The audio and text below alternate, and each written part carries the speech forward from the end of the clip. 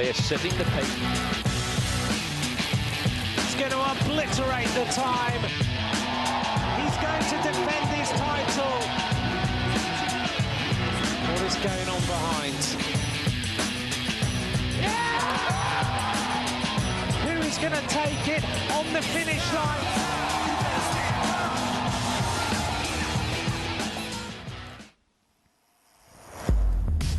Good afternoon, a very warm welcome to Wollongong 2022. We're getting ready for the final women's race of this year's World Championships as we bring you the Women's Elite Road Race.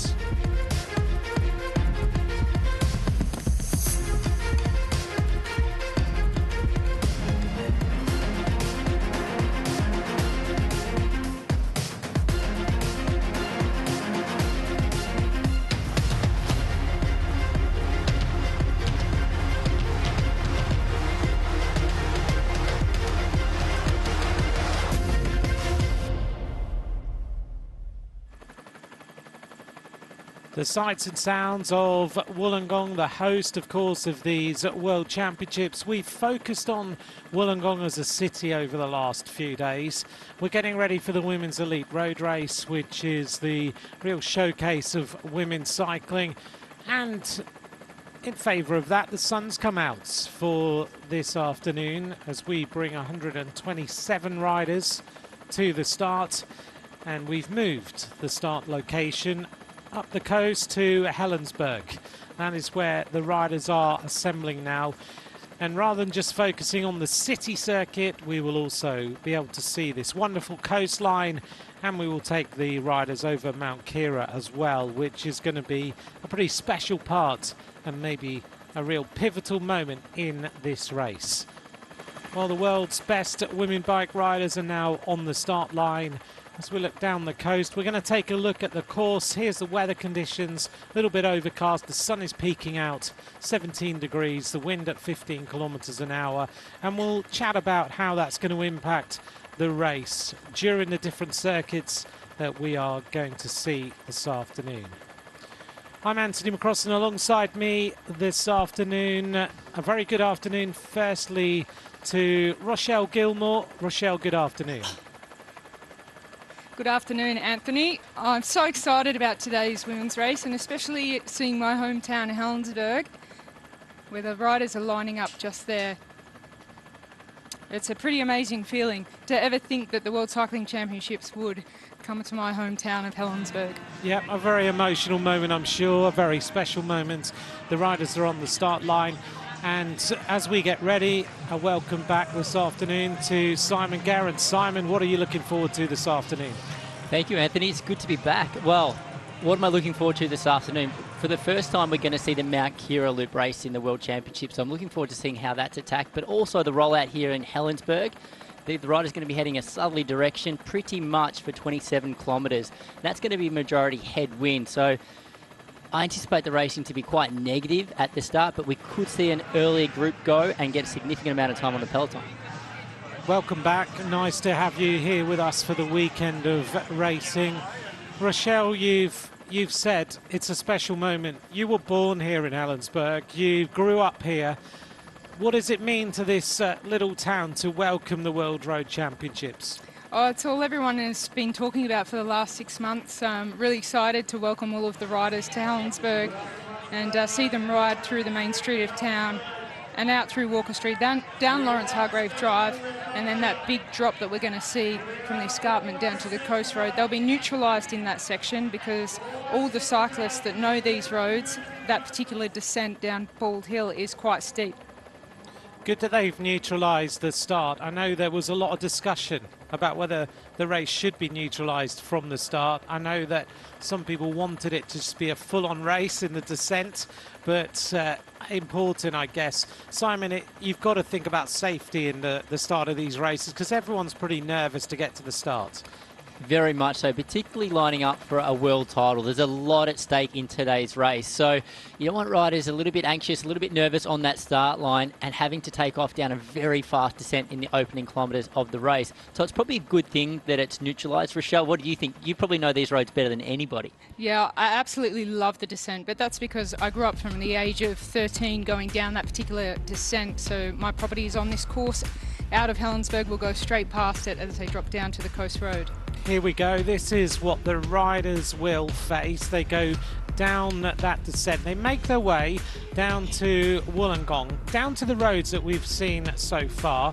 The run down there is 27.7 kilometres. They go down to the Mount Kira loop. That's a loop of 34.2 kilometres. Then they go on to the 6 laps of the city circuit, and that's the circuit that we've seen the road races on so far. So it's a demanding loop this afternoon, and it gives riders all sorts of opportunities. Rochelle, when we look at this course, you talk about this coast road, and Simon said it potentially could be negative along that particular route. You know that road. What characteristics does it have before we get to the Mount Kira loop?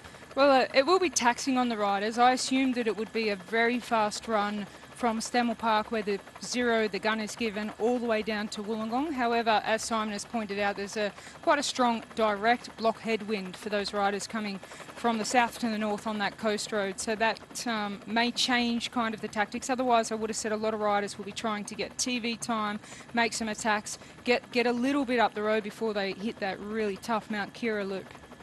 These are the commissaires, just to run through for you. The commissaires, if you've never watched cycling before, they're the referees, they're the people who travel predominantly in the red cars. That's where we control how the race unfolds throughout the entire time.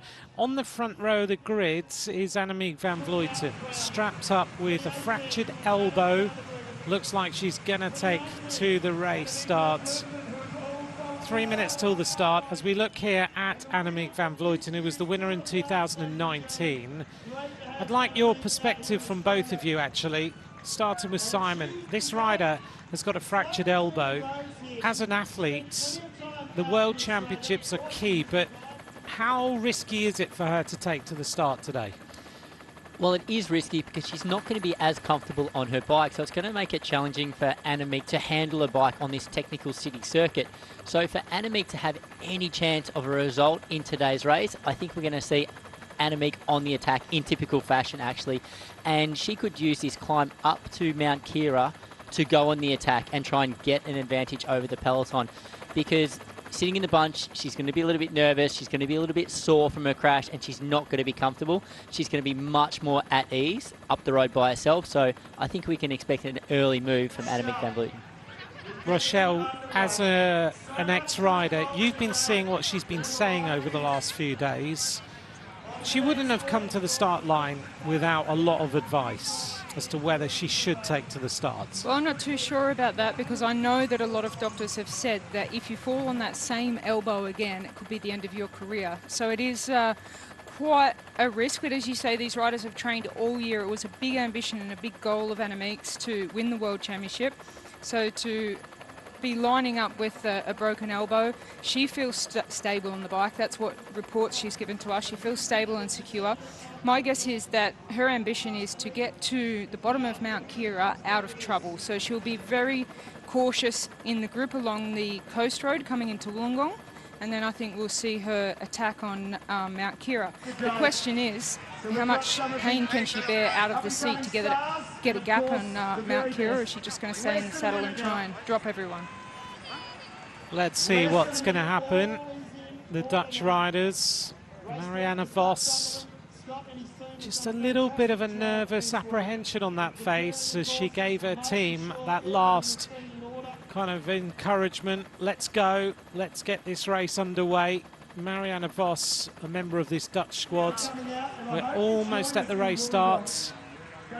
Some flags there for Josie Talbot, who rides for Australia, a strong Australian team. We'll talk about them shortly as we get ready for the rollout. Marianne Vos, the silver medalist last year and the Dutch team have always got to balance out the situation of Marianne Vos and Annemiek van Vleuten, and they seem to want to bring that on. The countdown starts, and then we will get this neutralised section of 6.9 kilometres. A huge crowd here in Helensburgh to welcome the 127 riders in the 2022 UCI Road World Championships. Massive crowd, Rochelle. Yeah, they're so excited, the people of Helensburgh, to see such a big bike race roll out. A lot of people really being tuned in and researching a lot of things about cycling. And they said, a couple of locals said to me, it's so amazing how many cars they have in the convoy and how fast they have to drive behind them. And I said, yeah, they have to be very, very experienced to drive in the convoy following the riders. As you can see all the way out of town there, huge crowds on each side of the road. Talk us through what's coming up. Where are they now? Where do they go? And what is this neutralised section like? Well, they're just riding out of Helensburgh at the moment. They're going to hit the Walker Street climb. So up Walker Street, they'll be neutralised. And then they'll go downhill and past the famous Hindu temple on the right-hand side. And then they'll turn left onto Lawrence Hargrave Drive. That's a very open, cruisy downhill. And then a tight right-hand corner to take a steeper section of the descent, which is at Bald Hill, a super famous lookout to see the whole of the coast. And you can also, it's a famous place for bike riders to stop on their ride entering into the national park. And hang gliders and paragliders are always heading Right on off cue, Bald as Hill. though you even prompted that. I actually ran into someone in Europe the other day that was from Helensburgh and said, we live there because of the hang gliding off Bald Hill. And I said, yeah, that's right where I live actually. So it is a very, very famous hang gliding and paragliding place down to, so that's from Bald Hill at the top and down to Stanwell Park at the bottom. So we should see the race controlled, the speed controlled while they ride up Walker Street. 5.9 kilometres of neutralised to go. Simon, it's very unusual for someone watching cycling quite early. They say, I don't really get this neutralised section. I don't understand why you would do this. Isn't it a bike race? Well, it is a bike race, but so often these big bike races, they'll start in a city centre where the area is quite built up and there's a lot of road furniture, what we call, so a lot of traffic islands, a lot of roundabouts, a lot of signs on the road. So those conditions are really dangerous to race through. So they put a neutral section at the start of the race. Then that enables the riders to get out of those city centres safely before the race finally gets underway on the outskirts of town. Here's the wildlife park. Rochelle mentioned this to me earlier on today when we were in the junior race. The wildlife park, a stone's throw from the start of the road race, offers a chance here to get up close with kangaroos, koalas, wombats, emus. No platypus there. That wide shot, actually, you could see the roof of my house, so that's how close I am to Symbio Wildlife Park. Well, we can see Annemiek van Vleuten seems to still be wearing, oh no, it looked like she had a vest on there, but it's not. It's just some more padding where she's fallen. You can see her shoulders padded up also. Hey, I thought for a moment she was still wearing an ice vest. Yeah, so maybe she's got her shoulder padded up with some skin that she lost in that crash in the mixed teams relay. Whoa, a little bit of touch of wheels there. It does look quite nervous here in the neutral zone. A lot of riders sort of fighting for position up the very front of the bunch. So that's going to enable them to be up the front and in a safe position before they take on this descent. So there's maybe a few nerves around in the peloton. As much as a number of these riders are racing the World Tour team, so they're going to be very familiar with each other. There's also quite a few riders in this peloton that race for smaller teams or for smaller cycling nations. So they're not going to be as familiar with those riders, and maybe those newer riders are going to be a little bit apprehensive in the group. Heading down towards the temple that Rochelle just mentioned. Yeah, the first Hindu temple built in traditional style, the Hindu temple architecture. And it is a very, very popular place for Hindus coming from all over the world to visit. An absolutely stunning building. Both of you have ridden major championships, been in these pelotons beforehand, and know the amount of work that goes into the preparation of this race. So these teams, and the larger teams in particular, will have had a lot of preparation over the last few days. Simon, firstly, when you go into a race like this, how much preparation, how much recce of this course, considering we're not in Wollongong ourselves now, we're way up at Helensburgh, how does the kind of run into this happen for the riders? What sort of meetings do they have? How do they get things ready? Well, all of the riders in the teams would have been selected with a specific role in mind, so their absolute job on the day of the race, before they even flew out here to Australia or travelled to Wollongong for the start of the race. So they're going to be very aware what their role is within the team. That's the temple very quickly that Rochelle just described a moment ago. And then as far as doing their reconnaissance of the course itself and checking out the roads that they're going to be racing over, as a number of the riders have flown internationally, they would have got out here well in advance in order to recover from the long flight, to get used to the different time zone. So throughout the week or so leading into the race, they would have ridden these roads. So they would have done a reconnaissance ride specifically of this section of the road. And then, as we're all aware, the course was closed a couple of days ago. So it was closed on Thursday for a number of hours to enable the riders to ride around this city circuit as well. So they're all going to be very familiar with what's ahead.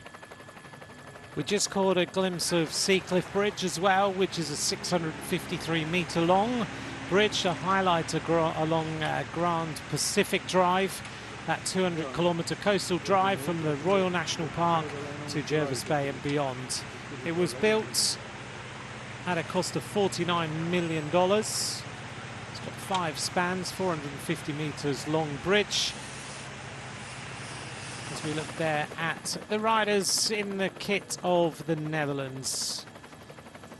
Looking down on this peloton with that beautiful blue sea in the background as we head towards the race start. Rochelle, behind the peloton, behind the lead car, we have the peloton lined up. We've got a number of nations already represented. Does it give you any indication of what the plan of the day is when we see the makeup of the group of riders sitting behind this red car right now? Well, I think we're just seeing the more experienced nations that have got strength in numbers, that have had many of their riders represent at world level before, that they know that the safest place to be is actually up near the front of the peloton behind that car. And I think we'll just see some individuals just attack along the coast road, but I think the stronger teams, the Netherlands, of course, being always one of the big favourites when it comes to World Championships. The blue jerseys in there are the Italians. So at the front we've got the team of Netherlands in the orange and the Italians in the blue. We just got a rundown there on the screen of the last winners of this race. The defending champion is Elisa Balsamo. She comes from Italy. She's a rider who won the race in the sprint last year in Flanders. Before that was Anna van der Breggen, who has now retired. 2019 was Annemiek van Vleuten. Van der Breggen won also in 2018. Before that was Chantal Black and Amelia Diedrichsen. Lizzie Dijkman has also taken the victory as well. A number of those riders not in the peloton this afternoon. Last year's riders, though, Balsamo, Mariana Vos, who was the silver medalist, and Kasia Niewiadoma, they are all in this peloton this afternoon. As we take a look down a little bit of Grand Pacific Drive. Problem here at the back for one of the Norwegian riders. Just waiting for the team car. So as that rider there has had an issue in the neutral zone, the race actually won't get underway until she has rejoined the bunch. So she has ample time there to fix whatever problem she's had with her bike. It may have been a flat tyre. Her mechanic will come out of the team car, fix the problem with her bike, and the peloton won't start racing until she has rejoined the front of the race. Very important aspect of the neutralised section, that everybody has the chance to really go for the start rather than the riders having their feet on the ground, clipping in and going straight off. We just caught a glimpse of Jelena Eric, who rides for Serbia. She's up towards the front as well. A rider who will be riding pretty much on her own this afternoon, the Serbian rider. If you're a rider in a team with no other teammates, how do you go about things here? Simon, what would you do? really what you would do if you were racing this race with no teammates and you had the ambitions to try and get a big result, you really have to plan your race around what the big teams are doing. You have to identify the team leaders in the major teams and really position yourself around what they do, because you know that they're going to be well supported. So if they're at the front of the bunch, then you be at the front of the bunch. However, if you want to race as an absolute opportunist, you know, maybe you go on the attack very early on. Rochelle, we're just about to turn. Talk us through what's coming up next. Yeah, they've just turned at Bald Hill, which we spoke about. That's where the hang gliders and the paragliders take off from. And this is the steep part of the descent, and the reason that they've neutralised, because those trees that you see that are hanging over the road, they drop a lot of sap onto the road, and if it's mixed with a little bit of water, even if it's not, it can be extremely slippery, as you see Michael Rogers there just letting the riders know, and there's also a very big hairpin coming up at the end. So if they were racing down here, it would be quite dangerous because the speeds would be super high. It's a steep descent, and at the bottom you've got a very hard left hairpin that's a double hairpin, so you think you're around it and then it kicks again. Mainly eucalyptus trees around that area, dropping the sap onto the road. Yeah, they're right in the thick of the edge of the Royal National Park.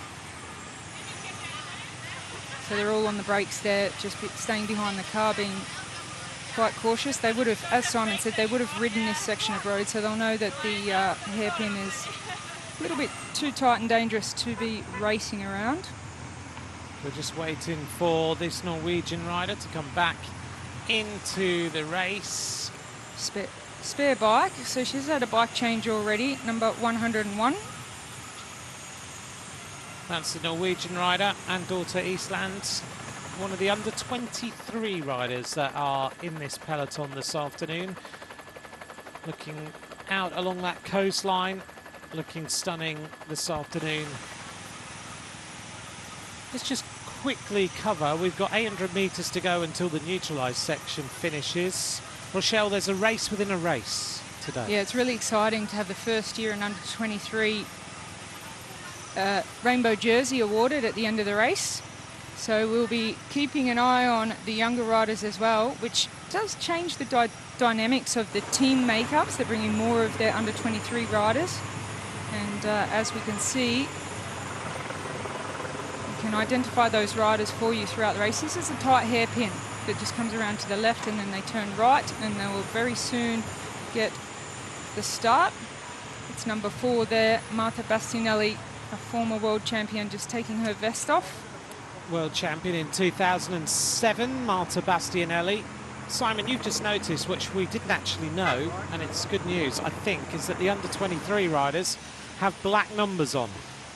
Yes, Anthony, as there's 2 races going on really within this race. There's going to be a world champion for the elite women, and there's also going to be a world champion for the under 23 women's category as well. And it looks as though the under 23 women can be identified because maybe their number is a different colour. It looks as though they may have black base with a white number. That's good news. I think you're right. We didn't realise that was going to happen, but that's going to help us out this afternoon. We are nearly at kilometre 0. This UCI Road World Championship is about to get underway. The 127 women in this peloton are about to see the flag dropped by the race director, Scott Sunderland. Kilometre 0 beckons. There's the start flag. We're about to get underway. Ahead for the riders, 164.3 kilometres to decide who is going to succeed Elisa Balsamo as the winner of the World Championships. It might be her, it might be someone else. The flag drops, motorbikes move away, and this race is now on. Kilometre 0, and no major attacks right away. Again, Simon, you've looked at the wind, and the wind looks like it's going to deter some riders early on in the race. It will deter some riders early on in the race, but what also may deter some of these riders is just the distance of the race as well. It's 164.3 kilometres, which is a long race for a women's peloton. And the fact that the first 27 kilometres are directly into a headwind That's going to make it a long, hard day. So I think a number of the riders are going to be reluctant to go early. However, from the distance here, looks like we can see some riders on the attack. Yeah, it looks like a rider from Switzerland has initiated that break with France following. And then we get a good indication of which teams really want to keep this together until they get into Wollongong and start that Mount Kira loop. First attacks of the day underway. 163.4 kilometres to go, and immediate reactions from the peloton as riders look to get themselves into the moves. And a counter-attack coming across. And a Hartmann there of Switzerland. Well, that has sparked a reaction from the peloton. So a lot of riders will want to be in the early breakaway just to get a little bit of advantage over the peloton when they hit that very tough Mount Kira climb. Simon just mentioned that we've got a race of 164.3 kilometres. It is one of the longest races that the women have done this year, and in the Tour de France we had a stage of 175.6, which is only 11 kilometres further than this distance that we're seeing right now. Rochelle, there's a bit of a trend now to start to see longer races. What's your thought on that as a women rider? Do you want to see the women race the same distance as the men, or do you think that women's cycling needs to keep the same dynamic that it's got now? I just think for the purpose of viewing and TV that in an ideal world we have lengthened the distance of the women's races, because back in my day they traditionally were anywhere from 90 kilometres to 120 kilometres. Now, especially for one-day races, they're around 150 or 160 kilometres. So in an ideal world, I would shorten the men's races just a fraction, and we have increased the distance for the women just a fraction as well. But you still need to have your really, endurance long races like Milan-San Remo for the men. So, you ask, should the races be shortened or should they be lengthened? Well, I think there needs to be a little bit for every style of rider. Front of the peloton calms down again. Simon, you've won the longest race in men's cycling, 300 kilometres, just about, Milano-San Remo. Would you like to see the men's races a little bit shorter, or did it suit you to be at 300k?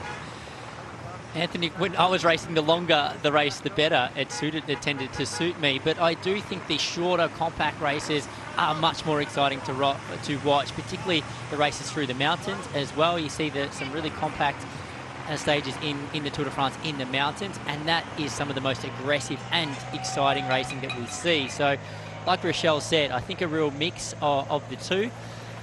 The long traditional races are always nice to see, but some of the more compact, explosive races are fantastic to watch too. Omar Shapira was just trying to sort out some problem with the helmet there. This is the Coalcliff rock pools, which are down on the coastline. There's 9 different rock pools right along this coast. It's pretty unique in New South Wales. It isn't replicated traditionally in other parts of Australia. This one around Coalcliff. Coalcliff famous because it's used to have early sightings of visible coal within the cliffs, and famous for the shipwreck in 1797. And it's also now become quite famous for the start of Seacliff Bridge, and they are now onto that famous bridge. The road was closed for many years, which was a good excuse when I couldn't get to school and the train lines were down. But yeah, they are really firing up the pace here. So we thought that it may be a relatively calm start, but there are a few riders that really want to pick up the pace. So this is slightly uphill, and this bridge is actually quite difficult. It will zap the legs a little bit for the riders. It's steeper than it looks. And it's got a few little twists and turns as well, so the wind they need to deal with. Still a nice steady ride at the moment. We just saw Omar Shapira just having that problem, and the cars are just reminding the riders, of course, that we're in Australia. If you need service, you need to go to the left-hand side of the road, not the right-hand side of the road. Simon, that's, for some riders, their natural thought is to go to the right-hand side of the road when they're looking for service, and that isn't the case here. No, that's right, Anthony, because so many of these riders are obviously used to racing. The majority of the races they compete in Europe, where you're racing on the right-hand side of the road. So the team assistants will be on the right-hand side of the road. So that's where you'll collect your biddens from, your feed bags from, and you will be serviced from if you have to pull up on the roadside. Where, if you're explaining this correctly, Anthony, in Australia, because obviously they race they drive on the left-hand side of the road, the servicing will be done from the left as well as the feed zone as well. The waves crashing in underneath the riders as they make their way across the bridge. This afternoon, it's very much everyone down to their own tactics, isn't it, Rochelle? Yeah, so team tactics do come into play big time at this level at World Championships, and we know the two big teams in the history of women's cycling are the Netherlands and Italy at this level. They're the ones that most of the teams will look to for setting up the race and taking a lot of the responsibility. Australia particularly has a very strong team this year and a very good chance of winning a medal, even a gold medal, on a home circuit. So they just come off the Sea Cliff Bridge there. That was developed because the road was etched into the mountain, and it was too often that there were falling rocks coming down onto the cars, so they had to move the road out to above the water and build that bridge. So just coming off the bridge here, you see a short little pinch, and most of the road from here into Wollongong is up and down. Not much flat. One rider already in trouble from the UAE. UAE, emerging nation in women's cycling. This is Safia Al Saeig. She rides for the UAE ADQ team on the road, the only representative of the UAE in that actual squad. So she's really becoming a bit of a trailblazer for women's cycling in the UAE itself.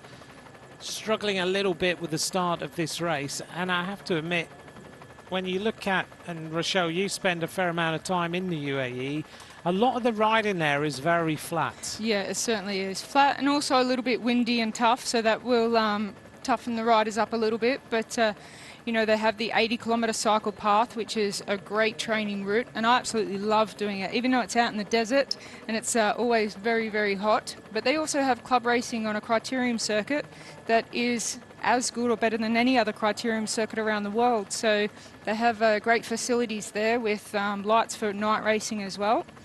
So I think they've got a very big ambition and doing a very great job in the development of women's cycling. A place, of course, where you can ride and there are no cars. You're totally safe. You never really have any worries about the approach of any vehicles or anything like that. I must admit, when I rode it, I got totally mesmerized, because you're out in the desert and you suddenly think, hang on a minute, I've never ridden here before, I'm on my own, I'm in the desert, and actually have I taken a wrong turn, and how am I ever going to find my way back, because all you see is sand. That's right. Yeah, it's there are a few camels out there as well every now and then, but there's turn-offs for shorter loops and longer loops, so you can get a little bit disorientated and confused. Certainly want to have enough water on your bike and not have too many punches and difficulties out there, but there'll always be another cyclist that comes by. Just want to quickly, because you covered it there with bottles, as we look here at number 28, that's Julie van der Velde, just asking for the team car to come up. Today the riders are allowed to start feeding from 20 kilometres into the race until 10 kilometres to go. And feeding in this race is going to be very, very important with such a long race. Simon, how do the teams organise themselves out on the road to get these riders fed all the way through the race, considering we've got team cars and some nations with one rider as well? Yeah, that's right. It can be a real challenge, and it has to be really well planned out with regards to making sure the riders have enough food or have enough nutrition and drinks on to complete this 164.3 kilometre race. So on the finish circuits, so on the city circuits, there's a feed zone on there, so where the riders will be able to take food and drink from the roadside. But typically on a championship circuit, you are not allowed to feed from the car. But I imagine maybe that's not the case in the opening 27 kilometres before they hit the circuits. You've also got the team boxes, haven't you, as we get the first major big attackers Three riders try and jump away from the front of the peloton, just trying to get this first move going. Riders who want to get themselves up the road, get a little bit of distance before they get to Mount Kira itself. I know we've got a fair amount of distance until we hit Kira Loop. They're pretty protected in this particular area. You can see the speed is very, very high. When it gets a little bit more exposed, they'll be hitting that headwind.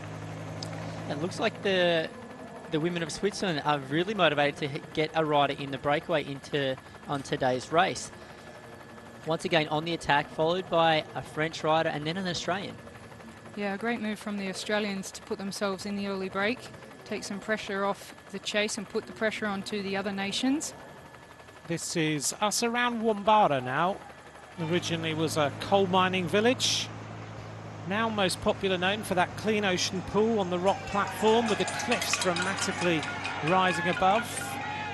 So the first attack as the Wollongong resident Talbot of Australia goes on the move with Coralie Demey of France. So these three riders making their move. Australia today have got a fantastic team and got a great opportunity of maybe taking this title. Both of you, what's your thoughts on the Australian team this afternoon? Yeah, I think the Australian team have a very strong lineup and they have multiple options to go for a big result in today's race. The two riders that I really see as potential leaders for the Australian team are really Grace Brown. She showed fantastic form, taking a silver medal in the recent individual time trial, but also Amanda Spratt. She's been a proven performer for the Australian team year on year. So, and coming from not far from this area, I think she'll be really motivated today.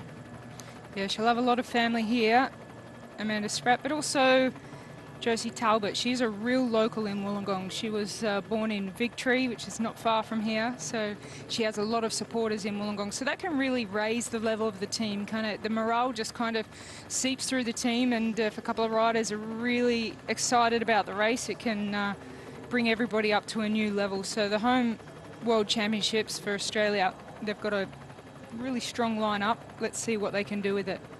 Josie Talbot heading down towards Wollongong to her home roads. We can see her getting into the move. She must be highly motivated to find herself in maybe a small breakaway, riding through the streets of Wollongong. That's surely got to be the dream this afternoon.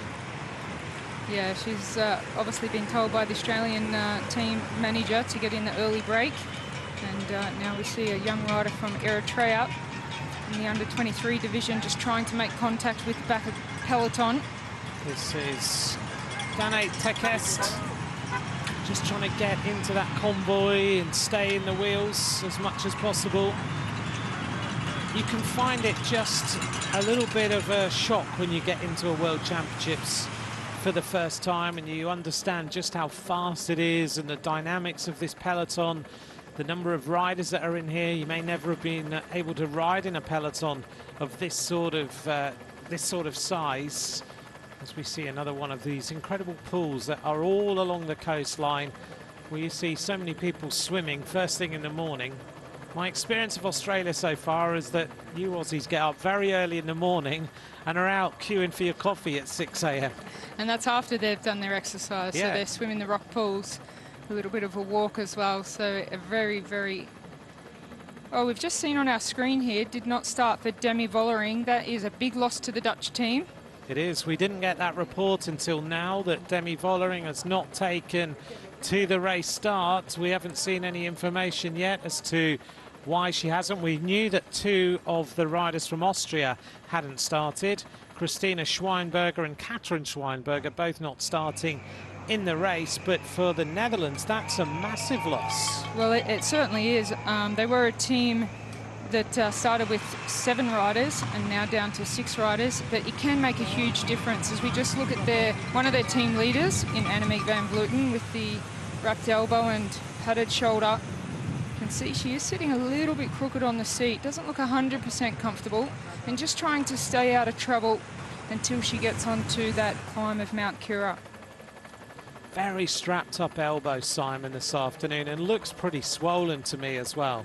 Yeah, she must be very uncomfortable on her bike there with so much skin lock, so much strapping over her elbow.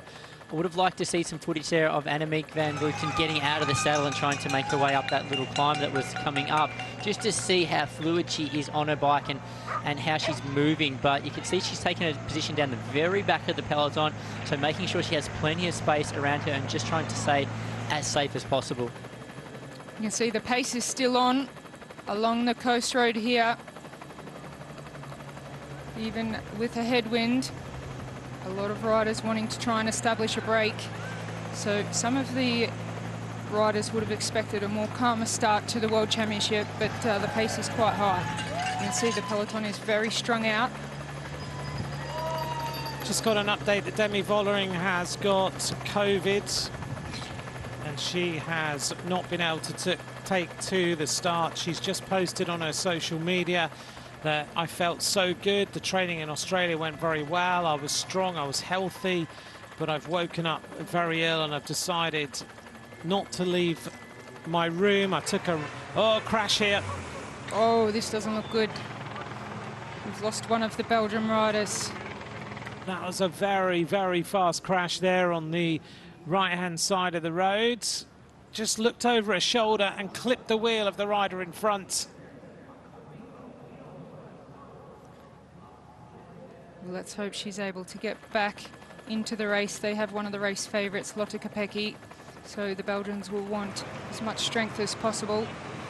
Valerie de May, one of the team members of the squad of Belgium, a key member of the squad to look after Lotte Kopecky. That was a pretty hefty fall on that descent. That was a very heavy crash, and you could just see that she was looking over her shoulder on the exit of the corner just to see where she was placed in the bunch, or maybe looking for her teammates. And as she looked over her shoulder, she drifted across the road ever so slightly, touching the wheel of the rider in front of her. So that was an unfortunate crash, but it was also, she was completely at fault there.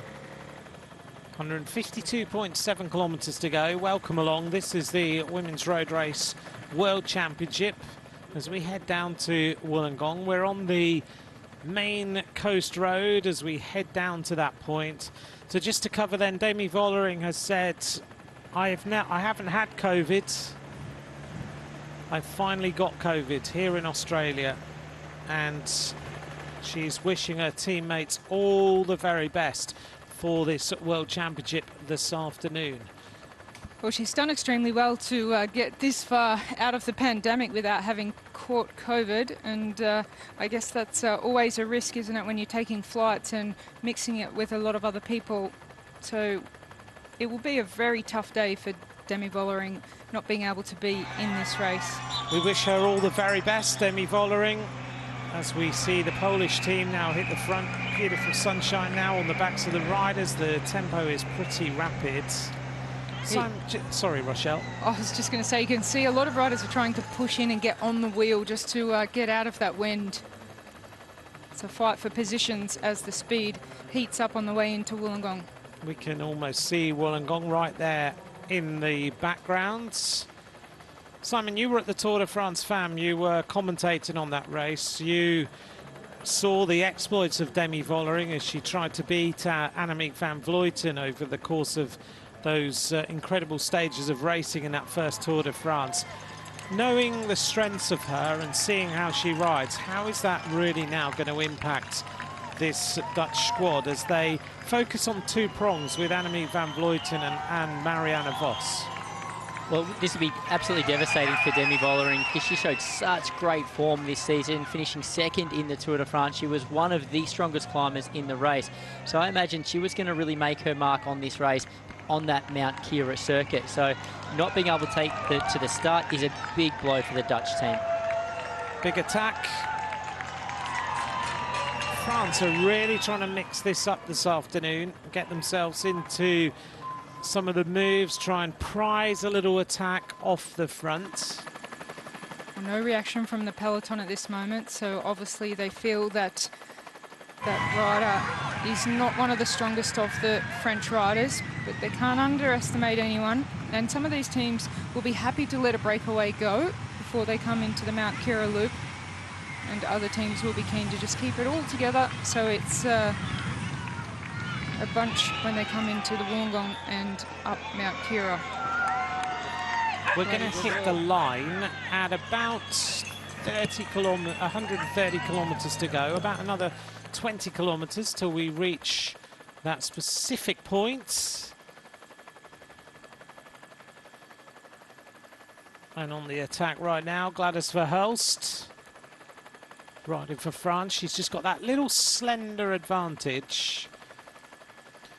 Rochelle, when you go into a race like this, and if you were a sprint type rider and you were a sprinter, what would your philosophy and your aims be, thinking that you've got Mount Kira coming?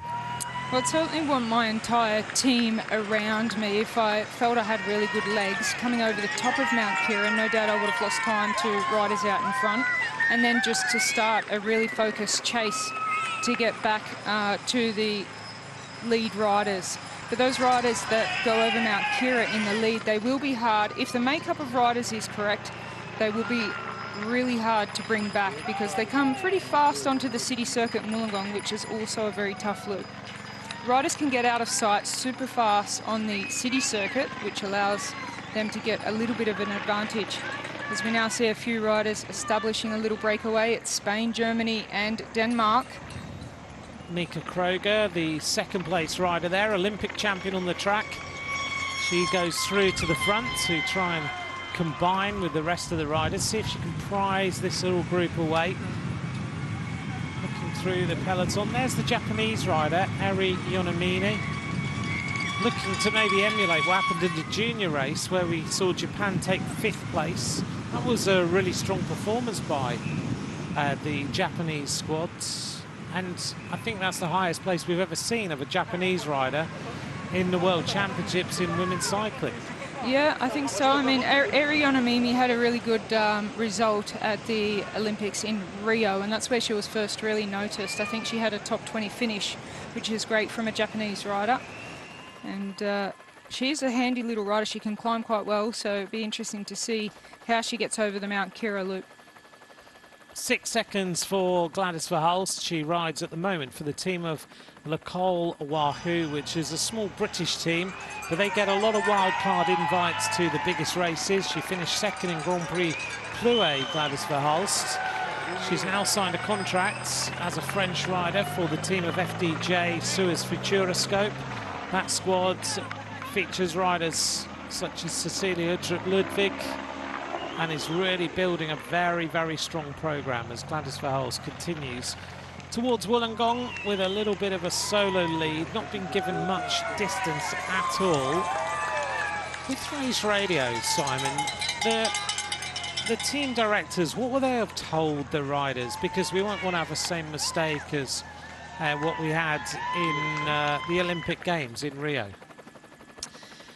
I'm not sure, Anthony, if they actually have race radios in the World Championships. Typically, they don't race with race radios in championship events, with the exception of the individual time trials. So that's really important. So that makes it really important for the riders to be very aware of their tactics and their role before they take to the start. And then once they are racing, they have to be very attentive to what's going on around them, because they're not going to be able to get updates through the race radio from their sports director who is following the car. They can also get updates from the roadside, being circuits. They'll have team personnel waiting at specific points on the road to give information to the riders. Also, as they cross under the finish line, each lap, they will see the time gap between each of the groups. So they need to be very attentive to all those certain things, because they normally have the benefit of a race radio to receive those updates. In a situation like this, where Verhulst had gone off the front, she would have been trying to force a breakaway to get some kind of advantage over the peloton and the stronger climbers in the race in anticipation for the Mount Kira climb. Rochelle, we're heading into Boulay now. Boulay. Yep, Boulay. It's where I went to school. So that beach there and Sandon Point Beach were the ones that we went to for surfing during lunchtime. As they... Your school days sounded amazing, didn't they? This is a walk down memory lane for you, Rochelle, isn't it? Yeah, it absolutely is. So it was quite a hike from Helensburgh down to Boulay for school every day, relying on the trains while that Seacliff Bridge was being built. But some famous surfing spots. We've been past Sharky Point, where a lot of the surfers go from all around the world, but Sandon Point as well. It's one of the most famous surf breaks at the right time of year. Number 107 from Uzbekistan, just in front of us. One of the under-23 riders wearing those black numbers. And that rider is Yanina Kuskova. Her teammate is Olga Zabelinskaya. One of the most interesting things we've seen to this point is it's not the big nations and the favourites, the teams of the favourites who are doing the work at the front. They're just following the breakaways. So the big teams with the big riders are still conserving their energy. And that's right, Rochelle. I think you identified early on the two powerhouse nations really of women's cycling are the Dutch and the Italians. And what we've seen so far in this race, in the opening sort of nearly 20 kilometres, we haven't seen much of their riders whatsoever. They've been sitting back, conserving their energy for later in the race. It's the smaller nations that are going off the attack, going off the front, attacking, trying their luck, trying to force a breakaway early on in the race. Yeah, you're right, Simon. The teams that don't have a favourite, they're the ones trying to get an early break and an advantage over the peloton before they hit the climbs, and also to get some really, really valuable TV time to put themselves in the spotlight. With the whole world watching this race, they will want to put in a great performance. This is Nina Berton, has just attacked for Luxembourg, one of the under-23 riders, just making her move to try and get up to Gladys Verhulst. Heading through Bulai then, famous for its soil, in fact, made up of clay and volcanic origin. It's used to make the cricket pitches, most famously the Sydney Cricket Grounds, because it provides a very, very hard surface in which to play cricket on. It's been used there for 120 years and exported some of the world's most famous cricket pitches. They sent 800 tons to the New Zealand Cricket Ground and also to Durban in South Africa. Pretty amazing that you would take that amount of soil all the way to South Africa to build cricket pitches, but I guess it is the best surface to use. Gladys Verhulst, a fantastic crowd have come away all along this route to enjoy watching these riders as they make their way down to Wollongong for the start of the Mount Kira Loop. If you've just joined us now, this is the Women's Elite Road Race World Championship. 126 riders took to the start. Didn't have Demi Vollering on the start line. We lost 2 riders from the team of Austria. Today's race, 2,433 metres of climbing in 164 kilometres. Nina Berton on the attack for Luxembourg. Just put it in perspective for me in terms of the difficulty of this race. Simon, 164k, 2,433 metres of climbing. Can you compare that to any other race that cycling fans would know to get an idea of just the perspective on this event? Well, that sort of elevation in a race is not huge, but the fact that it comes over a series of short climbs is really what's lifted that elevation to that level. So there's only the Mount Kira climb, which is a slightly longer climb on this course today. Apart from that, it's fairly flat and with a bunch of small punchier climbs. So to compare it to other races, I guess, from the World Tour, you would say it's similar to a course maybe like Amstel Gold Race, something like that. But it's a very typical championship circuit where you often have street circuits of around that 15 to 20 kilometre distance with a couple of short climbs in the circuit. So the distance of this race and that sort of moderate level of elevation is going to make today's race very taxing. It's more about the frequency of the climbs, Rochelle, that takes the power out of the sprinters and makes it start to turn towards a more punchy rider. Yeah, certainly when they get onto that Wollongong city circuit, they've got 6 laps around a city circuit that has a hard climb up Mount Ousley and a hard climb up Mount Pleasant. Between the climbs, they don't have much time to rest. They do have one section of flat of 4 kilometres parallel to the coast, but they'll have a serious headwind across that section. So there is no real time once they get onto those city circuits to cruise and have a rest. Well, Rochelle, I know you're local to these roads, but Anthony, you were out on the course on Thursday showing all the professionals how it's done. What's your analysis of the course? My analysis of the course is it's a lot harder than it looks on television. It's really tough. Particularly that Mount Ousley climb looks a lot, it doesn't look that steep, but actually when you go out on it, it's very, very steep.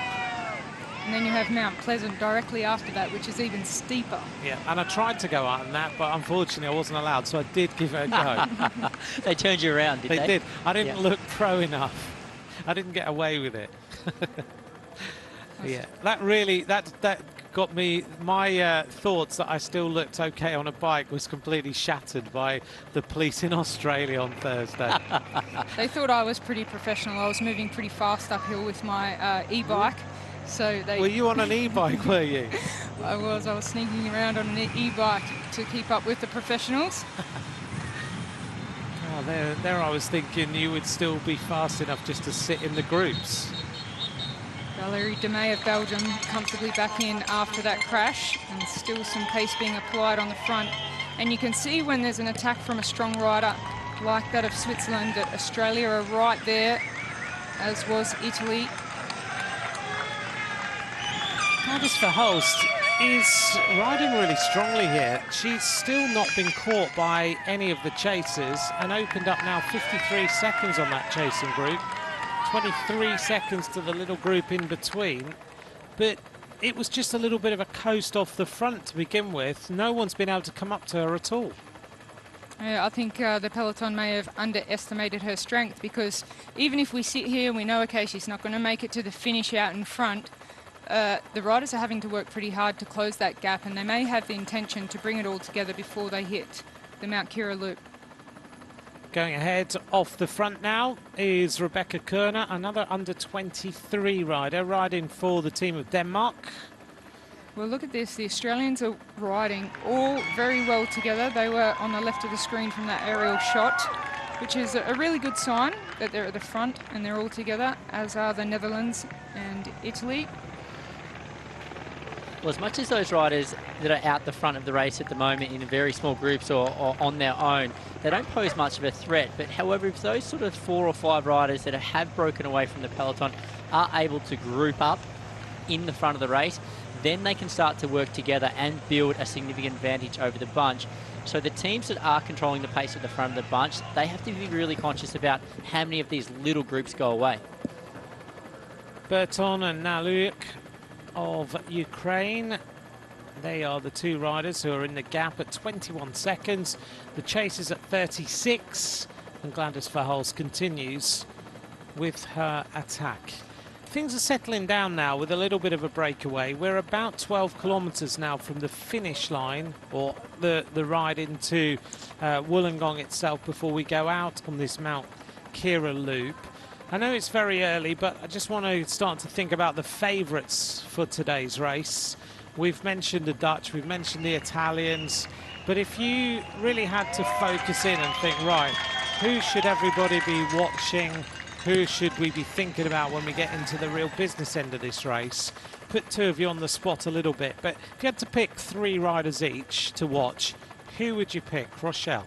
Well, the exciting riders to watch will obviously be Grace Brown for the Australians. She's the leader, which will be very interesting. They've got a backup rider in Amanda Spratt if it's not the day for Grace Brown. For the Dutch, Annemiek van Vleuten obviously being one of the clear favourites now injured, I think the team will be working for Marianne Vos. And I think it would be great to see her. If the Australians can't win, I'd love to see Marianne Vos win. So I think she'll be one of the riders to watch. And Cecile Uttrup Ludwig, she's one of the most exciting riders to watch from Denmark. Can you imagine her interview if she wins this world title? Yeah, I wouldn't put her in as a favourite for the gold medal, but she's a rider to watch because she's capable of it. She has to have a perfect day, but she's just such an exciting rider to watch from Denmark. So that's the red jersey with the white stripes. Keep an eye out for her. So you see Australia with Grace Brown, Netherlands with Marianne Vos, Denmark with Cecilia Uttrup Ludwig. But the big favourite, being on top form, is Elisa Longo Borghini. So you see in your shot here, Elisa Longo Borghini wearing number 3.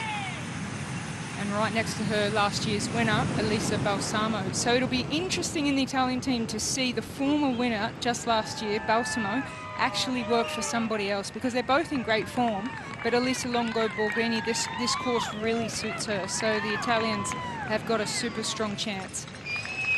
Elisa Longo Borghini, the rider who led out Elisa Balsamo to win the world title last year. She did a massive amount of work into the finish, led her out, put her in perfect position to win the race overall. And yesterday night, when I saw her brother, Elisa Longo Borghini's brother, Paolo Longo Borghini, and asked him about the possibility of Elisa winning the world title, he said he didn't want to talk about it. Normally, Paolo will give a flavour of how she is. Is she feeling good? Is she not? Has she been training well? Has she not? Yesterday evening, he refused point blank, said, I don't want to talk about this. I think he senses that she's on, as you said, amazing form.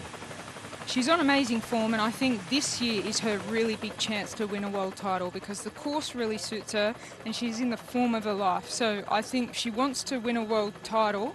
This is probably going to be the one. So Elisa Longo Borghini for Italy. That's 4 names then. Simon, we'll turn our attention to you. We're about 10 kilometres from the finish line in Wollongong. There's the rundown of how the race is looking right now. Gladys Verhulst leads 28 seconds on Burton and now Uliak. Kerner is in the gap, and then the peloton is now approaching about a kilometre behind as Verhulst continues with this solo breakaway into the headwind, heading down towards the first passage of the line before she goes out to Mount Kira. Simon, your thoughts? Well, my thoughts, I think, you know, this race could really pan out in a couple of different scenarios, and that's what's so exciting about a World Championship. There's no written formula of how you expect the race to be sort of run and won. So I think if we can see a solo move go all the way to the finish, so a long-range attack, the absolute specialist in that is Annemiek van Vleuten. So if any rider is going to ride away and win solo, it's Van Vleuten. If it's going to come down to a select group finish, so a lot of attacking with a small group of the strongest riders at the front of the race, I do think Longo Borghini is one of the big favourites. Also another name in the mix, Cassie Niewiadoma, as well from the Polish team. I expect her to be right up there. But then if things really bunch up together again and it becomes a bunch sprint, or a reduced bunch sprint, you'd have to look at the former or the defending champion, Balsamo, and on the Australian team, why not Alexandra Manley? Absolutely, she would definitely be one they'd back for a sprint at the end of a long, hard race like this. There's so many options, aren't there? So many possibilities, and you two have ridden at this highest level. You know that today can be a lottery.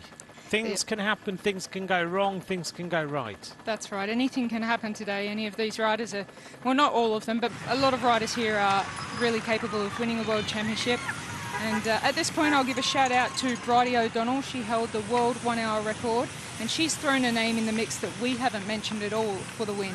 And that is Persico of Italy. So that's Bridie O'Donnell's call for the day, with Ludwig in second and our own Australian Grace Brown in third. So very interesting, Persico from Italy, when you've got the former world champion from Italy and the on-form Elisa Longo Borghini. Persico's been thrown in there by Bridie O'Donnell. Well, what's really interesting about the two powerhouse nations in this race is we always talk about the Dutch team being the strongest team in the race, but it seems they win quite regularly, but they really struggle to get cohesion within the team, so the whole team working for one specific team leader.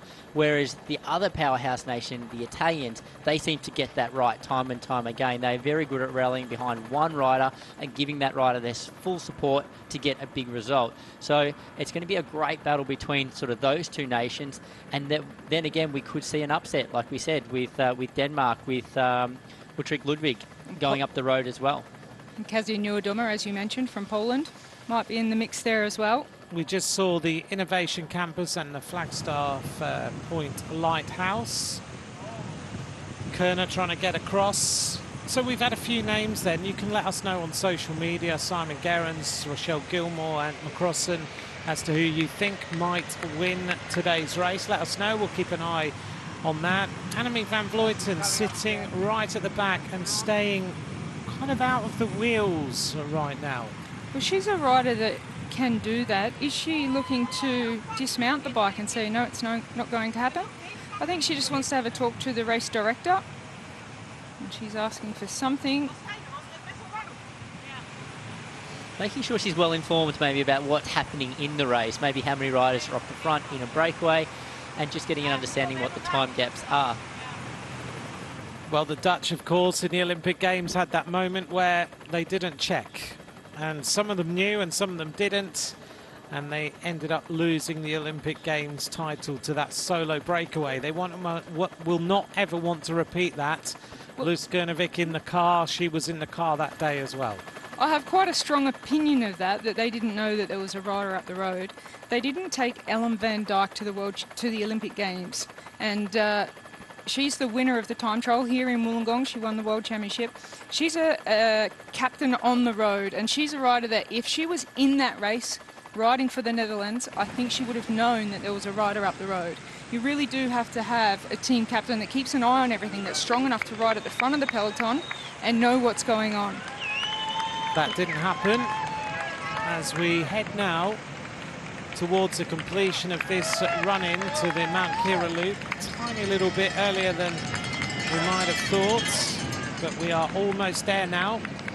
And we are going to go through with 1 kilometre to go with Gladys Verhulst, the French rider, as she leads her way into the line, and she's going to go out on this Mount Kira loop.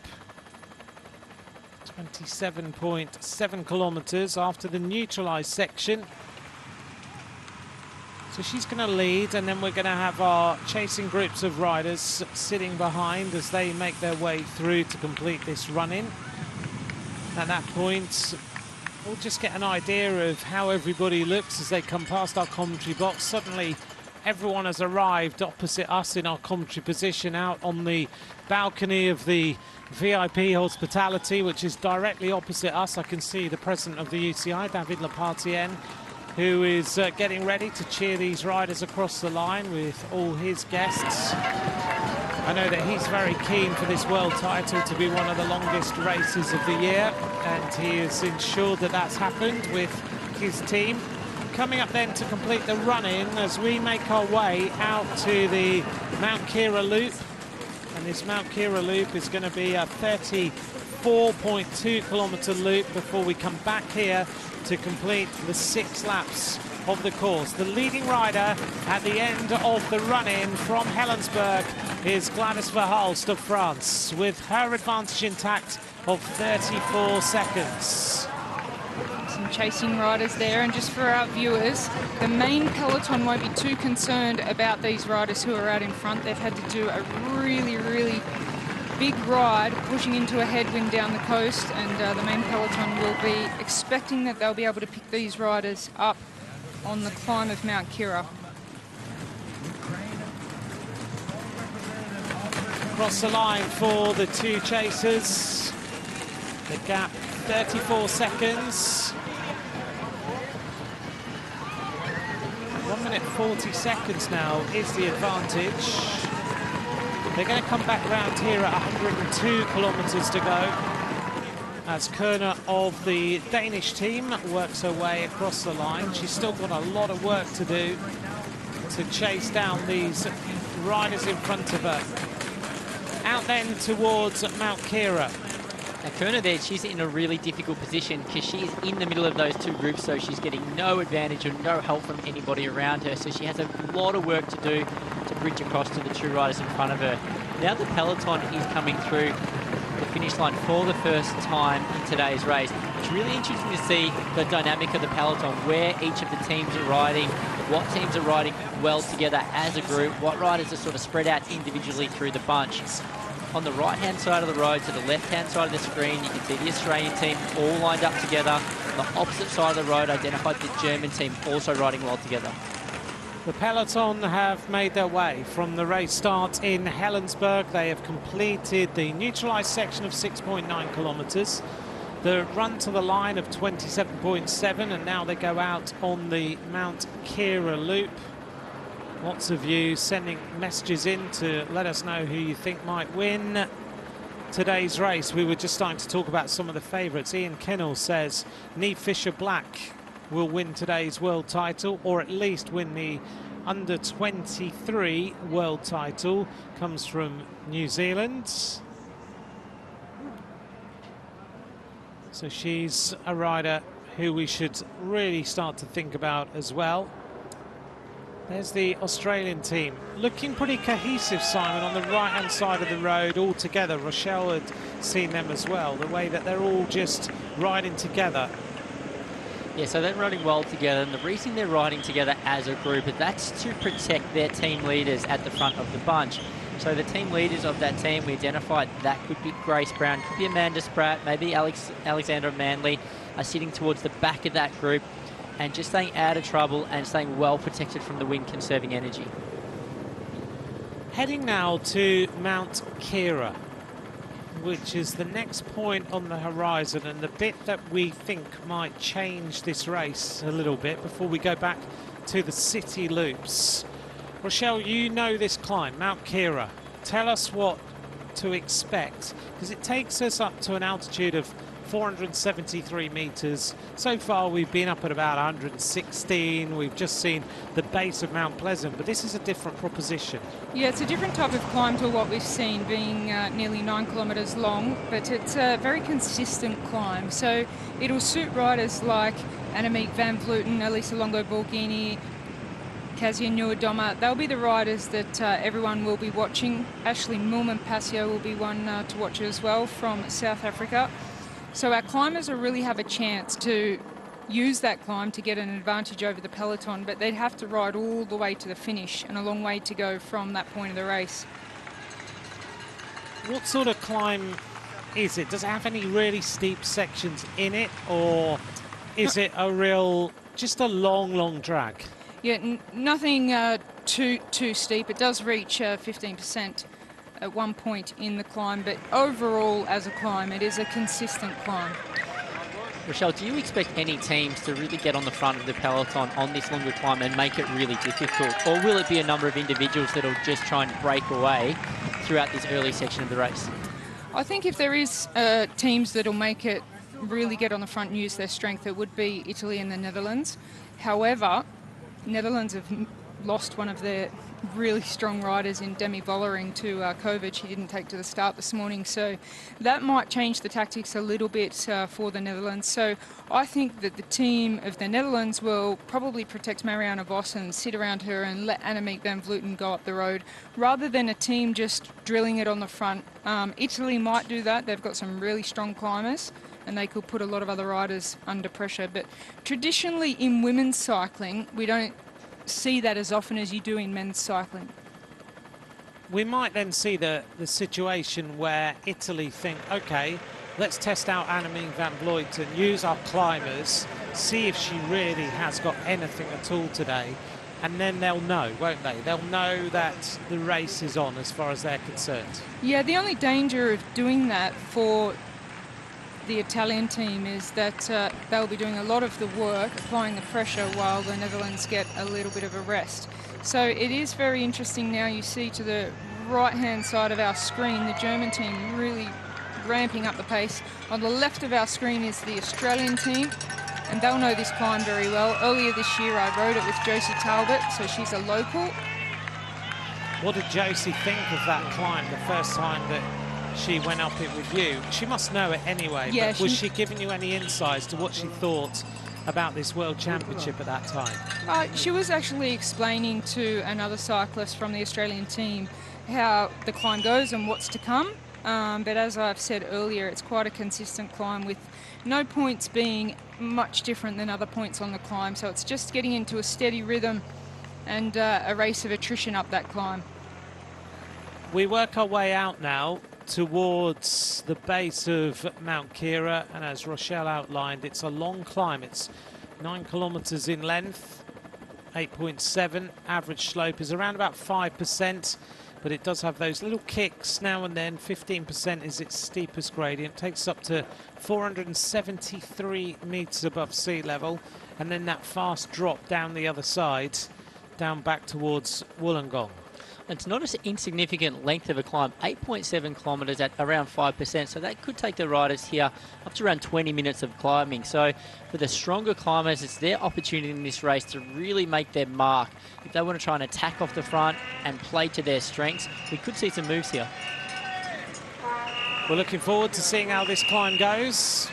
Gladys Verhulst is our solo leader. Welcome along. If you'd like to let us know who you think might win the race, please feel free to get in touch on any of our social media this afternoon. Gladys Verhulst has been on the attack for the majority of this run-in down to the finish, and not a rider to be underestimated, having just finished second in Grand Prix Plouay last season. That got her noticed by Nicole Wahoo. She was previously a member of Arkea Pro Cycling Team. She's now moving to the World Tour squad of FDJ. And Anthony, just before the peloton hits his climb, we've heard from Rochelle's favourites for the race. You're aware of mine. Who are you going to put your commentator's curse on today? I'm not going to curse anybody this afternoon, because you asked me that the other day, and the minute I mentioned the name, one rider had problems. So now I'll pick out some riders, not to say they're going to win, but to say let's just keep an eye on those riders. I won't add to the riders that you've already mentioned. So you've mentioned Grace Brown, Marianne Vos, Cecilia Drup-Ludwig, Elisa Longo-Borghini, Annemiek van Vleuten, Kasia Niewiadoma, Balsamo and Manley. So I'll add a couple more riders into the mix so I don't curse anybody this afternoon. I think that you need to also take a look at Juliette Labousse of France. Finished fourth in the Women's Tour de France, and I think is a stunning climber. And I think as this race goes on, the attritional nature of this course, as we just see number 42, Rebecca Corner, unfortunately starting to feel the tempo after being out in the leads. So she's been distanced here. She was obviously just trying to get a little bit of a lead before she got to the climb. So I think add in Juliette Labousse. I think she's a really interesting rider. She is a strong climber. She's good on the flat as well. I think you've got to have a look at her. I think Mavi Garcia, really good climber, good on the flat, can time trial, likes punchy climbs. As we just see here, Annemiek van Vleuten. I'm trying to work out where she is right now. Is she at the back of the peloton? Is she at the front? To me, this looks extremely painful, the way Annemiek van Vleuten is riding. She is behind the doctor's car and just coming back into the race. Well, she's looking very apprehensive there on her bike, isn't she? We haven't seen her get out of the saddle as yet. She's raced the whole time sitting down, because if you have hurt your elbow, it's very difficult to get out of the seat, because then you're putting a lot of weight through your arms and your elbow in particular. So the fact that Annemiek van Vleuten is off the back going through those few corners through Wollongong would indicate she's going to have a very challenging day. We would have expected her team, if she was feeling good, to keep her near the front into the base of the climb so she could use her strength on the climb. She's very, very strong, so she'll make her way back into that peloton. If not, she'll probably be withdrawing from the race. You could see a lot of pain on her face. Yeah, it doesn't look good at the moment. As we head to Mount Kira, we've just outlined to you 469 metres above sea level. It's a significant Aboriginal cultural heritage site. At the south-facing summit, you find the 6 Daughters of the West Wind. That's a sculpture. Problem here for Natalia Franco. Front wheel puncture and not a great moment. That sculpture commemorates the Aboriginal significance of Mount Kira. And the roads were actually first laid out in 1835 to 1836 as we head up towards the top of this climb on today's race. Well, you can see the advantage for those leaders is coming down pretty quick now that the peloton is on the climb.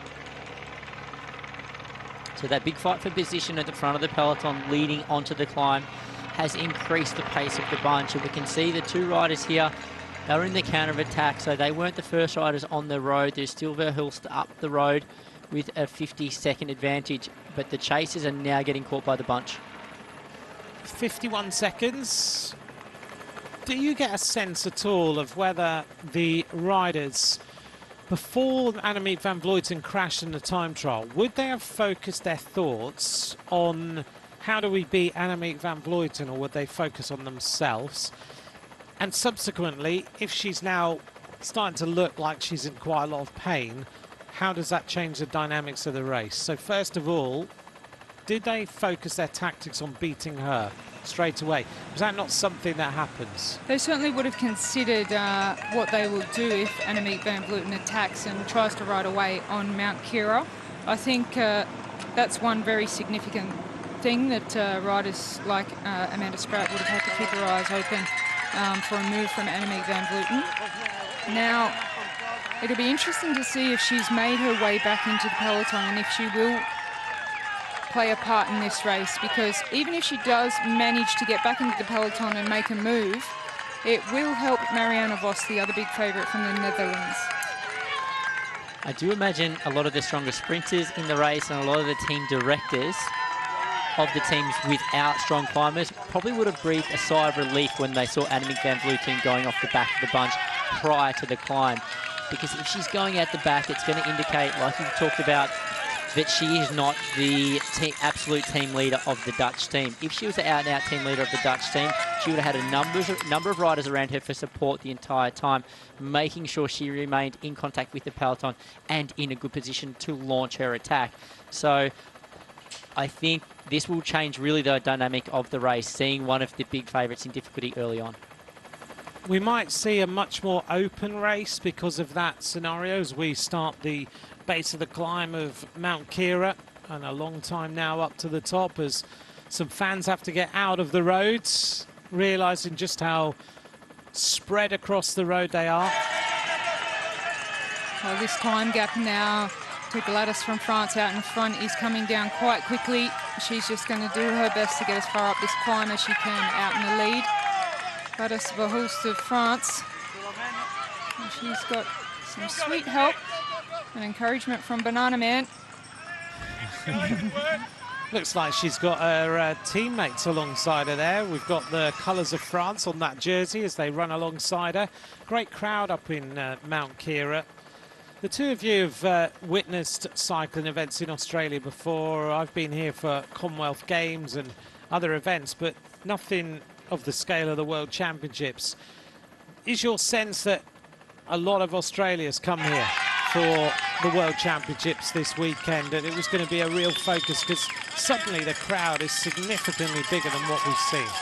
Yeah, absolutely. A lot of people from interstate cycling fans have flown in to witness this World Championship in Australia. So just from Friday, we started to run into a lot of people from interstate in Australia. If not, they'll be glued to the television watching this race with very high hopes for Grace Brown and the Australian team with Amanda Spratt and Alex Manley. We saw a great result from Georgia Baker at the Commonwealth Games, winning that sprint for the road race. This course will be a little bit too tough for Georgia Baker, being a track specialist and only just really considering to focus a little bit on the road, but a great result for her on the road at the Commonwealth Games. So Annemiek van Vleuten has made her way from the back of the peloton to the front.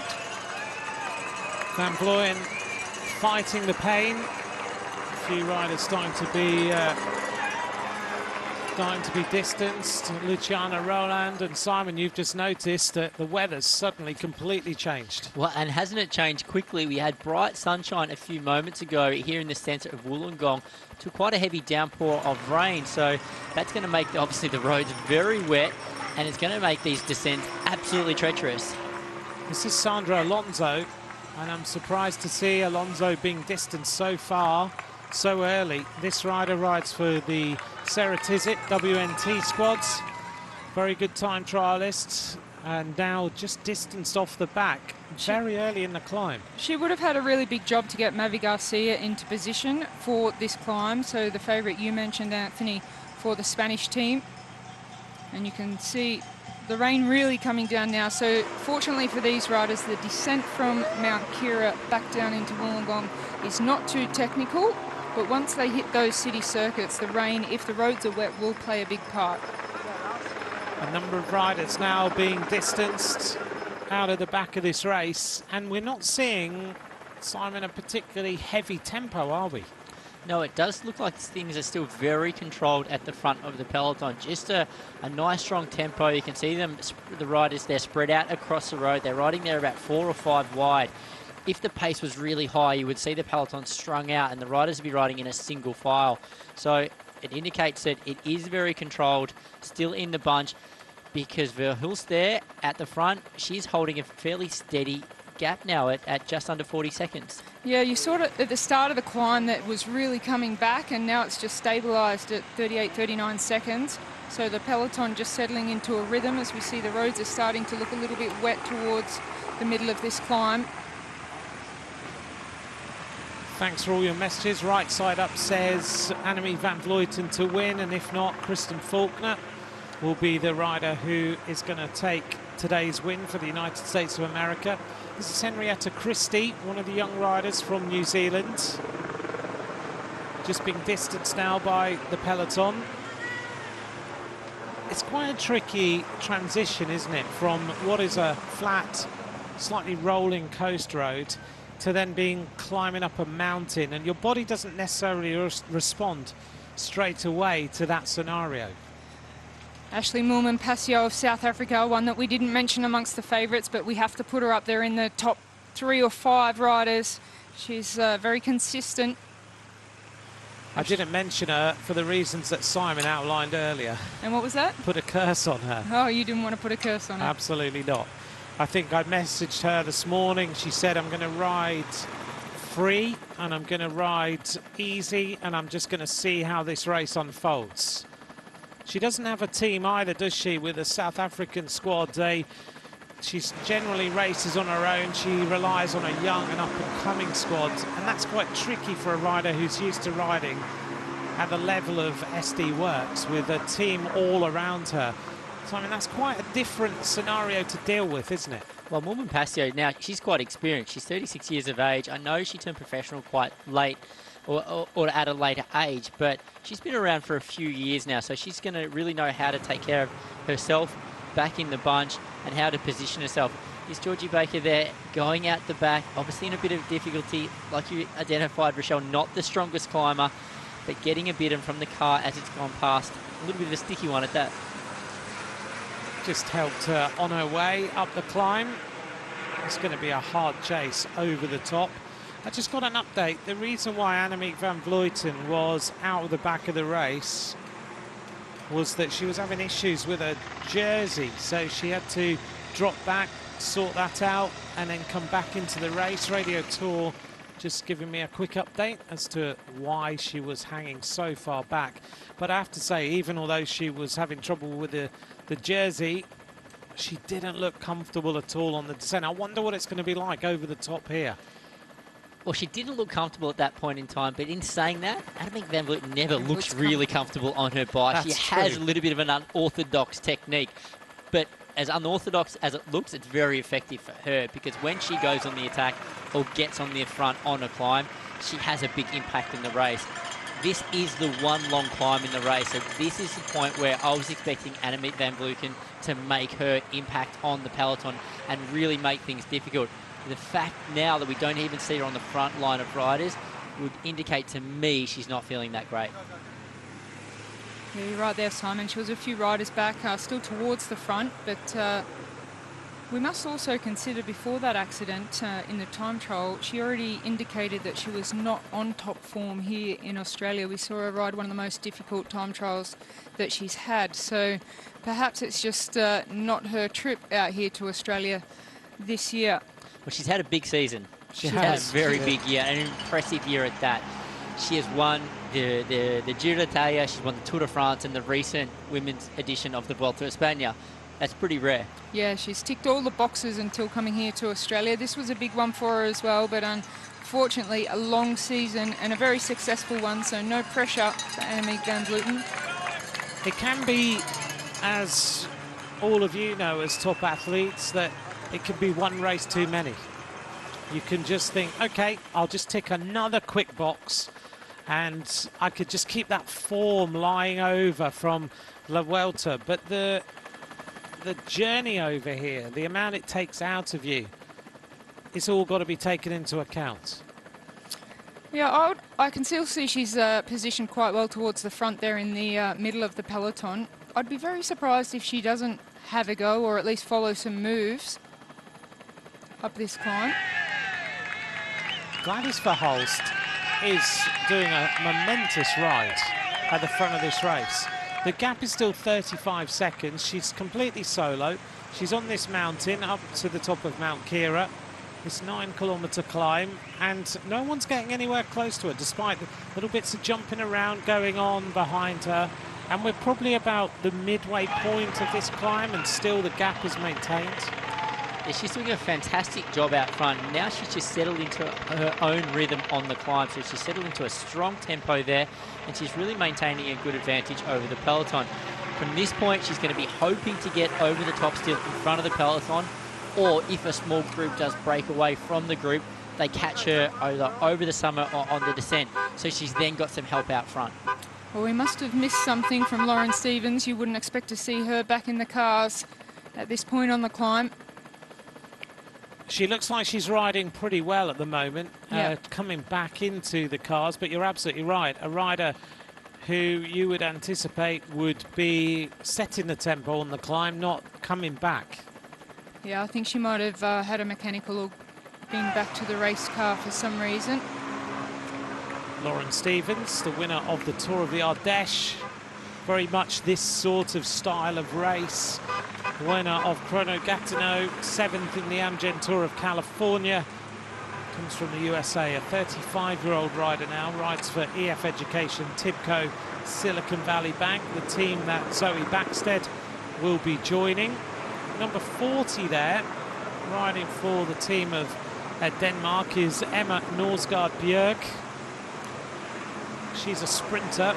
She's being distanced on this particular climb. And also, Marta Bastianelli is being dropped as well. That's a big surprise to see Bastianelli distanced this early on the climb. We saw also the local, Josie Talbot. She's being distanced as expected on this climb. And look at this ride from Gladys Verhulst of France. She is doing a sensational job on the climb, taking that break out to 45 seconds. Well, what's really impressive about this climb of Verhulst as well is she spent a number of kilometres off the front by herself into a headwind, building up an advantage over the peloton before hitting this climb. Once she's got on the climb and the peloton has settled into their rhythm, Verhulst is holding them, so she's riding the same speed as the bunch. This is Marta Bastianelli, the world champion of 2007. She is distanced now, rides for the UAE team ADQ. Just unable to stay with the pacemaking that's been set. And it looks like we are losing quite a lot of the sprinters, the riders who would be expected to win from a bunch finish. Once we get over the top of this climb, how likely is it that the sprinters can come back? Well, now that Annemiek van Vleuten's applying the pressure on the front of the peloton, she is, when she's at the front, she is hurting the other riders. She's riding solid tempo there. I think it'd be very difficult for the sprinters to come back once they get onto that Wollongong circuit. They're very quickly out of sight. It's up and down and right and left throughout that circuit. So a little bit too tough, I think, this course for the sprinter riders. What the riders that have been dropped off the back on this from this peloton on the climb have really got to hope for is the bunch then sits up a little bit once they get over the top of the climb. If a team chooses to get on the front and keep the pace high, it's going to be really hard for anyone who's been distanced out the back then to rejoin the group. What they're really hoping for at the back is there's a moment of calm up at the front. Maybe some of the major riders get some biddens from the roadside or slow down through the feed station to allow them to come back again. Polish rider is dropped, Agnieszka Skalniak-Sojka. She was a bronze medalist in the Junior World Championships. Just in behind her is Josie Talbot, the Wollongong rider. Behind her is Emma Norsgaard Bjørk. 40 seconds now, 125 kilometres of racing to go as the peloton still ride a steady tempo with Annemiek van Vleuten on the front. Thanks for joining us. This is the Women's Elite Road Championships. We're on Mount Kira. This is the longest climb of the race. After that, we go back down to Wollongong, down to the city circuits, and then it's all about this fast flowing circuit in the centre of Wollongong. As we see Ashley Moolman-Pasio, left-hand side there from South Africa. One of the best climbers in the world. She's the esports world champion as well. And Cecilia Uttrup-Ludwig on the right-hand side. Well, she looks comfortable, doesn't she? Nice pedaling cadence there. The rider in the red and white jersey. So they're past the halfway mark on this climb. We haven't seen any action. That may be an indication that the riders really do believe that the race is going to be won and lost on Mount Pleasant, on the circuit in the hills around Wollongong City. Shan Van Amroy, she'll keep pushing on because she's in the under 23 category, hoping to get back and stay in contention. This is a little bit of a surprise as well. Shireen Van Anrooy has been dropped by the peloton. This is the rider who won the women's under 23 classification for the UCI this season and starting to feel the pace. One of the favourites for the under 23 title as well, and has gone completely. Thinking back to the Tour de France, she was the best young rider in the Tour de France. Well, the first thing that pops to mind when I see a strong rider like that going out the back is she rooming with Demi Vollering? You wonder if Demi Vollering has contracted COVID and she's tested positive this morning. Is it spreading through the Dutch team? Have other riders in the team contracted COVID as well? Well, you never know.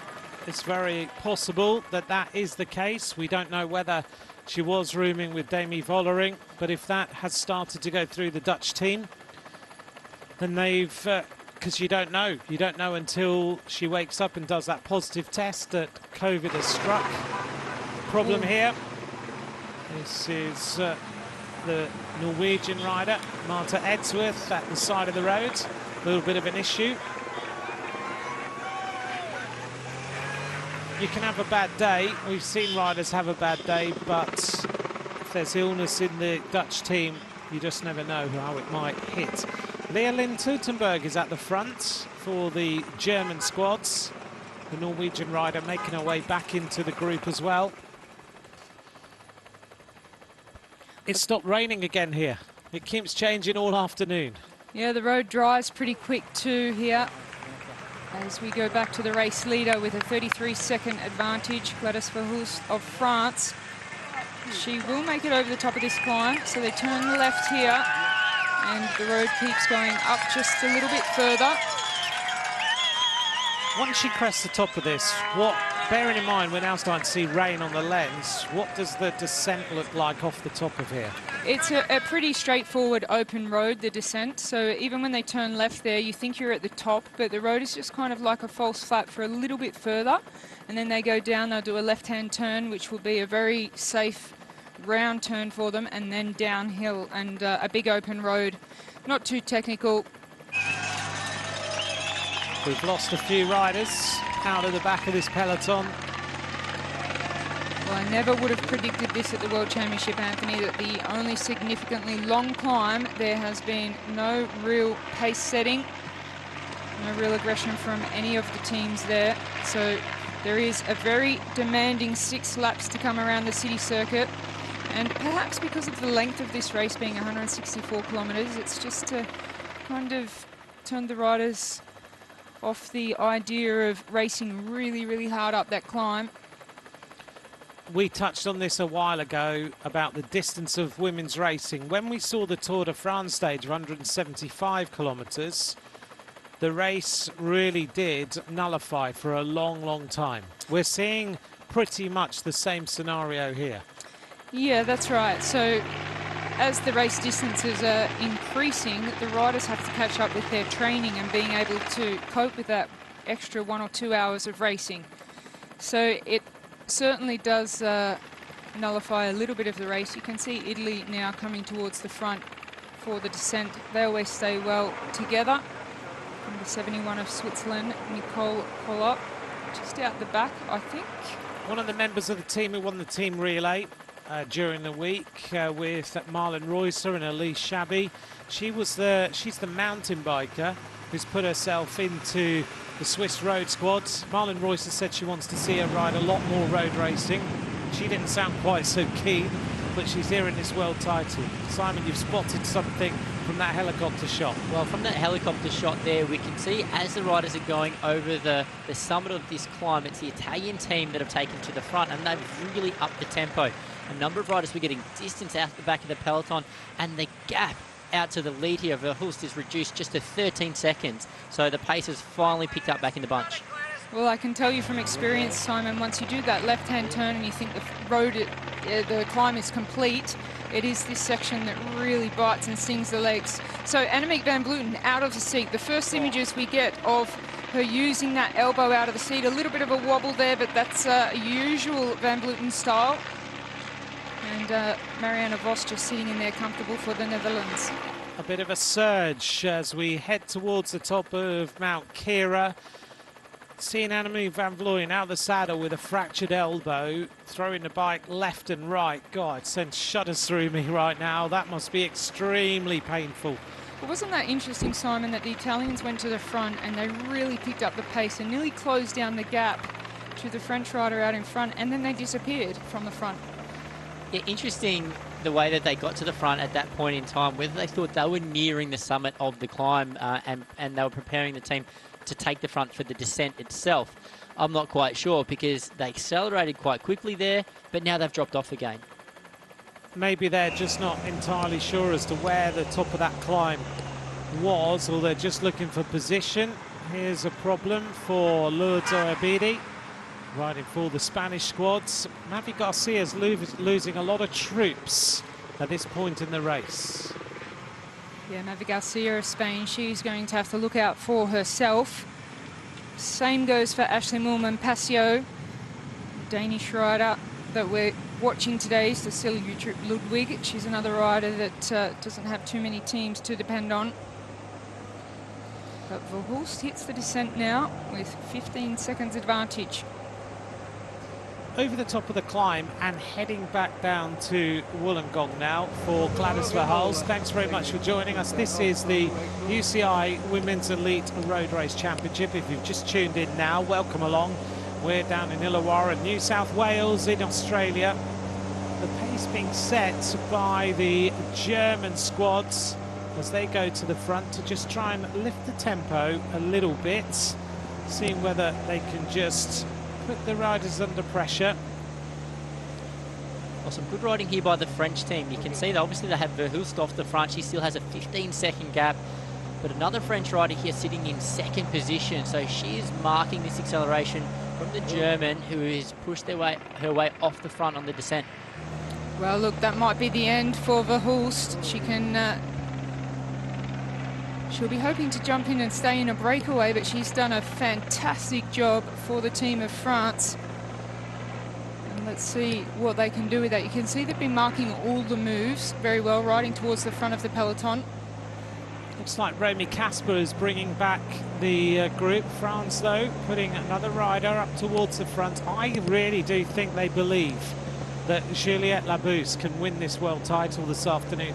The way they're riding indicates that Labousse is, without doubt, their out-and-out leader, fourth in the Tour de France, and can climb and can sprint. Well, very complete rider to finish fourth in the Tour de France. But she's using a lot of her teammates early on in the race, whereas you see the Dutch team and the Italian team, they are taking more of a back seat in the early stages. So allowing the little moves to break away off the front, and they're just sitting back conserving energy, because there's a long way to go in this race, and it's only going to get tougher from here. Inside 120 kilometres to go, and suddenly the peloton is now all back together. We're going to head back down towards the finish line, back in Wollongong, and then we're going to go out on these loops, 6 laps around the city of Wollongong. The next time through, I think I'm right in saying we don't go through the finish line, we do a little loop, and then we work our way onto the city circuit, and then we do our loops. Yeah, that's right, Anthony. So this Mount Kira loop rejoins the city circuit just a few hundred metres past the finish line. So once the peloton hit the centre of Wollongong, they'll complete basically one entire lap of the city circuit before they pass through the finish line for the second time. Roby Kasper setting the tempo. There's a little bit of a show through the corners. Well, this is challenging here. Rochelle sort of identified there's nothing too dangerous on this descent. But she was a sprinter, of course, so maybe she was a bit of a daredevil, because you see those riders go through the corner there and they were quite apprehensive. What also makes it challenging, because we've had some pretty heavy showers of rain, you can see certain parts of the descent is very wet and certain parts have dried out. So for riders approaching the corner, thinking it's dry, only to find a wet patch, maybe on the apex or the exit of the corner, that can make it very, very tricky. On the descent, things have calmed down a little bit. Right-hand side, Elena Cecchini is there for Italy. A few riders rejoining. The characteristics of different riders, as we just get a glimpse of Katarina Nash, actually, at the back of the peloton, in the colours of the Czech Republic. Incredibly, in her first ever World Road Championships, wearing number 111, one of the top cyclocross riders and mountain bike riders in the world. She's been here, she's a member of the UCI Management Committee, so she's been in meetings every single day. And I saw her the other night and she said, I'm going to ride the Road Champs on Saturday, my first ever road title. Pretty incredible for her to tick that box and become a member of the Czech Republic team when she's been sitting in long meetings throughout the entire week. Yeah, well, the race not the main priority of the trip for Katarina Nash. It's all about the meetings and the UCI development of women's cycling, but took to the start line. So a very dominant, as you have said, Anthony, a dominant display of teamwork from France. Katarina Nash getting herself back on. There's the rundown of the French team. Aude Bianic, who is a teammate in Movistar of Annemiek van Vleuten, a faithful domestique actually of Annemiek van Vleuten, looks after her all the time. Elena Cecchini on the right hand side, a teammate of the likes of Ashley Willman-Passio in the SD Works team.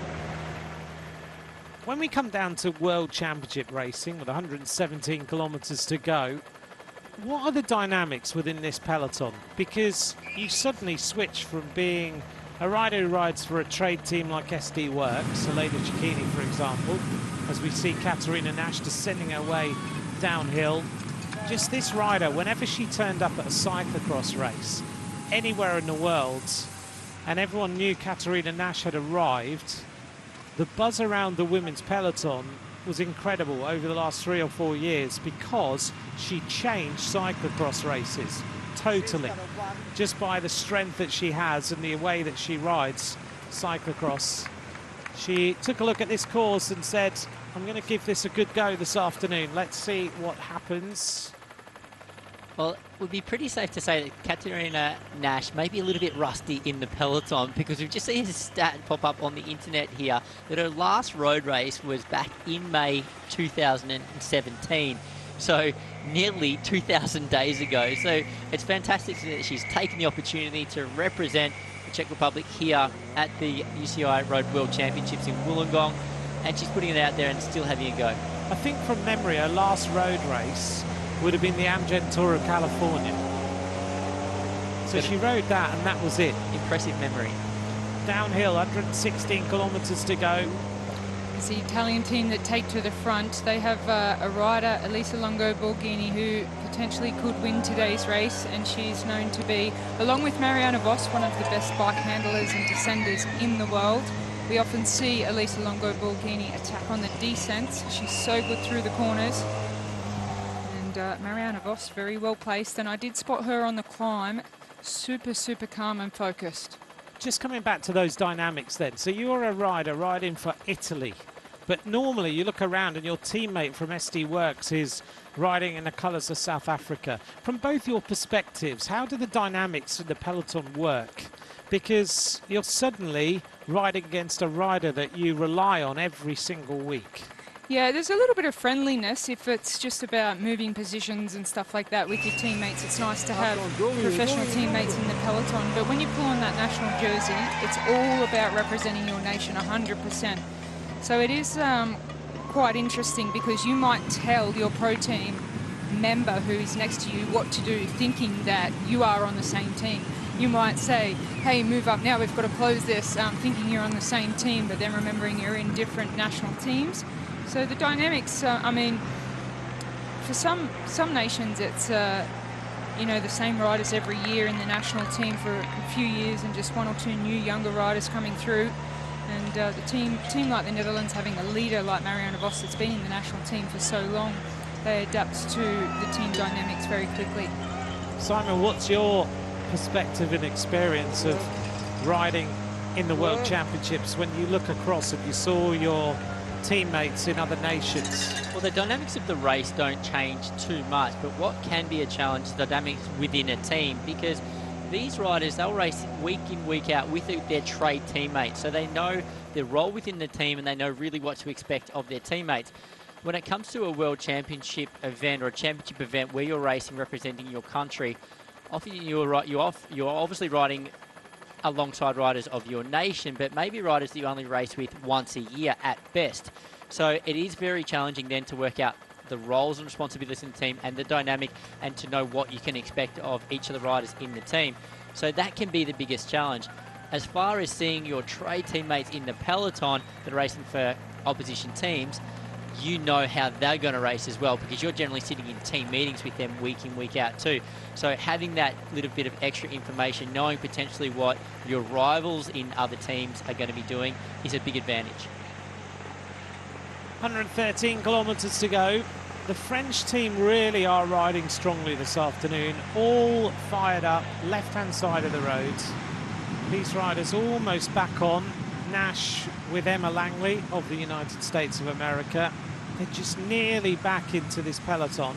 And I think once they get back into this city centre circuit, is going to be much different to how things are now, if indeed they can get back there.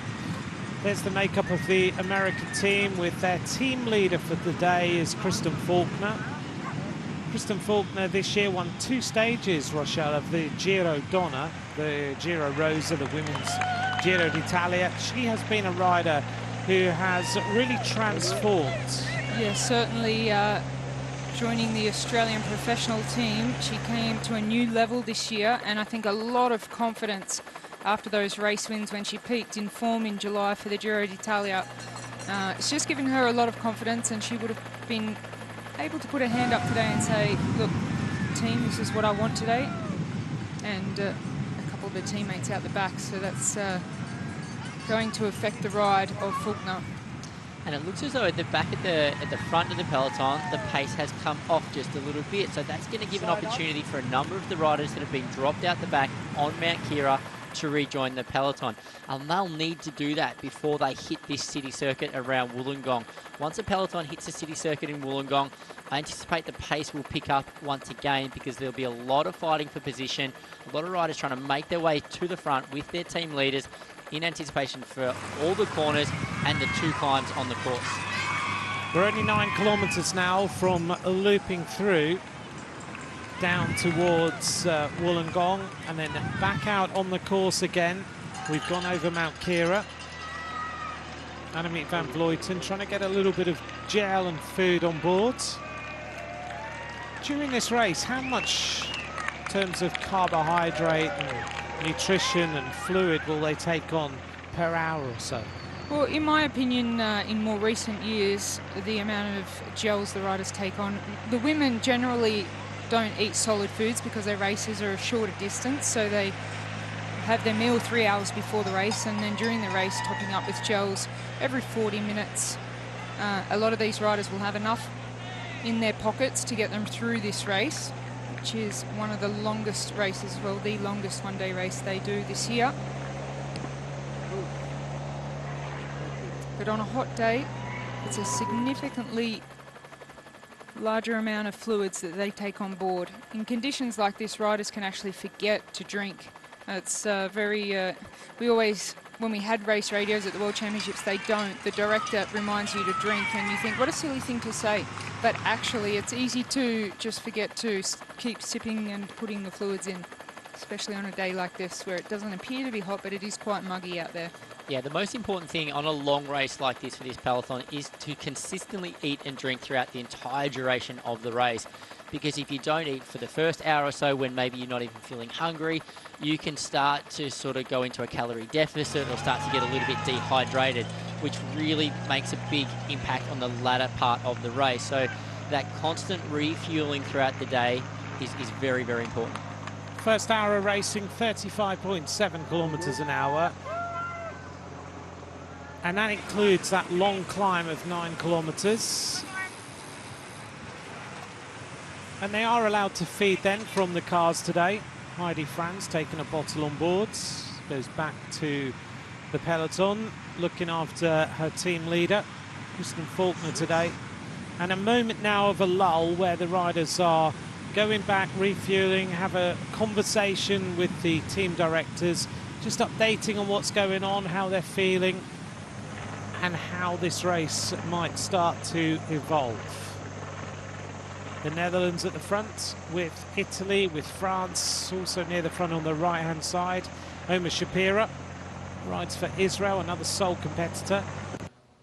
The Great Britain team, for the first time, really starting to come to the front with Eleanor Backstead, the rider who is the first Great Britain rider you can see there. She will have enjoyed watching her sister on her 18th birthday earlier on today. And Anthony, what are your expectations of the team from Great Britain? It's a very young team. Of the 6 riders they have here in the race, 4 of them are in the under-23 category. So who do you expect them to be riding for?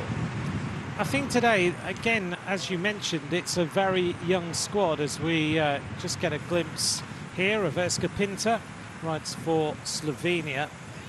The British team, they don't have that out-and-out leader, do they? They traditionally would have Lizzie Deignan to ride for. Lizzie about to give birth.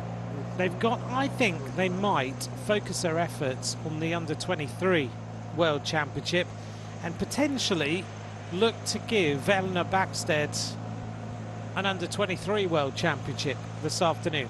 But I just noticed that she's sitting on the front, which might mean that they'll ride for Pfeiffer Georgie or Anna Shackley instead.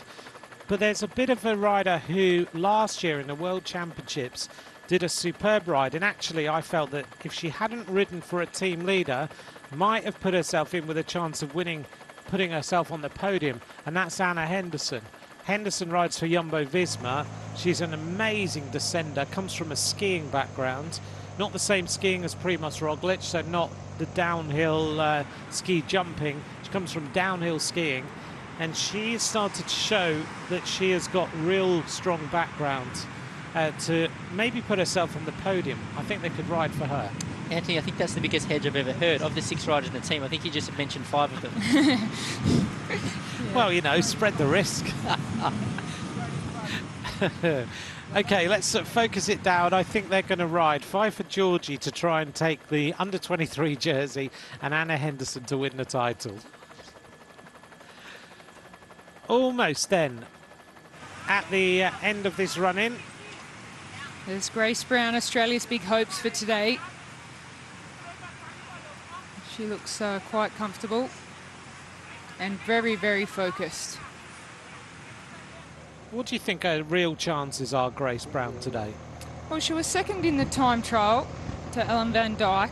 She's come into this Wollongong World Championships in really, really, really good form. I think the punchy climbs are going to be not 100% suited to Grace Brown, but I think she will be in the mix. If she's on a good day today, she should be in the mix amongst the top 5 riders here for the World Championship. We've seen this lighthouse, now probably the most famous lighthouse in the world, after the last week at the World Championships, Flagstaff Point, lit up every night, with a little bit of art background to give us all something to look at as you walk your way along the coast.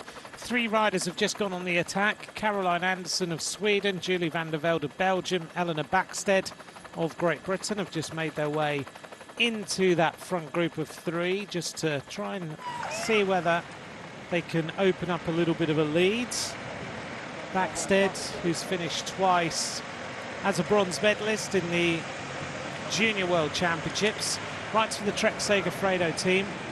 And I'm sure highly, highly motivated this afternoon after seeing the performance of her sister, which was nothing short of phenomenal earlier on today and in the time trial. The rain's starting to fall again here at the finish. The riders are in bright sunshine and they're almost in Wollongong. They're about 5 kilometres now from the finish line itself, and yet they're in the sunshine, and here at the finish line we're in the rain. It's going to be a characteristic of the afternoon, I think.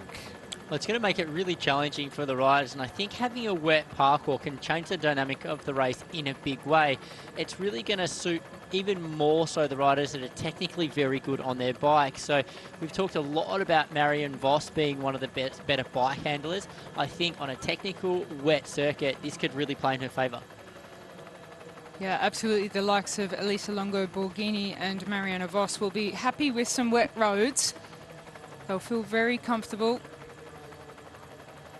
Now the riders get onto this city circuit, things will start to change. Here's our 3 leaders. Julie van der Velde of Belgium in this little group of 3. She rides for the Planto Pura team, used to ride for Jumbo-Visma. 29 years of age as we go past a golf course. Just finished 6th in the Tour of Scandinavia, Julie van der Velde. And she's had some really good performances in some of the classics, finishing in the top 20 of races like the Flèche Wallonne and Liège, Bastogne-Liège and others. The peloton look like they're quite happy to let this group go away on this circuit. I think they'll be quite confident that once they hit those 2 climbs, and they'll look around and get a gauge of how all the best climbers are looking, that it'll naturally just come down a little bit. And once again, the fact that the 3 riders that are on the attack representing Belgium, the United Kingdom and Sweden are probably the sort of lesser known riders, or none of the big favourites, or more importantly, none of the riders representing for the big, riding for the big powerhouse nations. So it looks like the Dutch team, the Italian teams are holding back, really waiting for the moment to really assert their authority on the race. But as we head into these 2 small climbs on this city circuit, there'll be a fight for position, and we may see the tempo really increase again. Beautiful beaches here, 105.6 kilometres to go, 59 seconds. This little trio is building a lead as we head towards these first climbs on this city circuit. Peloton don't seem too bothered at all. They'll start to increase the tempo as we continue around this course. We've seen the big loops then. We've done the coast road, we've done the big loops. Now we get onto a city centre circuit.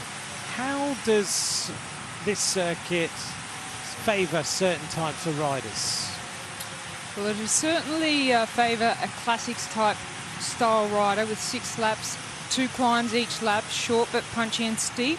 So the riders who will excel on this course are the classic type riders, especially with the technical corners as well. If they have wet roads, even more technical. So riders like Lotte Kopecky, Marianne Vos, Elisa Longo Borghini, riders that have won the big classics, they will be very comfortable in these conditions. And the beauty of riding around a city circuit, and the peloton will do this circuit on 6 occasions today, they're all going to know exactly where they need to be placed in the peloton to either attack this circuit or conserve energy. Some of the riders will be looking to conserve energy on the climb, so they'll try to start the climbs in a very good position, and then they'll float their way back through the peloton, allowing them to ride at a slightly easier pace on the climb. So they'll fade through the group on the climbs, conserving energy for the later parts of the race. And it takes a very intelligent rider to be able to do that, because they need to know where they conservatively can move up to the front of the bunch and then where they can drop back again. So riders like we just saw on screen just a second ago there, Australia's Amanda Spratt, she'll be very good at this. So she'll know where she can sit back in order to save energy and exactly where she needs to be at the front. Amanda Spratt, a rider who had surgery at the end of last season. She had that iliac artery surgery, didn't she? And that's something that riders really suffer from over the last few years. We've seen some pretty high-profile riders have that surgery, both in the men's and the women's peloton. We've seen Amanda Spratt in the women's peloton, Bob Youngles in the men's peloton. The rehabilitation from that, Rochelle, is quite significant, isn't it? A rider out for a long period of time. Yeah, Amanda Spratt actually had the same type of issues early in her career, and it took her maybe 3 or 4 years to really overcome that injury and come to the top of women's cycling. So it'll be interesting to see this year. She's not been as strong as she was last year, but still strong in the women's peloton. She'll have an impact on today's race.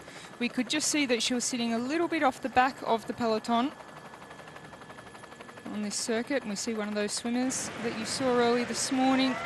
And back to the leaders. They now have 1 minute 25 over the peloton. Suddenly growing a big advantage. Julie van der Velde, Eleanor Backstedt, Caroline Anderson. Well, van der Velde, she obviously has a rider back in the peloton, Lotte Kopecky, who is one of the favourites for this race. There's a rider we haven't mentioned at all so far during the race. We haven't put a curse on her at all. Lotte Kopecky, you cannot discount her, surely, with this sort of terrain. No, the big question was if they had a raced really hard up Mount Kira, it would have changed things for Lotte Kopecky, but she'll be feeling very, very confident at this point that the race has been very controlled and they are nearly inside 100 kilometres to go. Lotte Kopecky will like the longer distance, she'll like the wet roads, and the circuit really does suit her, the city circuit of Wollongong. And you would have to say the way the race is unfolding at the moment is really ideal for Kopecky. The fact that they rode a fairly steady pace up Mount Kira, she wouldn't have been in too much difficulty there. And now she has a teammate off the front, yet she is sitting back, still conserving energy in the peloton. It's really unfolding well for Kopecky and the Belgian team. A rider who has beaten Annemiek van Vleuten head-to-head in certain races. She beat her in Strade Bianchi, remember. An incredible day when she took that victory. These three riders, look at the crowd now as we make our way into Wollongong for the big women's race of the week. Eleanor Backstedt, under 23 rider, Caroline Anderson there on the right-hand side, wearing number 93. And past now the Soigneuse area. This is a characteristic area of a World Championships. You don't really see this on any other race, where the tents are all out and the Soigneuse are there. And you know exactly where the points at which you can pick up bottles and gels and get bits of information actually are. I don't know about you, Simon, when I come to a World Championships and I walk around to the first bit of the circuit and I see those tents, I don't know why, but it just makes me just remember straight away I'm at a World Championship, because you've got those tents that you don't see anywhere else. Well, you see them. Yeah, it's very rare that you see those tents looking after the team personnel on the roadside. You do see them as well on circuit races, often international circuit races, where the team personnel do need somewhere to wait on the roadside throughout the duration of the race. Right, events like Grand Prix Quebec and Montreal in Canada, they have those tents on the roadside because they are raced on city circuits. And you think the riders would be relieved to get to that point each lap because they're going to be able to take either a musette, a feedback from the roadside, or a fresh bottle. However, that's a very nervous point in the race because you have team personnel, often inexperienced team personnel, stepping out onto the road to hand out food. You're surrounded by potentially more inexperienced riders as well, or riders that you're not used to racing against in the peloton, that are a little bit nervous about getting food or drinks from the roadside. So it can be a bit of a nervous moment. But also the fact you're on a circuit, if you're going through a bad patch, it must also play in your mind as well, seeing every single lap pretty quickly, your soigneur, a place with a seat and somewhere to sit down. You think the temptation is there. If you're having a bad day, the temptation is just to pull over. If you're on a point-to-point race, you don't have that temptation, do you? No, not at all. Not like the temptation of Rochelle just sitting Skittles in front of you and putting them all out on the table. Well, you're talking about food and nutrition. I thought I need to get a little bit of sugar in now. We've got 100 kilometres to go. The race is about to light up around this circuit. It's almost like, Rochelle, as a sprinter, you've got, right, I'm on the finish circuit now. I'm getting set. She's head out early, Red Bull and Skittles. Yeah. Wow. You're going to win the sprint later on, there's no doubt about that.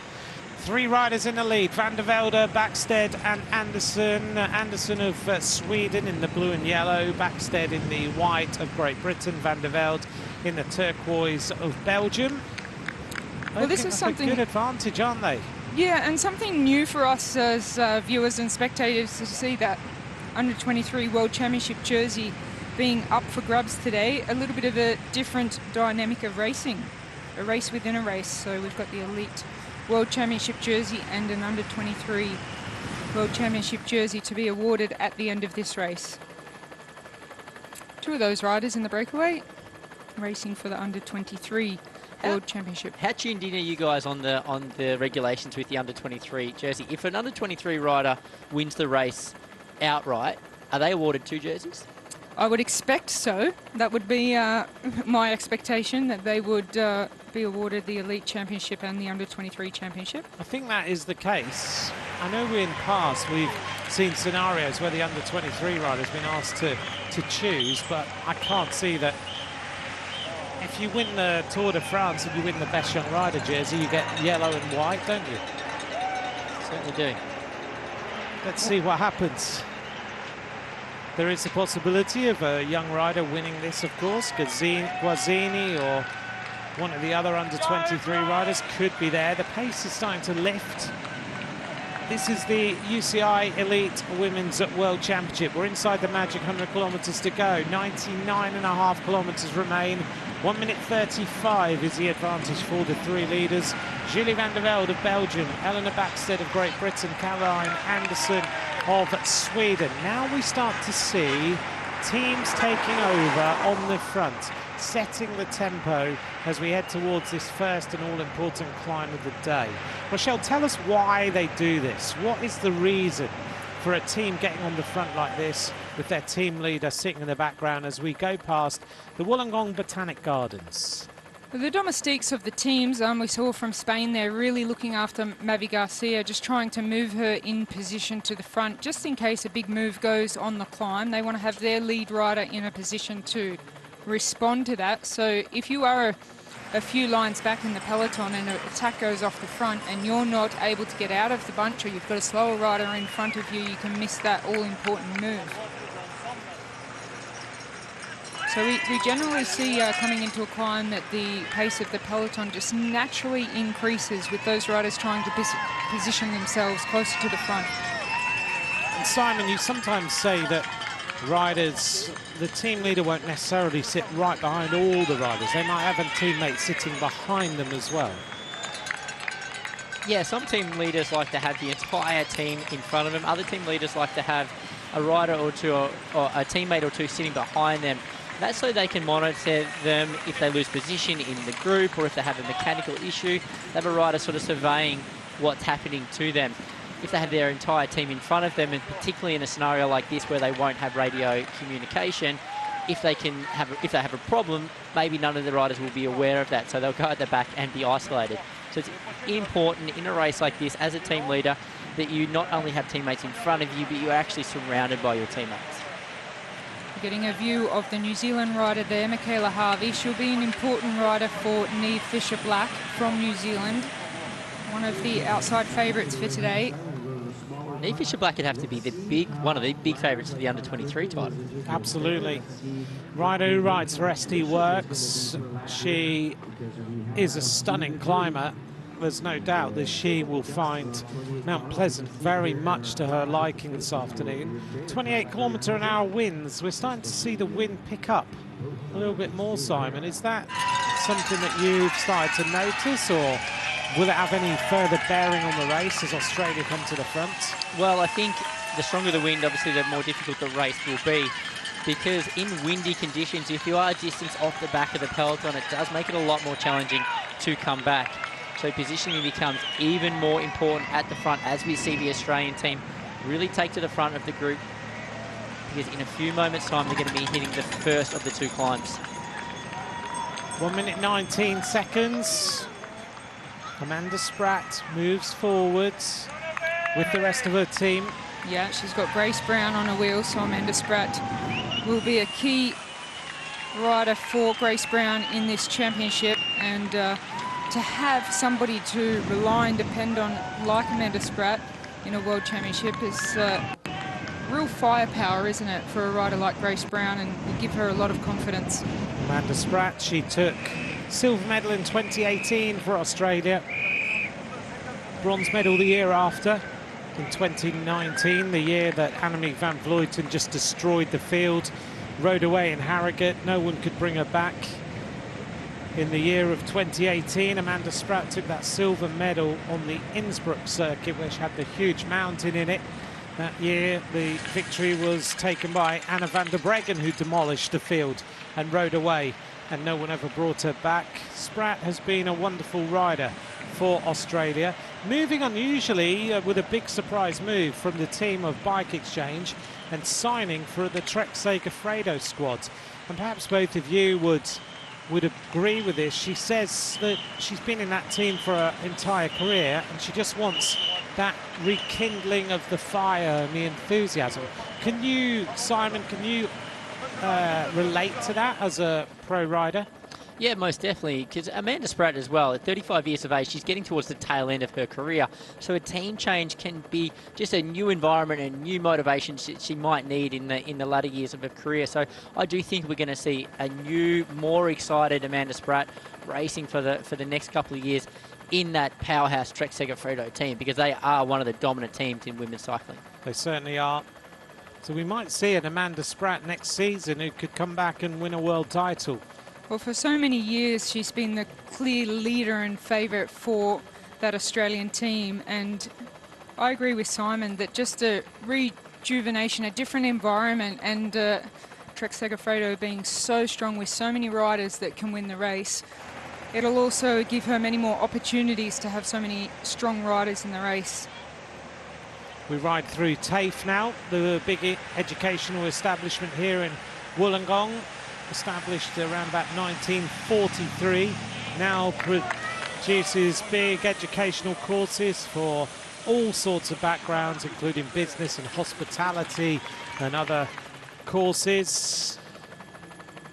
Somewhere that, Rochelle, you say lots of people in New South Wales have been through TAFE in some shape or form. Yeah, I believe that a lot of people do short courses through TAFE, even if they have studied university afterwards, refresh at TAFE New South Wales. I've studied quite a few different courses through TAFE New South Wales you can do by distance and correspondence. So as I was living in Italy as a professional, I was able to further my communication. So a little bit of communication now between the director and rider out on the course. Without radios, we will see riders drop back to the car for instruction. I'm just smiling away that John Herity is in the team car for Great Britain. It's wonderful to see him back in the World Championships in the team car. You may remember the famous story that meant that John Herity has not been at a World Championships for many years in the team car, because years and years ago he was the team manager of Great Britain when Tom Southern and Charlie Regalius decided to ride a bit more in favour of the Italian squad. And John now back in a car alongside Eleanor Backstead, which is great to see. Well, they hit the first climb on this circuit, Mount Ousley. Oh, there's a crash. Crash on the right-hand side. All riders look okay, very quickly back onto their bikes. It was Lotte Kopecky who touched a wheel. There she is. Not a good moment for the Belgian rider. Doesn't get any skin damage or anything, but she's just fallen at a time that you don't want to fall. Well, she's not phased, and she's not a rider to panic either. She has so much experience, and one of the most professional young riders in the peloton. So it was a bottle there, I think, that first shook up. No, it was further ahead. Well, it looks like Kopecky may have been the first rider to fall there, so there could have been just a touch of wheels. But at that point, they'd already started the climb, so she wasn't going too quickly there. It's good to see her get back on her feet really quickly and back on her bike. So it doesn't look like she's been injured at all from that crash, but she's obviously lost a lot of position. Yeah, and she won't waste energy just trying to frantically get back in. She'll just cruise up pipping off the riders one at a time. She'll make her way back to the front of the peloton at some point. She's very, very good at descending and cornering. But the next climb of Mount Pleasant is really going to sting the legs of a lot of these riders. That's right, Rochelle. So the second of the 2 climbs on the circuit is the more difficult of the climbs. It's 1.1 kilometres in length with an average grading of 7.7%. However, there's some very steep ramps in that climb, up to 15%, so that's really going to test the riders' legs. Thanks very much to Henrik Lemmer and also John Tolkamp for sending me a quick update on the under-23 jersey. And that is this paragraph. If the overall winner is a woman under 23, she will win both the women's elite and the women's under 23 title. So they would be awarded the rainbow bands as the elite rider and the under 23 rider at the end of the race. Yeah, well, I'm glad they've got that sorted, because I think that question from Simon was raised due to an issue that they had some years ago with an Australian junior rider or under 23 rider winning the elite championship. So it's very clear, if you win the elite championship, you win it, you take the jersey, you are the world champion. Throughout the last few days, Rochelle, we've enjoyed watching this climb, and there's been at times a small group of fans.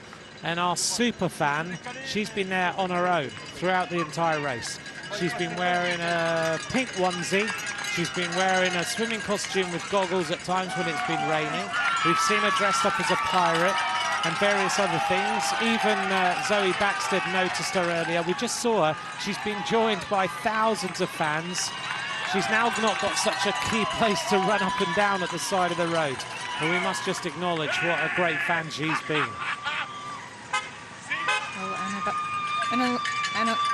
Helena Backstead. Helena Backstead getting some great support from the side of the road. And look how many gels she has in her pocket. She's making sure her nutrition is good this afternoon. Annemiek van Vleuten moves to the front. Sarah Roy controlling things as well. You can see the pain on the face of Annemiek van Vleuten. That's not a face we usually see on the climbs, but she doesn't look comfortable. I wonder what would happen if there was a big acceleration in this peloton. Well, I think if there was a big acceleration at this point in time, we would see a lot of the riders that are struggling down the back get very quickly distanced. But it is a long way to go on these circuits. Now that we're on this city circuit, I'm going to say this is no longer a World Championship course that really suits Annemiek van Vleuten. I think she needs a much longer climb than 1.1 kilometres to have a big impact on the bunch. This is our front group of riders. We can start to see the contours of the course if you haven't watched any of the races so far. This is us going up Mount Ousley and then up over Mount Pleasant, over to the top of the climb. And the fans have all come out in their thousands to cheer on these riders, give them as much encouragement as possible. And I think this atmosphere for the rest of this race is going to be absolutely stunning this afternoon. The gradients of this climb are not necessarily ultra steep, but it's the amount of times we go up it that makes the difference, yeah? Yeah, absolutely. So after this time over, they will have another 5 times up those 2 climbs. And there's not too much time on this course to really rest. It's only that last 4 kilometres into the finish where they can sit up, take something to eat, something to drink, and then the corners start again on the way back through the city circuit.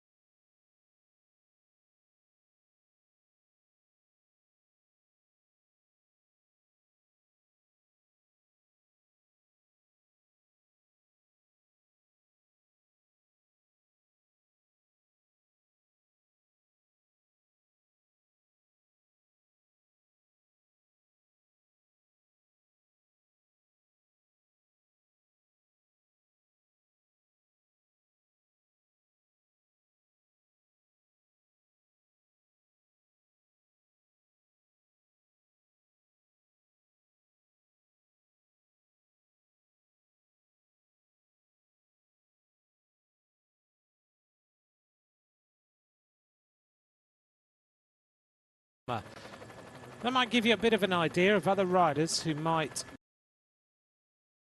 be German champion. A superb rider. We'll see how she does as this race unfolds. But still, are you surprised no one's made a move yet on that climb? When do you see, Rochelle, that we'll start to see the next kind of phase of this race happening? Well, I'm still quite surprised that we didn't see any moves on the climb of Mount Kira, because it could have really changed the dynamics of this race, putting some of the teams under pressure if the pace was high.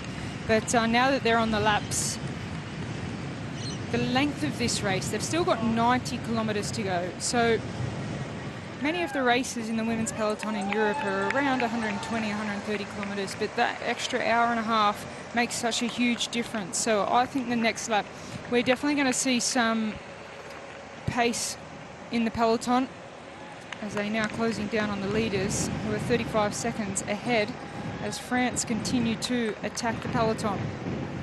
The last hour of racing, average speed 36.1 kilometres an hour. I think we'll start to see that ratchet up a little bit more as we head into the next phase of this race. Aude Bianic, the French rider, has just gone off the front of the peloton. Aude Bianic is a key rider in the Movistar team. She rooms generally with Emma Norsgaard-Bjerg. Well, we should mention the French team. They're missing their strongest rider, which is Audrey Cordon-Ragot. She's not here today. Unfortunately, she had a stroke last week, which was, as they generally are, totally unexpected. She would have been one of the riders that would have really enjoyed this course in Australia, and it was very, very shocking to the cycling world, wasn't it? It was, because we expected her to be here for these World Championships. She was going to be a key member of the French team, Audrey Cordon-Ragot, and she also took a lot of flack on social media when she pulled out of the French team, which was incredible. And she had to go on social media and say, listen, this is the reason. I had a life-threatening situation happen a few days ago, and I didn't really want to tell the rest of the world that that was what had happened. We wish her all the very best as Katarina Nash returns again. Another life saved as she makes her way back onto the rear of the peloton. But we wish our very best to Audrey Cordon-Ragot and hope that she recovers quickly from the operation she's going to have. Yeah, and her position on the team was replaced by Gladys Verhulst, who we saw do that breakaway along the coast. As we now start seeing some attacks from the peloton, it's Spain who are trying to make this race harder for Mavi Garcia. Big attack by the Spanish team for Mavi Garcia. We've looked at this circuit many times, and you come out of that looping turn, and this little kicker, as we see Sarah Martin, who rides for the Movistar team, just accelerating off the front. This little kicker could be quite a good springboard on this circuit, because I guess if you're a rider who is looking at this particular course, it's pretty obvious that the key place is on the route of Mount Ousley and Mount Pleasant. But if you're a different style of rider, Simon, and you know you are known for a rider who would try and pick your moment and think about when you used your attributes for the very best, that little kicker could be a place that you could go. Not a place that I would go, Anthony, because they come out of that little kicker there and they head in a easterly direction just for one block, but then they turn right and head back south again. They're going to be riding into a block headwind for nearly 4 kilometres. So if you're going to put in a big effort there, it's going to be hard to break away from a chasing peloton into a headwind. I anticipate it's going to regroup again quite quickly after that. So I'll be more inclined to try and attack on the earlier stages of the circuit and try and get a bit of an advantage through the streets with a bit more of a tailwind section before the climb and before you head back into that 4 kilometre headwind stretch. You would go then after the finish line as you turn right away from the coast? Well, if you were looking to attack at a point on the circuit that's not on the climb, it would make sense to attack, shortly after crossing through the finish line, because then you are sheltered from the headwind and you have some more tailwind sectors to try and build up an advantage. Because not every rider can attack on the climb, can they? No, not every rider can attack on the climb. In fact, very few riders in this peloton are going to be capable of attacking on the climb. So like this group of 3 that we've seen off the front, they attacked as they hit the circuit well before the climb where they'll have the opportunity to enjoy some shelter from that strong headwind, and they quite quickly built up an advantage. Rochelle, can you see other opportunities on the course where you would have thought, right, that's a place where a certain style of rider could attack and try and win this world title? Well, I definitely agree with Simon that in the back end of the course is not a great place, because not only are you pushing a headwind, it is the place on the circuit where you can see very far ahead, so you'd probably want to attack in the corner so you can get out of sight, and that can be a really good opportunity. So I'd agree with Simon that in the first part of the circuit would be a better place if it's not going to be on the climbs. Otherwise, you're going to waste a lot of energy trying to fight this headwind back into the finish in Wollongong. 87.5 kilometres to go. A few fans decided to try and stay with the peloton, and it gives you an idea of just, whilst the peloton looks like it's cruising and taking it very easy, just how hard it really is along these particular roads. Well, he was on a mountain bike. True. On a bike path. And just trying to keep up with an elite women's peloton. So he was working very hard on the roadside, but you can see how the peloton once again had spread across the road in this headwind section. So the pace has really come off again. So that's going to be good for the three women out front to try and once again build on that advantage, because now it's coming back in again at only 26 seconds. And it's interesting when we get those shots of the peloton that it's not the teams with the big favourites that we mentioned before the race, the Netherlands, Italy and Australia. They are nowhere to be seen at this point when the peloton was riding into a headwind. Here's our three leaders making their way back up towards the finish, and then they will come past the finish line and they will be able to see the lap board and get an idea of how far it is to go in terms of laps. Julie van der Velde, she's the Belgian rider in the turquoise colours, just making her way to the back on that white bike. Going through to the front, Eleanor Backstead doing what her sister did in the junior race earlier on today. Zoe said she'd be out on the course somewhere cheering on her sister. Eleanor Backstead there on the left-hand side. And going through to the front is Caroline Anderson, who is a Swedish rider, looking to keep herself going at the front. Here, Omar Shapira on the right-hand side in the colours of Israel. Left-hand side, the Australian team making their way forward. Still a very massed peloton this afternoon. Well, it looks as though riders are just getting distance out the back in very small groups. We haven't seen a big acceleration come as yet. It's really been a steady increase in pace in the bunch. Problem there for one of the Colombian riders. Well, I'm just looking outside my commentary box, and Zoe Backstead is literally opposite us, about to cheer on her sister as she goes past. So Zoe, not in her World Championship jersey, I might add. She's in her Great Britain T-shirt. She is wearing a badge to indicate today is her birthday. She turned 18. She's won a gold medal today, and she is on the sidelines cheering for her sister in the breakaway. Zoe Backstead cheering on her sister as she makes her way across the line. Zoe Backstead cheering on Eleanor Backstead as they cross the line. Fantastic to see two sisters, and Zoe looks extremely pleased to see Eleanor as she races across the line at that time. Here's Ord Bianic. Huge crowd now enjoying this Women's Elite Road World Championship. The atmosphere of Australia is growing. Ord Bianic now coming across the line. This is quite a big advantage at 1:17. Yeah, Ord Bianic has done a really strong ride here because she was quite late to attack the peloton.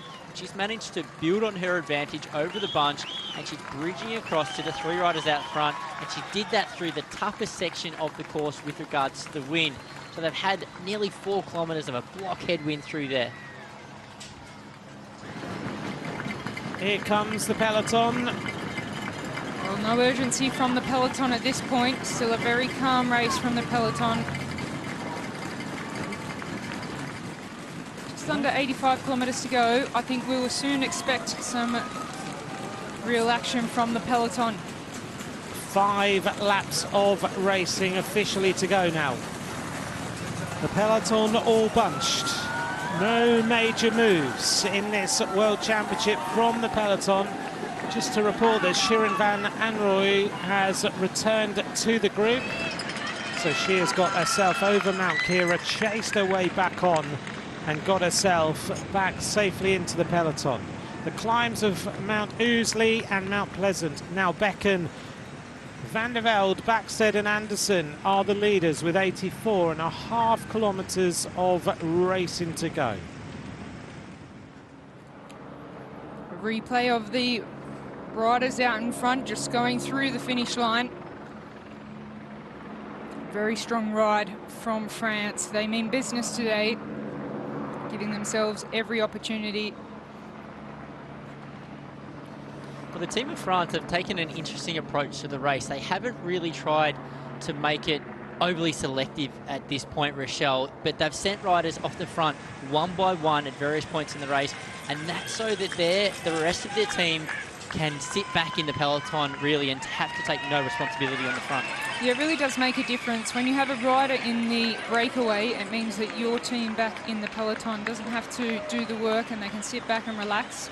France having a favourite in La Bourse, so they have got a rider that they're protecting. As we just see the chaos of the feed zone, and Ellen van Dijk, number 14, the big rider from the Netherlands. She's already won a gold medal in the time trial, just at the back of the peloton at the moment.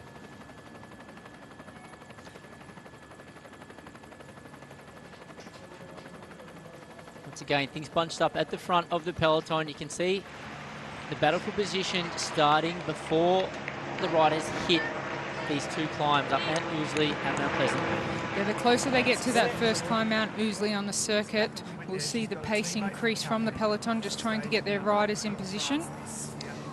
And it did look as though the positions in the peloton didn't change too much between the 2 climbs. So the positioning for Mount Ousley, the first of the 2 climbs, is the most crucial, because if you hit that climb in a good position, you're going to be able to hold that position in the group before the longer climb of Mount Pleasant.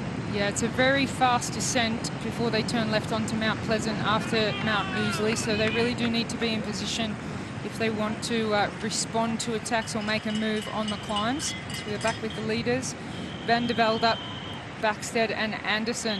They're doing a great job at this point. 1:24 in front of the main peloton. And they seem to be working really well together, the 3 leaders at this point in time. We haven't seen any one of these 3 riders really trying to avoid work or to conserve energy. They are completely committed to this breakaway.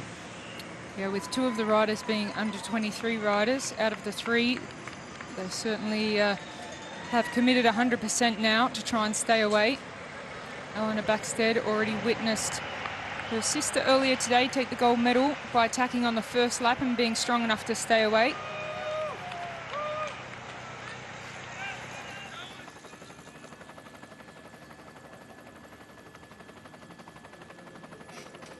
.82.5 kilometres to go. Welcome along. This is the Women's Elite Road World Championships. Just to recap for you, if you've just joined us now, 126 riders took to the start. The biggest name non-starter, Demi Vollering, after she tested positive for COVID. Since then, we have seen a pretty open race with a few attacks. We've now got a little group of 3 riders who've been on the move for a considerable amount of time. The riders have made their way over Mount Kira. They've done the Kira loop. They've ridden down from Helensburgh, which was the race start. Van der Velde, Backstead and Anderson, representing Belgium, Great Britain and Sweden respectively, have an advantage of 31 seconds on the French rider Aude Bianic. That's a beautiful yacht, isn't it? 007 Moneypenny out there on the water. These riders then have got their advantage intact. They've just gone across the line with 5 laps of racing to go. Average speed is a steady 36.299 kilometres an hour. The advantage is 32 seconds on Bianic. Now 30, 1:21. On a peloton led by Romy Kasper of Germany, Nicole Koller of Switzerland and Marta Gaskulska. of the Polish squad as we make our way towards the next climb of the day. And this 3 riders are producing a strong result so far. They are keeping their advantage intact. They seem to be very intent on trying to grow their lead.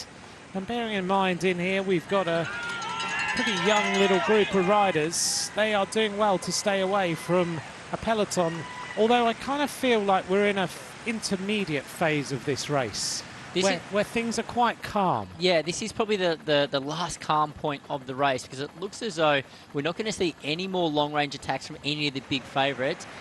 However, I anticipate the pace will just pick up slowly but surely, lap on lap in the peloton, and it's going to come down to a race of attrition where it's just the stronger riders remaining when they hit the final lap of the race.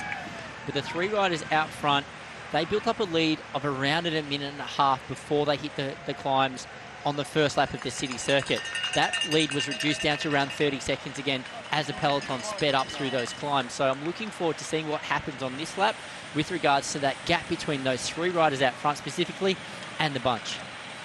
Well, we can already see the pace in the bunch is just creeping up as you see all of the teams trying to get their leaders to the front. You've got the Italian team to the right of your screen in the blue. Poland trying to move up to Kazia Nieuwedoma. Sarah Roy from Australia is an absolute powerhouse. She has done a brilliant job. And Amanda Spratt there now coming through to do her work to ensure Grace Brown is in a good position as they come into this climb of Mount Ousley. Do you see then this climb a little bit of an important phase in the race? This is the point where we might see a little move from the Dutch or the Italians to try to get rid of a few riders. There's a lot of riders left in this peloton. Yeah, there definitely will be an increase in pace, if not this lap, definitely the next lap. But to this point, it has been very interesting that there's not been more aggression from the big teams in the peloton. So everybody playing it very conservative at this point of the race. Why do you feel it's so controlled right now? We're not seeing, as you say, that dynamism yet.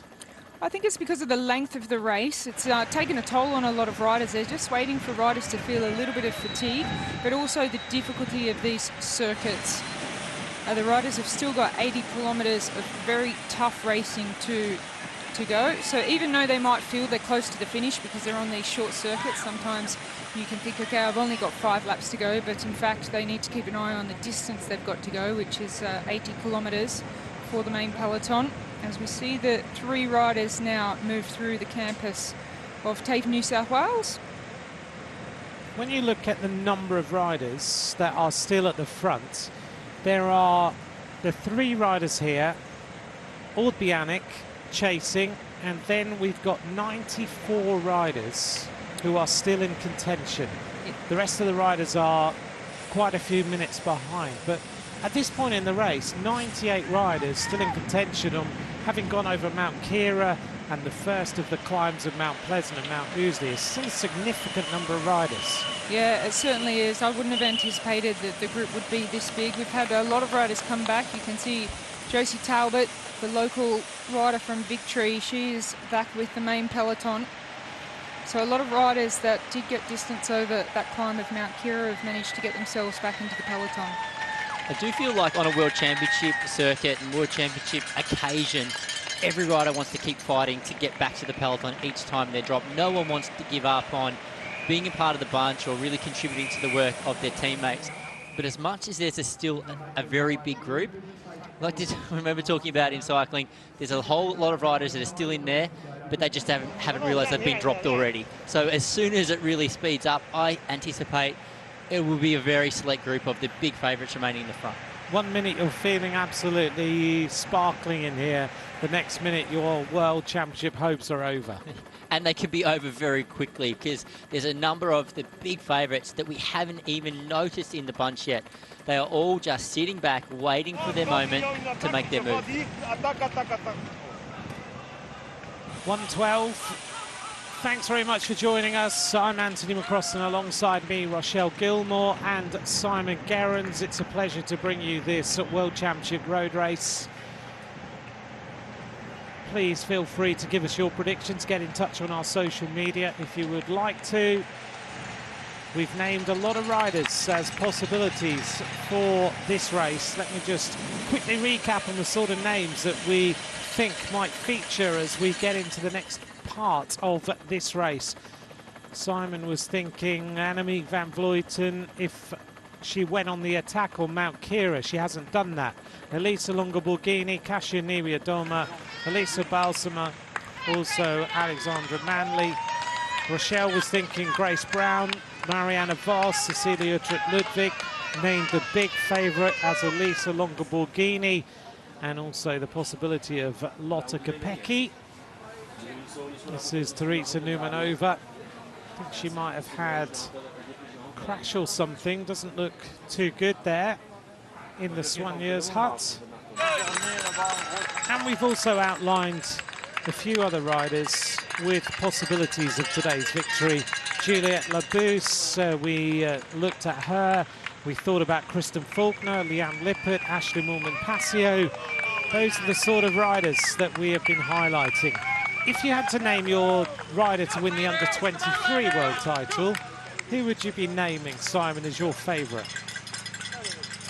Probably the rider from New Zealand, Nima Fisher-Black, I think would be a big favourite for the under-23 category. She's been a consistent performer this year. She's a part of her trade team, is one of the strongest teams in the peloton in SD Works. So she's had a lot of experience riding with really strong riders.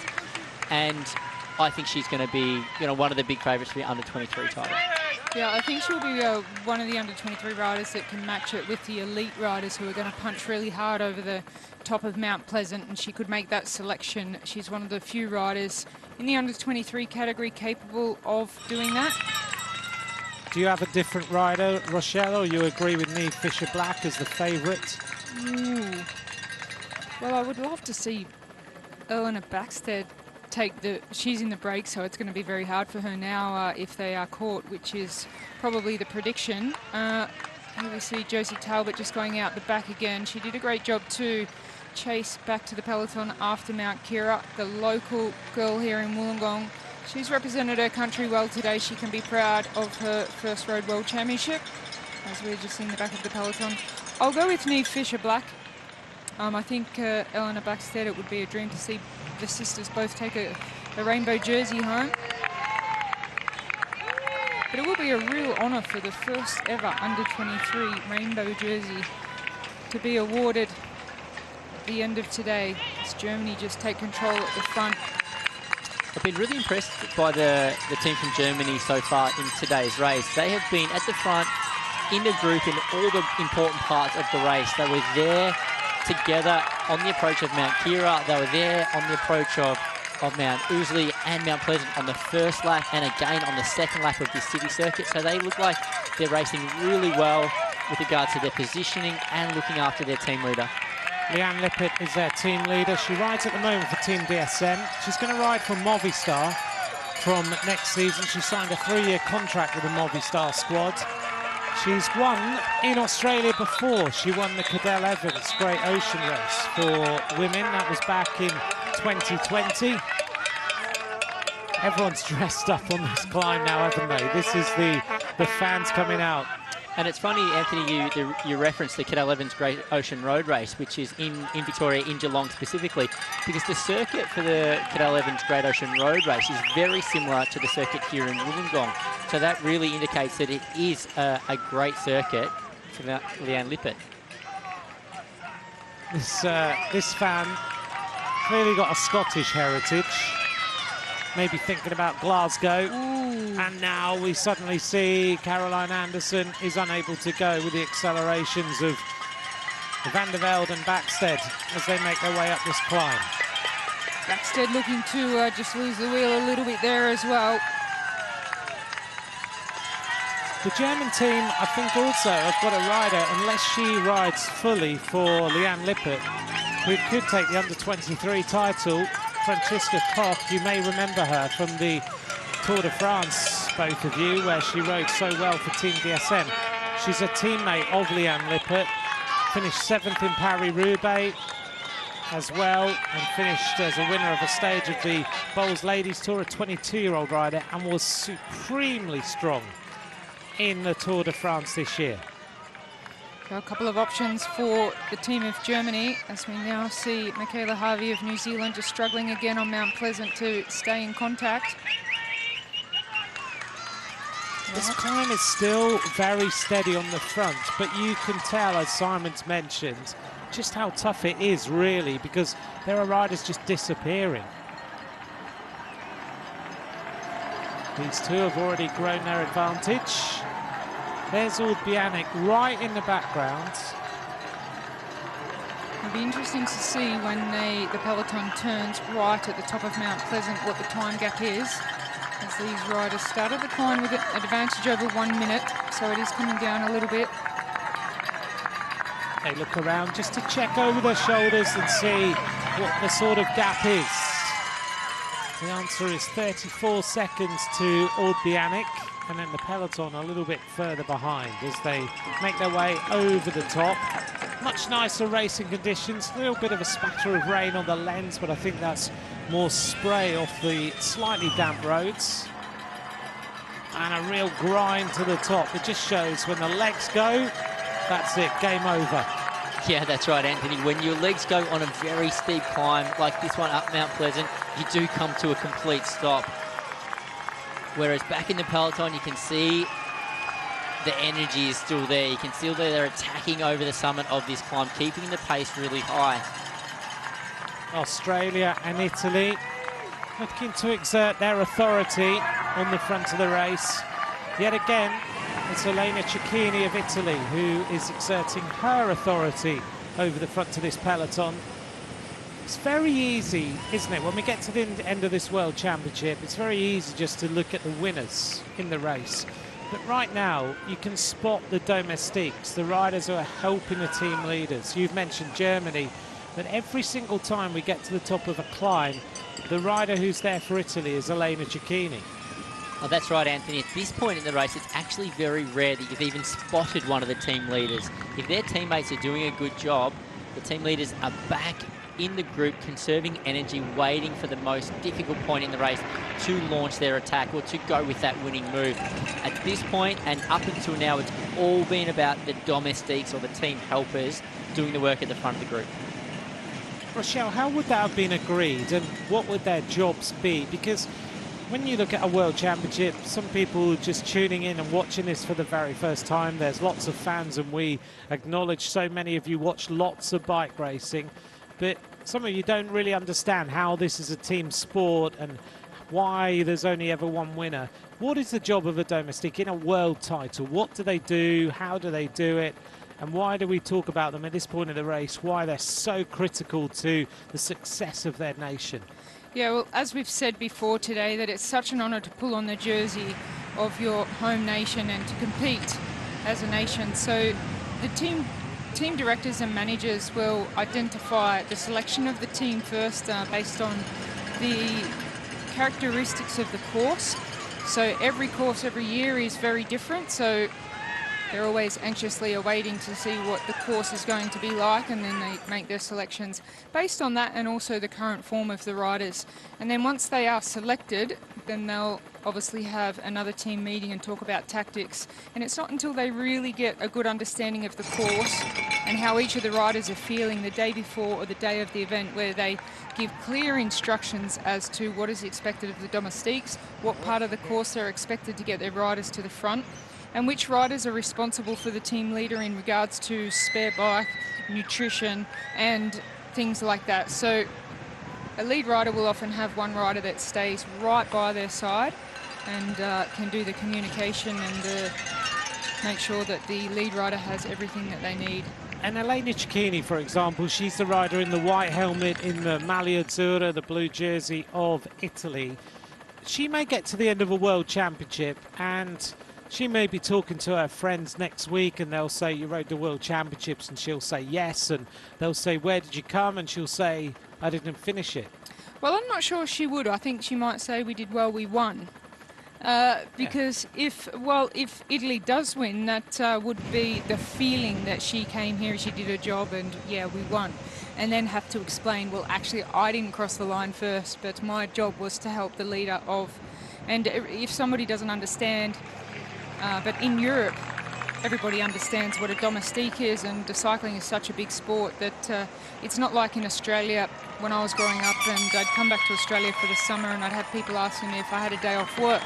And I'd say, well, I've already ridden 120 kilometres this morning, so not really a day off, but it's difficult to explain to people in Australia, say 5 or 10 years ago, what professional cycling actually is. But Elena Cecchini would say, look, I didn't finish, and people might not understand, but she might then say Elisa Balsamo or Lisa Longo-Borghini took the victory, and then she can start to understand that she contributed massively, because right now she's been sitting on the front of that peloton for the majority of the race, and we are already well into this race. We've got 90 kilometres covered pretty much, and her job right now means that Italy could win this world title. Without her, the chances of them winning are more reduced.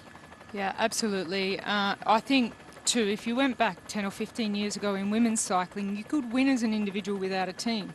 These days it is very, very difficult to win a bike race without strong support.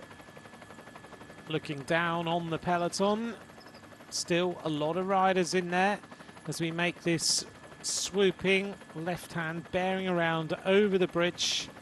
This is the point I said to Simon that you could possibly attack. Disagrees and says that it's a headwind on the way in from here. But now, for the first time, we see, Simon, the entire Italian squad on the front of this group. This might indicate that things are about to change. No, that's right, Anthony. This is the first time we've seen a concerted effort by the entire Italian team at the front of the bunch. So now they are taking control. It looks like they want to up the pace. At this point in time, there's a few laps to go, a few kilometres to go on this circuit, but then there is only 4 laps remaining in the race. So if they're going to be riding for their team leader, Elisa Longo-Borghini, she's going to want a hard race. So she's going to want the pace to be extremely high for as long as possible in this race, as close as she can to the finish. Here's our 2 leaders. Eleanor Backstead, one of the riders who qualifies for the under-23 race. Van der Velde on the front.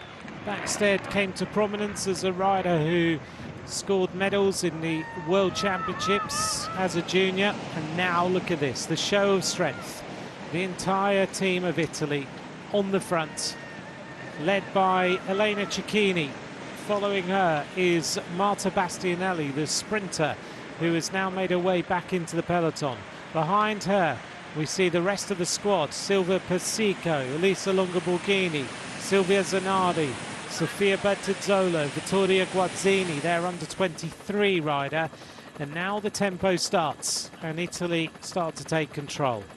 We just saw the 2 Australians, Brodie Chapman and Grace Brown, having a chat there about the team tactics, and obviously just asking each other how they feel and if they're comfortable with this position. And I think the Australians will be relatively happy with this position, but they also need a hard race for Grace Brown and Amanda Spratt, for that matter. Having two very strong riders, they will want the pace to pick up, and they'll be in favour of the pick-up in speed by the Italians. Well, much like the German team, I think the Australian team have raced really well until this point in time. They've been at the front with a number of their riders at all the important points of the race so far. And then in this headwind section, where it's easier to sit back and get a bit of slipstream from the bunch, they've quite quickly dropped back into the group again. So after the peloton passes through the finish line for the next time, I think the Australian team will make their way to the front, ready to go through the city of Wollongong and approach the 2 climbs once again. Not too far then from the completion of this lap, as the riders make their way back into Wollongong, over the bridge, and get set for another lap of racing. Let's just talk through the Australian team again for everyone watching. So the riders in the Australian team, where are they from in terms of the locality of Australia? Simon, run through them for us. Well, Alexander Manley, a rider originally from Western Australia. She races for the Bike Exchange Jayco team as her trade team. Amanda Spratt, local from New South Wales, also races for the Bike Exchange Jayco team. We spoke about her a little bit earlier on in the day. She's transitioning across to the Trek Segafredo team. Brodie Chapman, she races for Française de Jour. Geordie Baker, she's already been dropped from the peloton. She races for the Green Edge team as well, or the Bike Exchange Jayco. The team leader, Grace Brown, she's a Victorian, races for the Futuroscope FDJ team. While we have Josie Talbot, the local, and then Sarah Roy, she races for Canyon SRAM, also from New South Wales. Yeah, Sarah Roy, she has been the policewoman of the front of the peloton at the most important times for Australia. She has done an absolutely fantastic job to this point of the race. She's had the hardest job of the Australians so far, just controlling things at the real danger points of this course. So a lot of pressure on the shoulders of Sarah Roy, and she's coming to this World Championships in fine form. She's from Sydney, as we get a beautiful shot of the Sydney Harbour Bridge and the Sydney Opera House.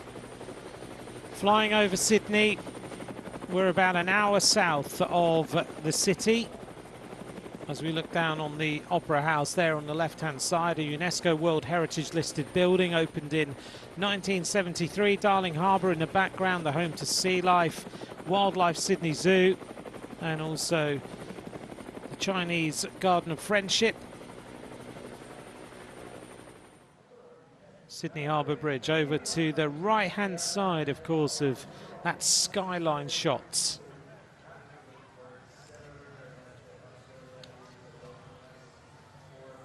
The sun is starting to sparkle here in Wollongong as the riders make their way up to complete another lap of racing. Van der Velde and Backstead. How many times have we said Backstead during today's commentary of two different races? These two sisters have been featuring all the time. I'm sure Magnus and Megan watching at home will be very, very proud of the way that their two daughters have taken on the world in these World Championships during the afternoon. Heading up to complete another lap, and it's Van der Velde and Backstead with 4 laps of racing to go. The advantage for these two riders is now 56 seconds on the peloton. Backstead and Van der Velde leads. You could just see as Eleanor Backstead crossed the line there, she waved at her sister, Zoe Backstead, loudly banging on the barricades there just to encourage her sister, as we get another beautiful shot of Flagstaff Hill Lighthouse. Italy's still controlling the front of the main peloton. We're going to make our way out of this area and then onto the climbs of Mount Ousley and Mount Pleasant. 4 more climbs of those to go.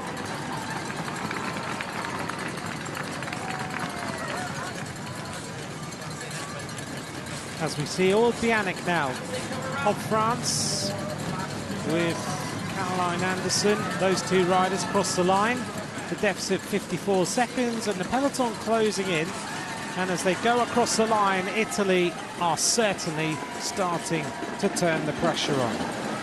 Vittoria Guazzini on the front, world champion of the under-23 time trial. There's a bit of sand art for you. Union Cycliste Internationale is etched into the sand of Wollongong beaches. They are hosting this World Championship here in Wollongong along with the Wollongong 2022 organisation. They've done a fantastic job to bring us this competition. Josie Talbot's just gone past us in a little group just off the back of the peloton at the moment. Still a large group of riders. The average speed of this race, 36.269 kilometers an hour. And in terms of the number of riders who are still in contention in this world title, it's still considerable. Right now, as we get towards the real business end of this race, I make it 88 riders who are now in contention to win this world title. 4 laps to go. We go through the feed zone. Bottles being taken on board. And just after this, Simon, we have the way zone, very important environmentally, been put in place by cycling and the UCI over the last couple of years. That's right, Anthony. So the way zone is a section that they put after the feed zones in races, and that's a portion of the race where the riders have the opportunity to throw off any of the litter that they may have accumulated throughout the race or any empty bottles or the likes. and they know that area will be cleaned up again by the race officials following the race, so no litter will be left on the road. If a rider is seen to be dropping rubbish anywhere else on the circuit, normally they'll be fined. They will be fined. We see in races like the Tour de France, big fines for teams. Mavi Garcia is the rider in the Spanish colours, just going through the picture. Moving up now, you get the sense of a little bit more urgency. Skylar Schneider moves up for the United States of America. There's a few riders who've been hanging on at the back here. I'm really interested now to see how this race unfolds on this next climb. I get the sense we're about to see something happen. Yeah, as we've said, the Italians really want a hard race, and I would have predicted that there would have been less riders left in the peloton at this point. Things are playing into the hands of the likes of Marianne Vos and Lotte Kopecky, riders that can get over that climb. 3 or 4 times is not too many. 5 or 6 really hard times over that climb might have changed things, but the classic style riders really favours them, so it's up to the riders like Elisa Longo Borghini and her team to make it really, really hard so they don't have those really fast sprinters making it to the finish. Yeah, I would have anticipated Lisa Longo Borghini from the Italian team. She would have asked her teammates to start setting a tempo more so on the climb itself rather than on the flatter section of the race, because it's on the climb she's going to be able to put a number of her rivals or maybe the fastest sprinters in the race in difficulty. Riding on the flat, it's keeping the pace high, but it's still quite easy for everyone to sit on the wheels. As Australia's Sarah Roy just does her job one more time. How long will she be able to continue doing this? Just bringing the riders for the Australian team, Grace Brown and Amanda Spratt, to the front of the peloton before they hit those climbs. You see Annemiek van Vleuten from the Netherlands is still in the mix in the peloton. One rider we haven't mentioned at all is, I've just noticed her moving up, and as Simon mentioned earlier, sometimes you don't want to see a rider who's a team leader. You want to just have them sat there in the peloton and hiding. One rider who's been hiding really well so far is Elena Sierra of Cuba. She's a sole rider, has to freelance, has to surf, but this rider looks to me like she's riding really well. Just moved up towards the front, sitting on the train of the Australian riders. And the rider, if she gets to the finish, she would not beat her in a sprint. Yeah, she's super fast at the finish, and on a really good day, she can get over these climbs as well. And this is why I say it's interesting that the peloton didn't put more pressure on these type of riders on Mount Kira and make it a little bit harder for them to get back to the peloton and set the pace on these city laps a little bit higher. So still some really fast riders in this peloton. Are you surprised at this point in the race Cecilia Uttrup Ludwig is sitting right on the back of the peloton? Well, it shows to me that she's very comfortable. She's not nervous about this situation at all. A little under 65 kilometres to go in the race. There is ample time for her still to move up, and I think if things do really speed up on the 2 climbs on this lap, she'll have no problem making her way to the front of the bunch. Italy taking control. Well, top ride from these two. They certainly are very strong riders to be able to hold the peloton off. In any case, Van der Velde and Backstead at 53 seconds. That corner looks like it's becoming Dutch corner, a little bit like Alpe d'Huez. We've got the Italian corner a little bit further around the circuit. Everything being set up. There's Julie Van der Velde riding on that Canyon bike. You can see the Zwift logo on there. They were the sponsors of the Tour de France. We've invested a lot in women's cycling over the last few years. Also partnered to bring the World Championships of e-racing to life, and that was won by Ashley Moolman-Passio, who sits still towards the front, having a very strong race so far, the South African, as she moves up on the wheel of one of the British riders. But the massing of Australia, far left-hand side as we look, Germany alongside, Italy are there now. The pace is starting to just edge up little bit by little bit more nervousness in this peloton. Well, this will be a good test for the Italian team because they have ridden for quite a number of kilometres on the front now, keeping the pace high, to see if they can maintain their position at the front of the peloton, because the fresher riders are coming towards the front. The entire Australian team has moved up to protect their team leaders, as has the German team. This is the beautiful Botanic Gardens in Wollongong. Has one of the largest rainforest collections in Australia. We've ridden past this every single lap of this circuit over the last few days. Looking down on a peloton that is really travelling with much more momentum now. On the front, the Netherlands. Annemiek van Vleuten has dropped back just a little. Well, when you see the time trial gold medalist Ellen van Dijk move to the front, you know that something is about to happen. She is one of the strongest riders in this race, and she will be doing the job for Marianne Vos, trying to set her up for a victory here in Wollongong.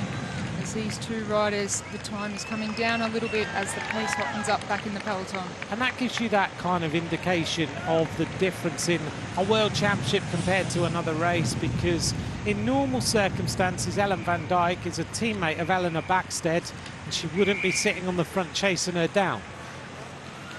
Well, it's a different story once they put that national team jersey on, especially for teams like Italy, the Netherlands, Australia.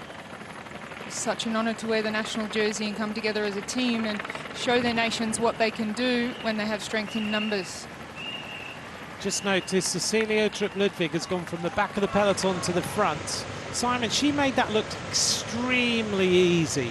How does a rider move around the peloton like this when it's so compact? Is there signals you use? Is there shouting that goes on? What is the easiest way to move up? Well, at this point in time, all of these riders are going to be very familiar with the circuit, so they're going to know exactly the right point in time to make an effort to the maximum effect when it comes to moving up in the bunch. So at certain points of time when it's going really fast, there's no point in trying to move up. You need to conserve at that point in time. As the peloton slows down, you can do a little bit of it, a little effort, and overtake a number of riders in one go. So that's what Cecilia Trup-Ludwig would have done in that scenario. She would have waited for the peloton to bunch up, and she would have made one move around the outside, getting to the front very quickly. Through TAFE on this concrete road, slightly different surface for the riders to deal with. Thinking about some of the technology that the riders are riding today as we go through TAFE and head towards the University of Wollongong. The riders predominantly riding with electronic gears. What size of tyres would they be riding today, Simon? Well, I anticipate all of these riders would be riding with electronic gears. And as far as the tyres go, the tyre width has increased significantly over the past few years. So all of these riders now would be riding a minimum of 25mm width tyre, up to a 28mm width tyre as well. And there's obviously a range of different tyre options you can use with regards to tubulars, with regards to tubeless tyres, with regards to tubs as well. So there's a number of different tyre options, and that really comes down to a rider preference or a team preference. With regards to the other specific equipment that would be really important on today's course will be the gear ratio combinations. So whether the riders will be using, a lot of these riders are 52 front chainring or maybe bigger. Their gear combinations on their rear cassette as well will be taken into account. The most common, it would be an 11 up to a 32 rear cassette combination. Also the depth of the tyres, depth of the wheels, excuse me. So being a fairly fast flowing circuit, they'll use a fairly deep dish wheel. Lots of technology to think about. And Rochelle, would you have chosen that after the recce as we go out onto Mount Ousley now? Just set things up with your mechanics? Yeah, well, being Australian and having seen this course already many months ago. Problem here. Number 45 from Poland. Cramp, I think it might be. That's Kumiega of Poland as we make our way onto Mount Ousley. Sorry, coming back to you. Yeah, the riders from Australia that already know this course and have had ridden it themselves earlier in the year, they would already know what type of equipment they want to ride, what gear ratios they need for Mount Ousley and Mount Pleasant, what size tyres they want to ride. I think rider preference for the Australians, they have the resources to be able to cater for all the different preferred equipment. As we see Amanda Spratt now controlling the front of the peloton as they increase the speed. Mika Kroger looking a little disappointed after a problem here. And riders are crashing on the uphill section. This is Anna Shackley. That's not good news for Great Britain's hopes of an under-23 jersey. Anna Shackley would be their favourite now, perhaps with Pfeiffer Georgie. Let's just take a look, Rochelle, what happens here? Well, it was in the feed. If we can get a... Ooh, yes. It did look as though one of the team assistants on the roadside was reaching out to hand out a bit into a rider that was maybe a little bit too far within the peloton. That caused some riders to brake and a little touch of wheels before that crash. It's always a very nervous place for the riders in the feed, especially if some of the soigneurs don't have too much experience. They can find themselves walking towards the riders, and that does cause a little bit of problems. Very fast corner there after Mount Ousley. Everyone wanting good position as they come on to Mount Pleasant. Little downhill section into Mount Pleasant. We just saw Katarina Nash dropping out of the back, twice a bronze medalist in the World Championship cyclocross. Fast now as Germany try and tee things up for Leanne Lippert. Romy Kasper setting the tempo, looks around. Elena Cecchini just behind her in the blue of Italy. And we see Gladys Verhulst moving up again for France, doing a great job today for the French squad. And Kasia Niewiadoma of Poland also now making her way up towards the front of the race. And Norsgaard's calling it a day. One of the faster riders, the sprinter of the group.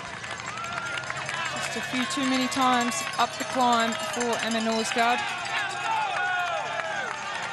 Let's see what Italy do on this climb. They made it very obvious that they wanted to start to close down these riders who only have a 15-second advantage, just like that. They still have the steepest part of the climb, a little kick, 15%, 14% for these riders. And they may not make it to the top of this climb before the peloton closes in. I'm a bit worried about this dinosaur.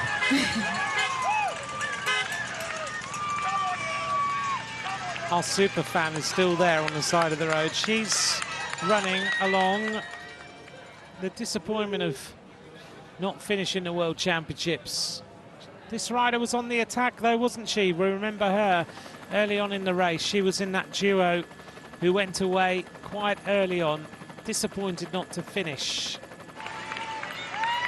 Riders at the back from France now starting to lose some riders, unfortunately.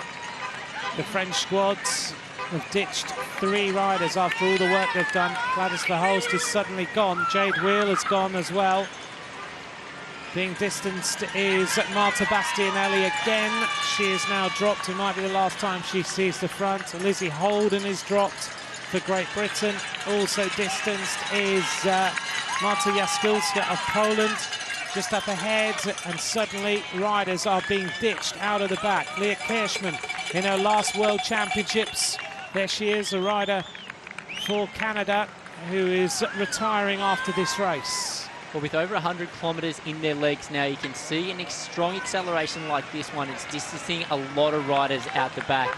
And the fact that the Italian team have showed intent to keep the pace high after the climb, it's going to make it extremely difficult for all those riders dropped to rejoin the front of the group. One rider who's just been dropped, which is a surprise, is the American hope, Kristen Faulkner. Stage winner of the Giro Rosa on 2 occasions this year, and she's finding the tempo too much. Kristen Faulkner about to be distanced for the United States of America. Backstead and Van der Velde still looking strong. They are still looking strong. They would have really wanted to press this climb ahead of the peloton, and then they may actually extend it again. But the peloton mean business now. You can see the pressure on the pedals and the pace was a little bit higher, but no real attacks just yet. You can see Elisa Longo Borghini, number 3. She wants the race to be hard this lap, but she hasn't made her move just yet. With 60 kilometres to go in this women's road race. Another tremendous job done by Cicchini again, Simon. Well, for a lot of the stronger riders and the riders who want this race really hard, they want it hard, but they don't want to have to make it hard themselves. With a number of riders still in the peloton, they want the race to be quite quick, so fatiguing their teammates before they make their hard move themselves. A lot of discussion right now then between the team leaders and the domestiques, just trying to set out what they need to happen, because concentration, as we get over 100 kilometres in the legs, tiredness starts to creep in, mistakes get made. The team leaders, though, will be feeling fresher than anyone else, and they'll be looking to just re-energise their squad, won't they, at this sort of time in the race? Yeah, and also just reconfirm that they're feeling good. They need to have really good communication, the leaders, and let them know it can really motivate their teammates if they just go up and say, hey, look, we're on today, let's do this. So it's really important that the riders keep communicating out there, because there's no point the team laying it on the line and doing such a good job if their team leader's just not feeling it. Well, only a 6-second advantage for these two riders. They've done a great job. Van der Velde from Belgium and Eleanor Backstead from Great Britain. Only 3 more climbs to go. Off Mount Ousley and Mount Pleasant, only 3 more climbs. Still a significant amount of climbing left, isn't there? And it looks like the pace is just continuing to increase every lap on the climb. Well, one of the Italians now just popped off the front. This is Cicchini. Now, I don't think this would have been an attack from Cicchini. I imagine one of the riders would have just lost her wheel, maybe through a corner, opening up a little bit of a gap. So Cicchini has just kept the pressure on here, and she has opened up a bit of an advantage over the peloton. I do expect an immediate reaction behind.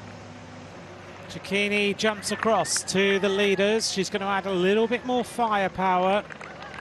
But they don't want to be the only teams making this race hard, so what they're doing by putting Cicchini out in front is putting pressure on the other nations to use some of their riders to make this race hard. A clever move then by Italy, using maybe just a little bit of a change in circumstances as a gap was left. Now we see an attack on the right-hand side. Looks like Ellen van Dijk has decided it's time to go to the front. So as you outlined, Rochelle, this is trying to move the other teams to play their cards. A clever move by Cicchini.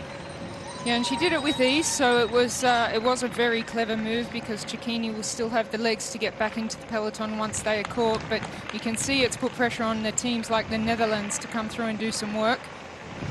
Will we see Elena Cicchini start to contribute to this breakaway?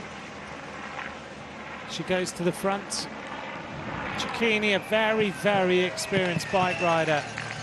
A member of the team of SD Works. Has ridden for Canyon Schramm. 30 years of age now, Elena Cicchini. Well, it would make sense for her just to keep the pace high here without burning everything that she's got. Goes through quite smoothly, doesn't want to drop the rest of the riders. She's clearly on superb form today. She's ridden over the top of that climb every lap in the lead and really stretching out this entire peloton. 3 riders just edging off the front of the peloton with Ellen van Dijk. Well, I don't think Cicchini is intending to sort of ride off the front of the peloton with her own ambitions in mind. It looks as though she's just trying to keep the pace high. Initially, the Italian team were all together at the front of the group and getting very little help from the other nations. So Cicchini, by riding off the front here, she's put some pressure on, particularly like you mentioned, Rochelle, the Dutch team to react. They're not going to want an Italian off the front. Well, it looks like it might be Australia now doing a little bit of the chasing. That's enabled Italy to take a back seat. They've let the other teams have to play their cards. 3 riders going clear again with Cicchini, with Van der Velde, with Backstead. Always difficult, I can imagine, when you get caught by a rider who's come from the peloton, that you've suddenly got to change the dynamic of the breakaway. These 2 riders have been in there for a long time. Well, these 2 riders have been off the front basically since the peloton hit these city laps. So they've put in a huge amount of work off the front. They built up an advantage to nearly 2 minutes at one point. And just as they're about to get caught, a stronger, fresher rider comes across from the peloton and gives this breakaway one more kick. And you have to up your tempo. You've got to You may have just got into that groove of riding together and suddenly someone is making you really hurt again. Sarah Roy just swings off the front there, just as the moment I was going to say they need to be a little bit careful because they are not fully responsible for this chase. There's other teams in there that can assist with the chase, as you can see. Amanda Spratt down near the back just having a chat with a teammate. The peloton now lining out. A lot of riders in a little trouble as they just try and stay in the wheels. Conversations going on, but further down the back things are a little bit more stretched. Suddenly though, the racing's coming back together. End of breakaway. Sharon van Anrooy has brought the race back together for the team of the Netherlands. Well, it's good to see Sharon van Anrooy come good again because she looked as though she was really in a lot of difficulty in the early parts of today's race. So she recovered from those initial efforts and now she's putting in a big contribution for the Dutch team. Well, she was dropped, wasn't she, on Mount Kira early on in the race. Obviously just went through a terrible patch, got herself back on. But it also shows that the Netherlands are not interested in that under-23 jersey. They'd rather use all of their firepower to try and win the Elite Championship here today, which I think is a good call after losing Demi Vollering to COVID. She didn't start today, so one rider down for the team of Netherlands. Leah Kirschman has returned to the peloton as we go past Jamboree Action Park, this theme park which is down near Wollongong. Yeah, one of the big attractions if you have young kids. Jamboree Action Park. Certainly had many visits to that as a youngster. Have you? Loved the toboggan ride down the mountain and the high dives into the deep pools. Quite a few new rides and attractions there since I was there as a young kid. I imagine you were there a couple of months ago. No, I was in the high mountains of Chamonix. But so nice to be back in Australia. We had a few days of beautiful weather. And today we've seen the sun trying to pop through the clouds. It's certainly a little bit grayer again. 54.5 kilometres of racing to go. Spina Kern has just attacked for the team of Slovenia in that green coloured jersey, just trying to edge off the front. Here's a moment of the attack. Makes a move up the outside, decides that it's time to go. And as Simon has pointed out a few times, it's a very difficult place to get a significant break into a blockhead wind on the way into the finish. She makes her way around the protected corners and establishes a little break. Well, importantly there's been no reaction by the peloton. It looks as though things have just calmed down a little bit when the initial break there containing Van der Velde and Backstead have been caught. So the rider there from Slovenia just taking that opportunity to attack down the side of the road and build up an advantage. 54 kilometres to go. This little uphill section is going to start to hurt the legs as we make our way towards the race finish. We're getting close now to the last hour and 20 minutes of racing and still no real concerted effort by any of the big teams to make life extremely difficult. Are we playing into the hands of different styles of rider now? There'll still be a few fast riders in there, like we pointed out. Sierra from Cuba still hanging in there. Lotte Kopecky, she'll be loving the way that this race is playing out with 53 kilometres to go. 3 more laps around this circuit. The closer the sprinters get to the finish, the deeper they can dig over the climbs. Yeah, suddenly they start to think, hang on a moment, I've only got 2 climbs to go. I can hang on here. I could win this world title. It's almost like, I hate to say it, because Annemiek van Vleuten is in the peloton, but we know she's not feeling good. It's almost like the rest of the peloton are thinking, is she good? Is she not good? What am I going to do here? Well, this race has been very controlled so far, hasn't there? There's either been a team just setting a tempo off the front or the bunch just basically rolling along compact.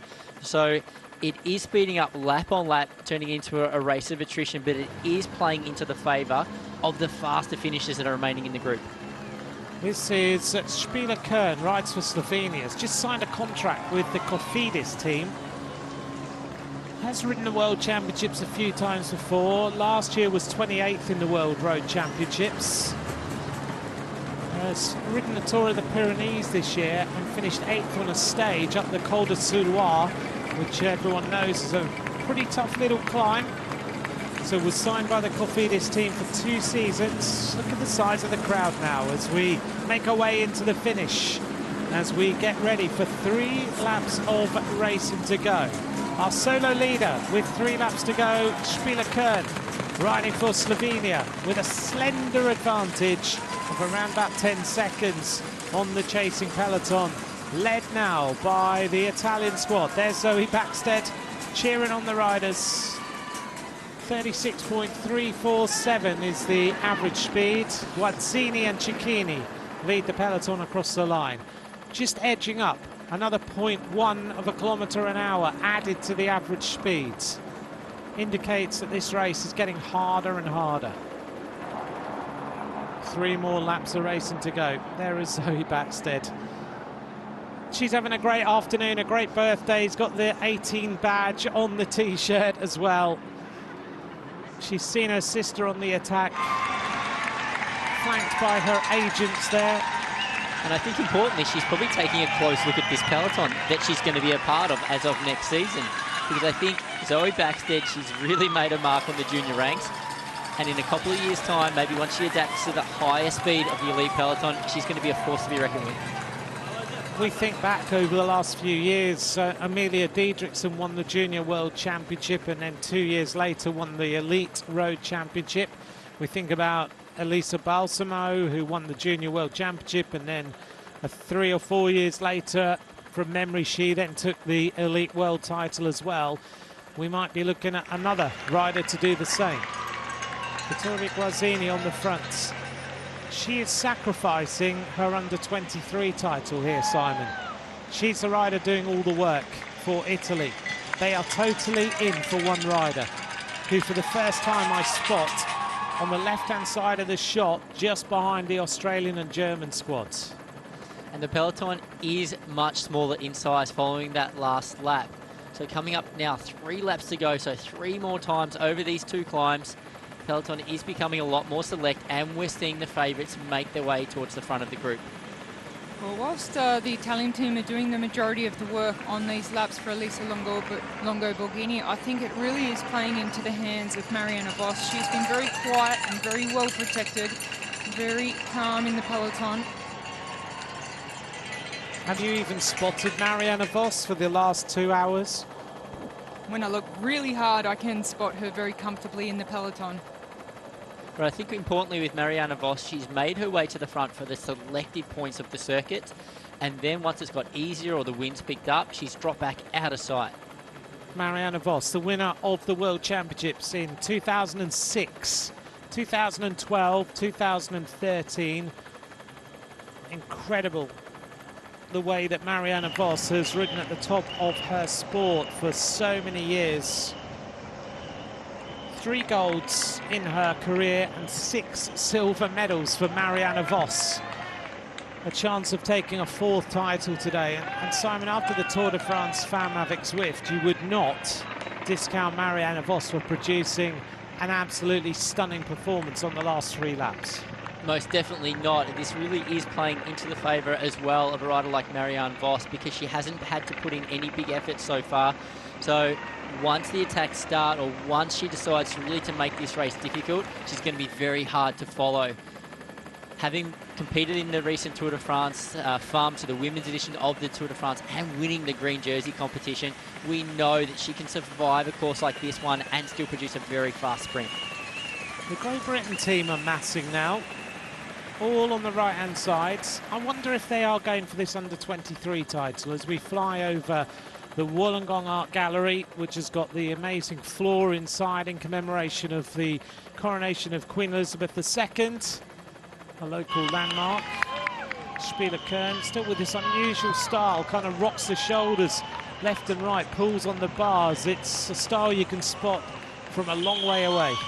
It is a little unusual, but it's working for her because she's maintained this gap now off the front of the peloton through the majority of that headwind section and nearing the climb up Mount Ousley. 6 seconds is the lead. She gets out of the saddle, heads toward Mount Ousley. Only 3 more climbs of Mount Ousley for these riders to face. Looking down on Wollongong Harbour with Flagstaff Point on the far side at the top of this shot.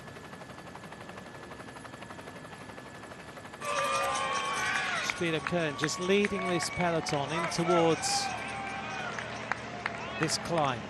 The Italian team still on the front, looking to try and set things up for the attack of Elisa Longo-Borghini. Surely they are not going to leave this till the last lap and hope that they can get away. At some point, this race has to ignite.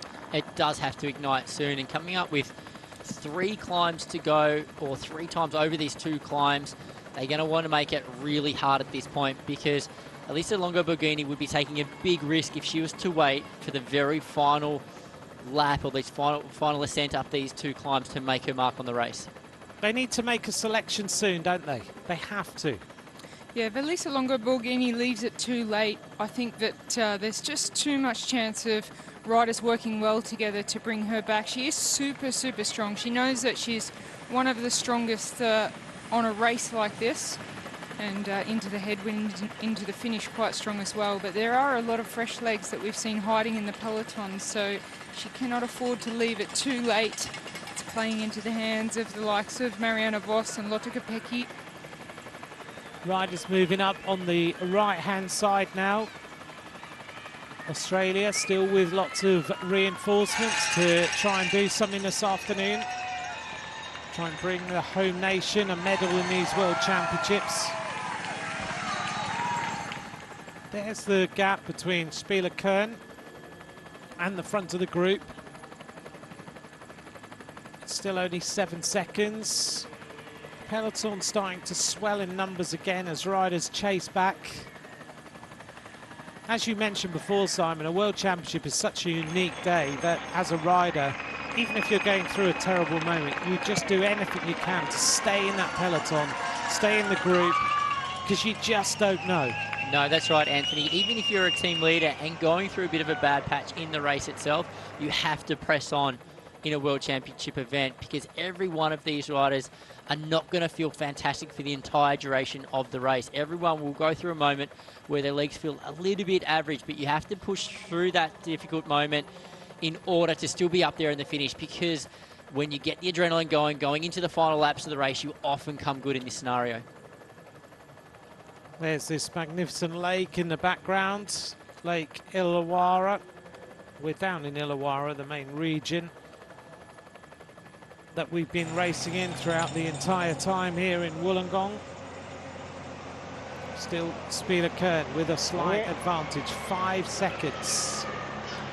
Rochelle, if you were the squads now of the likes of Elisa Longo-Borghini, Kasia Niwiadoma, those sort of riders, what would you be telling your team to do now if you felt good and you knew you had 46k to go?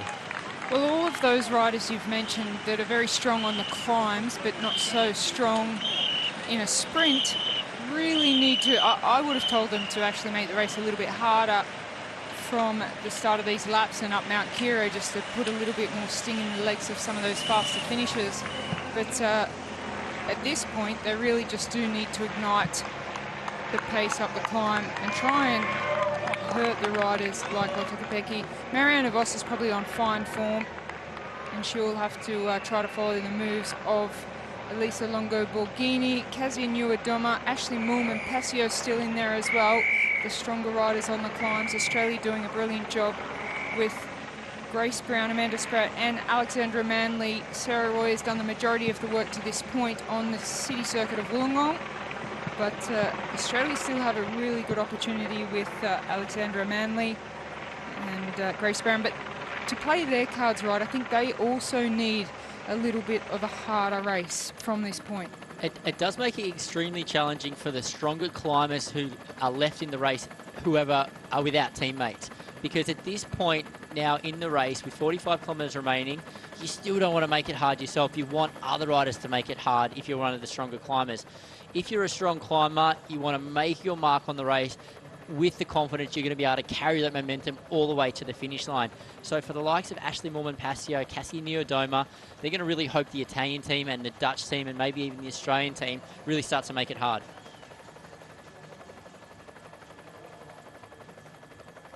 Thanks very much for joining us. This is the Women's Elite Road Championships, racing for the rainbow bands as the race comes all back together in time for the next ascent of Mount Ousley and Mount Pleasant. The rainbow jersey is renowned in the world of cycling. It was first presented to the women's peloton in 1958. It was won by Elsie Jacobs on that occasion. The Netherlands hold the record for the most jerseys taken, the most gold medals in the Women's World Championship. 13 golds, 17 silvers and 5 bronze medals. It means a massive amount to a rider for all sorts of reasons. You are spotted immediately by the fans and in the peloton.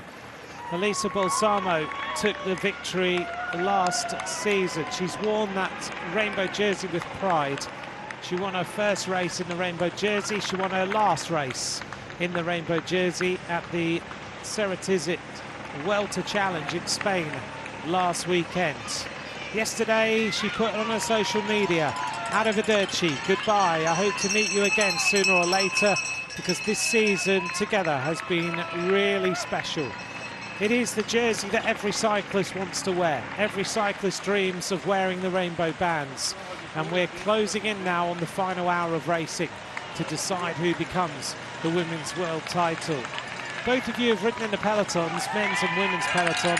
Just how much does it mean, a world title to a rider, Rochelle? You see the riders that do earn that World Championship, how special it is. You carry those rainbow stripes for the rest of your career on the bottom of your sleeves. So it is, you know, some riders even go to the extent of tattooing rainbows on their body. So the rainbow stripes is something that is very, very highly respected in the peloton. If a rider is wearing those stripes, you tend to give them a little bit more respect. You see the riders just taking a feed on Mount Ousley. Gladys Verhulst, the legs are giving out. This young rider has been on the attack today. Fantastic performance by her for France. And Verhulst put in a big effort off the front of the peloton early on in today's race. Now on the steep climbs, you can see her legs have gone and she's basically come to a complete stop. She was also a very late call-up to the World Championship team and a late ticket booked for her to come to Australia, so she has done a great job for France as we see more riders just dropping off the back as the pace heats up at the front of the peloton. So all together with 43.6 kilometres to go, Canada moved to the front. South Africa with Ashley Moolman-Pasio up there as well. You can now see Niamh Fisher-Black moving to the front for New Zealand. Perfect moment for Niamh Fisher-Black to get to the front over the top of the first part of the climb. Simon, a rainbow jersey means everything to a rider. Yeah, that's right. You can see that the riders who do win that world title, they carry obviously that jersey. They wear that with pride for the following 12 months. And the level of stature of that rider just goes to a whole nother level. So it's something that every sort of rider in the professional peloton aspire to win at some point. Well, the rain's starting to fall at the finish line, so there's some grey clouds around. We've had little stints of sun popping through the clouds as the rain starts to fall on the circuit in the final 2.5 laps of the Elite Women's Road World Championship. That could have a little bearing on this city centre circuit as well, as riders really start to up the pace. Of course, we've had quite a calm race so far. We haven't seen the riders, as we just see Sydney Harbour Bridge in the background, Sydney Opera House in the foreground. We haven't seen the riders really racing flat out on this circuit, Simon, so they won't know the flow of the corners at high speed yet. No, they won't. And I'm going to say this is the first time we've seen a number of the big favourites at the very front of the bunch really pushing the pace on the climb of Mount Pleasant. The front there, Liane Lippert up there with the Italian team, with Ashley Moolman-Pasio as well, and you can see the impact that it's having on the back of the group. It's really making a difference. Some riders are being distanced on this climb now. We start to see the accelerations happening. Rochelle, this is a really tough moment in this world title now. This is what we wanted to see, the pressure go down at the front and to really see who's got the legs today. So Elisa Longo Borghini just to the left of your screen, looking very, very comfortable. Amazing job by Elena Cecchini. Ashley Moolman-Passio for South Africa, she's always well positioned. And the first real look we get at Niamh Fisher-Black, and she does look comfortable just sitting in there. Niamh Fisher-Black in the dark kit there of New Zealand, that black kit. She arrives at the front at a perfect moment. Julie de Wilde now being dropped for Belgium. The tempo has suddenly started to increase now on this particular climb. These riders are looking to force the tempo, find out which riders are the riders who are going to take part in the final phase of this race. Yeah, the stronger climbers that are remaining in the peloton now are really pushing the pace. They are going to test the legs of their rivals and trying to eliminate the faster finishers from the bunch. Interestingly, from the Australian team, we saw Amanda Spratt up there in second position on second wheel, while Grace Brown was at the rear end of that peloton. So whether that was just a lack of positioning at the start of the climb for Grace Brown, or if she's not having a great day. Flauta Mackay has been dropped. Ashley Moolman-Passio has decided to up the tempo. There is an acceleration, and it is now a bit of a move as some of the top climbers come to the front.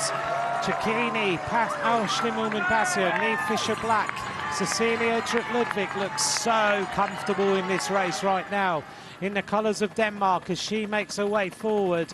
And as we crest the top of the climb again, there are riders who are now starting to feel it as Grace Brown starts to feel the tempo. She had a fantastic time trial, silver medalist here in Wollongong. She'll have some confidence that she'll be able to get back to the tail end of this group. Not a good moment for Grace Brown of Australia.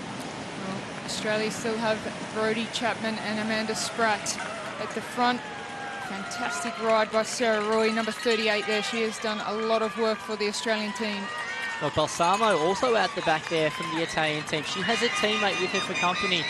She's asked her teammate to bridge that gap so she can rejoin the front of the group. But that last lap up Mount Pleasant has had a big effect on the bunch. It certainly has. It has started to cause a few cracks in the group already as we see them going downhill. Switzerland setting the pace. Maybe for Marlon Reusser, a stage winner in the Tour de France this year.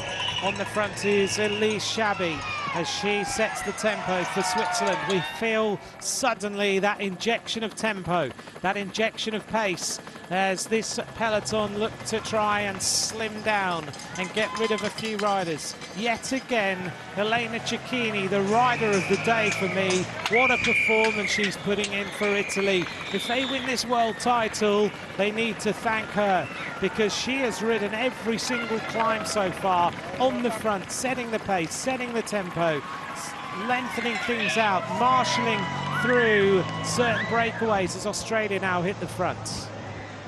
40 kilometres of racing to go. Well, it looks as though that was Brodie Chapman there that has hit the front from the Australian team. But you're right, Anthony. Elisa Longo Borghini has a number of teammates left around her, and they have been putting a very strong ride so far. Fast up the next little section. Not too many riders now left in this peloton. It is slimming down lap by lap. 40 kilometres to go. Next time round, when we reach the finish line, we have only got a couple of laps of racing to go. Well, we really got a good indication there of which riders were feeling really strong on that climb. But what we're seeing is they're not able to continue to apply that pressure, and we're seeing a lot of riders that get distance on the climb being able to get back into the peloton. Annemiek van Vleuten still in there. She comes up on the outside with the orange gloves and the long white socks. Annemiek van Vleuten has that bandage on her elbow. She is still in the mix here. It's incredible that she is still in the mix with 40 kilometres to go with a fractured elbow, and that she's still making her way towards the front. Balsamo, the defending champion, moves herself up on the left-hand side. Canada's still got some representatives in here. They've got Olivia Barril, Alison Jackson is still there. Chikini Khan sinks down a little, followed by Chabby. Behind them, a couple of places back, Brodie Chapman, Amanda Spratt is still there for Australia. Now they've got a number of riders just got back on as well. So that was Grace Brown and Sarah Roy, thanks to Balsamo going off the back and getting a bit of assistance to get back into the group. We're seeing once they get over the crest of that climb, the real climbers may have left it a little bit late to apply the pressure, because as these sprinters get closer to the finish, they can dig just a little bit deeper and have some support around them to get back into the lead group after the climb. Well, I think what we've seen from that last ascent of the two climbs, the stronger climbers in the race can't afford to wait until they get near the summit of the climb to make it difficult. They really have to go hard right from the bottom of the climb to make it as hard as they can for as long as they can. That's the only chance they'll have of distancing the faster finishers and keeping them out the back. Just to illustrate, when you talk about the sprinters, a rider who's riding 5th place in the peloton as we made our way across the top and down the descent is Elena Sierra, one of the fastest sprinters in this group. She always says, people think I'm a sprinter. I'm not a sprinter. I can sprint, but I'm also a climber. As we now see the attack, and it comes from Spratty.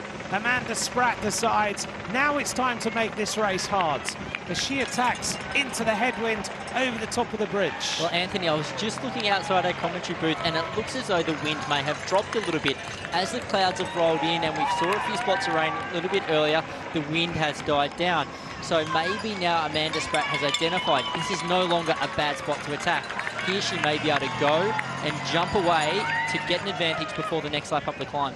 But she's also then putting riders in a bit of a confusing scenario, because they would expect Amanda Spratt to attack on the climb, whereas here she's attacking on just a little rise over a little motorway section.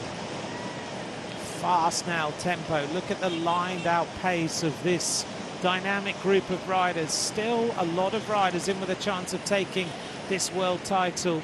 There's a few riders biding their time, waiting.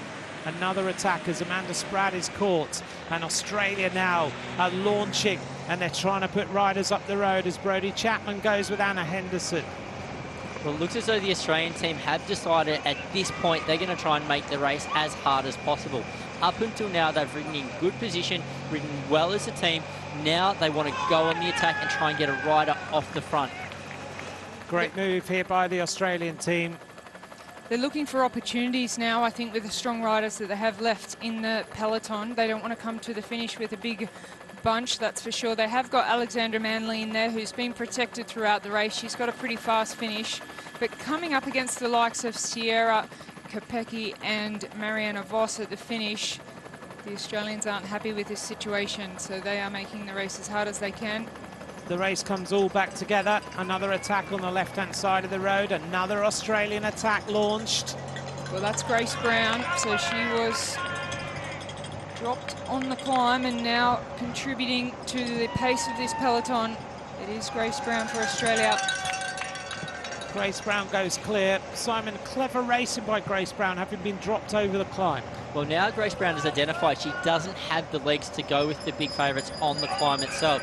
So now she's either going off the front to take the pressure off her teammates, or trying to forge a group away to get an advantage over those stronger climbers before they hit the climb for the next lap. 9 riders just stretching this peloton, opening up a little bit of an advantage. Now it all calms down again. The race all coming back together. So it was Grace Brown who was tracked immediately by the team of the Netherlands, who do not want this to go away. We'll wait and see whether there is another concerted attack by the Australian team. They may be looking for the opportunity. Well, this is the first World Championship for a long time that the Netherlands haven't controlled the race dominantly. However, they are in a very good position to take the victory here with Mariana Voss. They've won so many of the last few years of world titles. They took the victory in 2017, 18, 19 and 20. The Italians in 21. And they've rode those races very differently. They've controlled everything from the front this year, just sitting in nicely, knowing that they've got a fast finisher. There's Marianne Vos looking comfortable and well protected. Heading in to complete the lap. Another attack on the right-hand side. Comes again from Australia as they fire another rider up the road. Sarah Roy this time for Australia, and that is a powerful attack from a rider that has done a lot of work on this Wollongong City circuit. Sarah Roy rides clear and puts a gap between herself and the peloton. She would have to have very, very tired legs, and a performance of her life here in Wollongong. A big attack by Sarah Roy of Australia opens up some daylight between her and the rest of the field. Fantastic attack down the right-hand side of the road. Gritted teeth as she goes clear from the peloton. Sarah Roy, can she now open up the lead, which the team of Australia are looking for, to put all the other teams on the back foot? Well, Sarah Roy, you could see the grimace on her face as she attacked over that small rise. And that is because she has done so much work already in this race. Not so much attacking, but riding on the front, positioning their team leaders for the crucial points on the circuit. Sarah Roy has gone away and she's opened up a small advantage. What will the Italians do from here? Well, I think we're going to hear a very loud roar from the crowd here in the fan zone, because Sarah Roy is likely to pass through the finish line with a little bit of an advantage on the peloton. The weather has changed here in Wollongong. It's considerably colder. It's a lot greyer than it was when we started. For the Australian, the 36-year-old rider from Canyon Schramm, she's now on the attack. Twice a stage winner in the OVO Energy Women's Tour in Great Britain. Sarah Roy clicking her way through the gears, coming up to search for the lap board and find out how much further there is to go.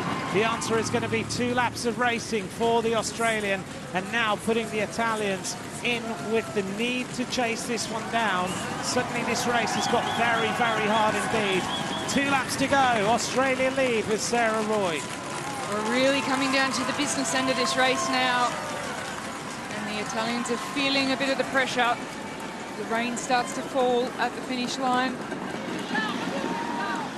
Average speed 36.659 kilometers an hour as Sarah Roy went across the line at that time. And we also have a total of 51 riders now in the peloton.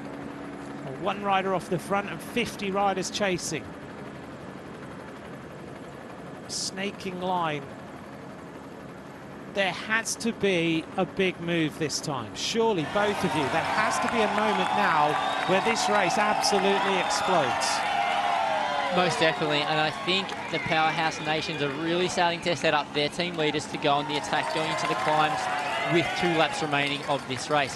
Any later than that, they risk it all coming back together for a group sprint. Sarah Roy takes a gel on board. Well, she has had a phenomenal race for Australia. The amount of work that she's done. Well, constantly looking over her shoulder there to see what the reaction is back in the peloton. She's looking for a point on the course where she can hide from the wind, because at this point in time she's getting no help. It's all up to her. Well, the Italian team are having to work really hard now, which will just eliminate some of the support around Elisa Longo Borghini, but they look very much in control here. There's a little discussion going on my social media about the fact that we're saying that Italy need to break this up, because people are saying that Elisa Balsamo is the fastest sprinter in this group. What's your thoughts on that? We've seen Balsamo dropped on the climb on one occasion. Yeah, maybe the fastest sprinter, but is she the fastest sprinter over a distance of 164 kilometres? That's the big question. We know that she's not been having an easy ride. She's had to work pretty hard over the climbs to get back in contention. And yes, she's a very fast finisher, but if you look at the likes of Marianne Vos and Lotte Kopecky, Sierra in there as well, these riders haven't had to do any work, and we've seen Balsamo have to push the wind and close some gaps.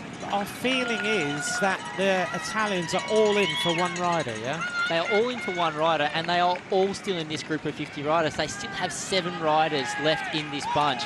So they have the power in numbers, and they can really dominate this race by either controlling on the front like they're doing now, or using their team to really up the pace on the climb and make it hard. We know that they're all in for one rider, and that one rider is Elisa Longo-Borghini. If they get back over the top of the climb the final time, and they look round and there's still a group of 40 riders and Balsamo's there, then they would switch the plan. Well, the thing is that if they use Elisa Longo-Borghini to try and put 100% effort in to break away, at least don't forget Elisa Longo-Borghini is one of the riders that delivered Balsamo to that victory. So the Netherlands still have Ellen van Dijk there for Marianne Vos. We're going to have a very interesting finish on our hands. There's some good points being made by our followers on social media, and all these things need to be considered. Light rain, 17 kilometres, 17 degrees, should I say. The wind is still playing a little bit of a part. You can see the pain on the face of Sarah Roy. She knows she has to keep pushing. She wants to sit up. I think it's a great discussion that we love to have. Thanks for being interactive with us during this World Championship. Just trying to analyse what are these teams doing. We're seeing the attack, Simon, of the Australian team. We've seen Amanda Spratt go, Brodie Chapman go, now Sarah Roy. Grace Brown is suffering. We've seen her attack. She got dropped on the climb. What do you think their ultimate plan is? Who are they riding for? Well, it's hard to say who they're riding for at this point in time because they've all been on the attack, so it doesn't look as though they're protecting one rider specifically. It looks as though they just wanted to have a rider off the front and represented in a breakaway. That has come down to Sarah Roy. She was the strongest one on the flat and able to break away, but I don't think she's the ideal rider to have off the front because she's out there, she's done a lot of work already. She looks as though she is really suffering. I anticipate she's going to get caught very quickly on the climb and dropped again. She's looking around and thinking, where are they? A fantastic performance by Sarah Roy, rolling along here into a tough section, 36 kilometres an hour.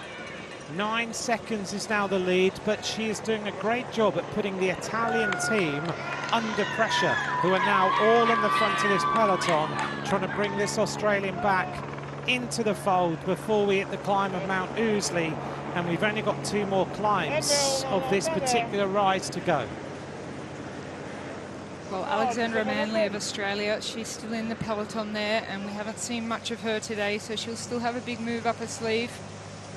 Sarah Roy just continues to push on the pedals, and you can see she is in a world of pain, but in a position where she cannot let the pressure off the pedals. She needs to make it as hard as possible for as long as possible. This will be the last big effort I think we'll see from Sarah Roy. And this heavy shower of rain now is going to make it very complicated because until this point in time, there's been a light shower or two, but the roads have stayed mostly dry. After this heavy shower, the road's going to be very wet, so it's going to make these corners with the riders who are used to taking it at high speed extremely complicated. Especially when we get over the top of Mount Pleasant and down onto that descent. Look at the rain bouncing off the road as the Italian powerhouse Maglia Azzurra clad riders lead this peloton with 30 kilometres of racing to go. In that peloton, we have still got some of the biggest names, or the biggest names in women's cycling, including Lotte Kopecky, Elisa Balsamo, Elisa Longo-Borghini, Juliette Labousse, Ashley Moulin-Passio, Niamh Fisher-Black, Ellen van Dijk. Florta Mackay has got back in there. Kasia Niewiadoma, Marianne Vos, Grace Brown, Mavi Garcia, Annemiek van Vleuten somehow is still in that peloton. What a job she's doing. Cecilia Ullrich-Ludwig, Alexandra Manley still in there. Marlon Reusser. It's shaping up to be some last lap and 3/4 of this women's elite road race.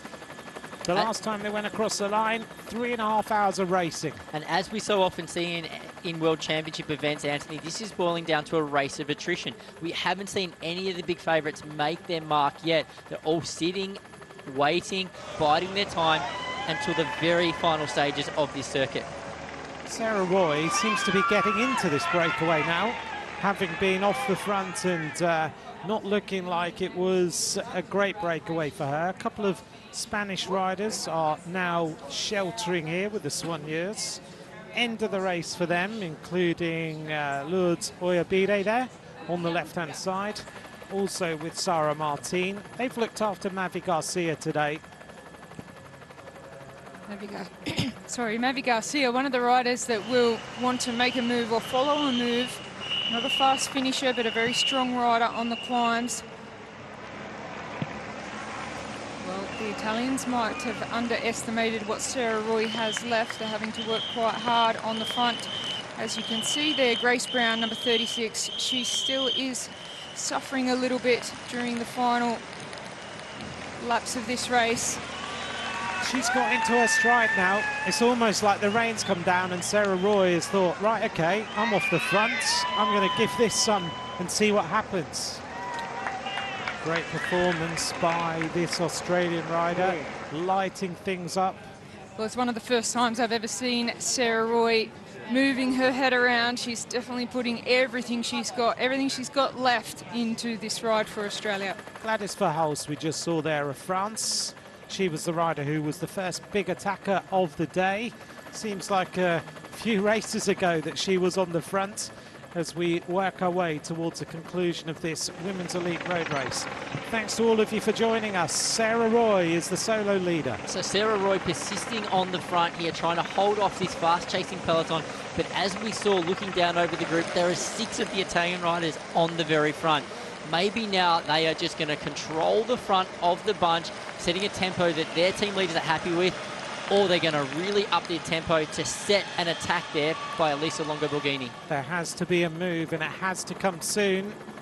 Look at the Italian team. What a might they have been this afternoon.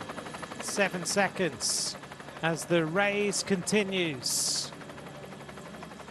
Pouring with rain here in Wollongong. We have endured sunshine, showers, rain, but a great race so far that is just bubbling up now. You get the sense that it is just simmering away.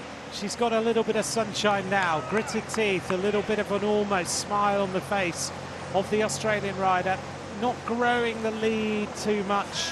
The Italian team are grinding things back to bring her back into the peloton, led by Guartini, Cecchini, Zanardi and Longo-Borghini on the front of the group. There's a few other riders we haven't even seen today who've just hidden in that group. Pfeiffer Georgie of Great Britain, haven't seen her at all today. Up towards the front, Juliette Labousse of France, haven't spotted her at all.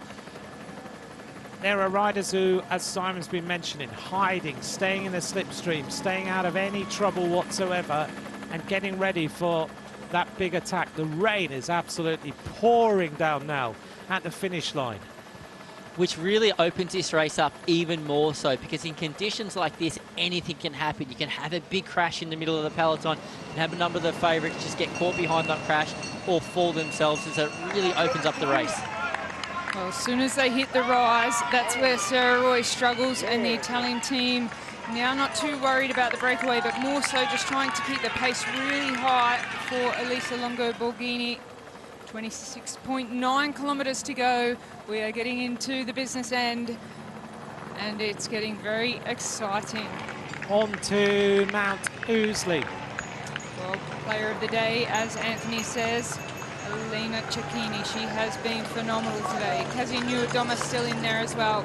Guartini says goodbye after all the work she's done for Italy. She's gone. Time now for other riders to take over. Sarah Roy says goodbye to the peloton as she is distanced. Also being dropped now for Norway is Moore. She's dropped. A few other riders are being distanced now. Julie van der Wilde, she's dropped as well for Belgium. Guartini coming to an absolute standstill. Just shows you're finished, the legs go, that's it, game over. You can't even go another few metres. Once again, when your legs go on these steep climbs, you come to a complete stop. You cannot continue to roll up the hill whatsoever.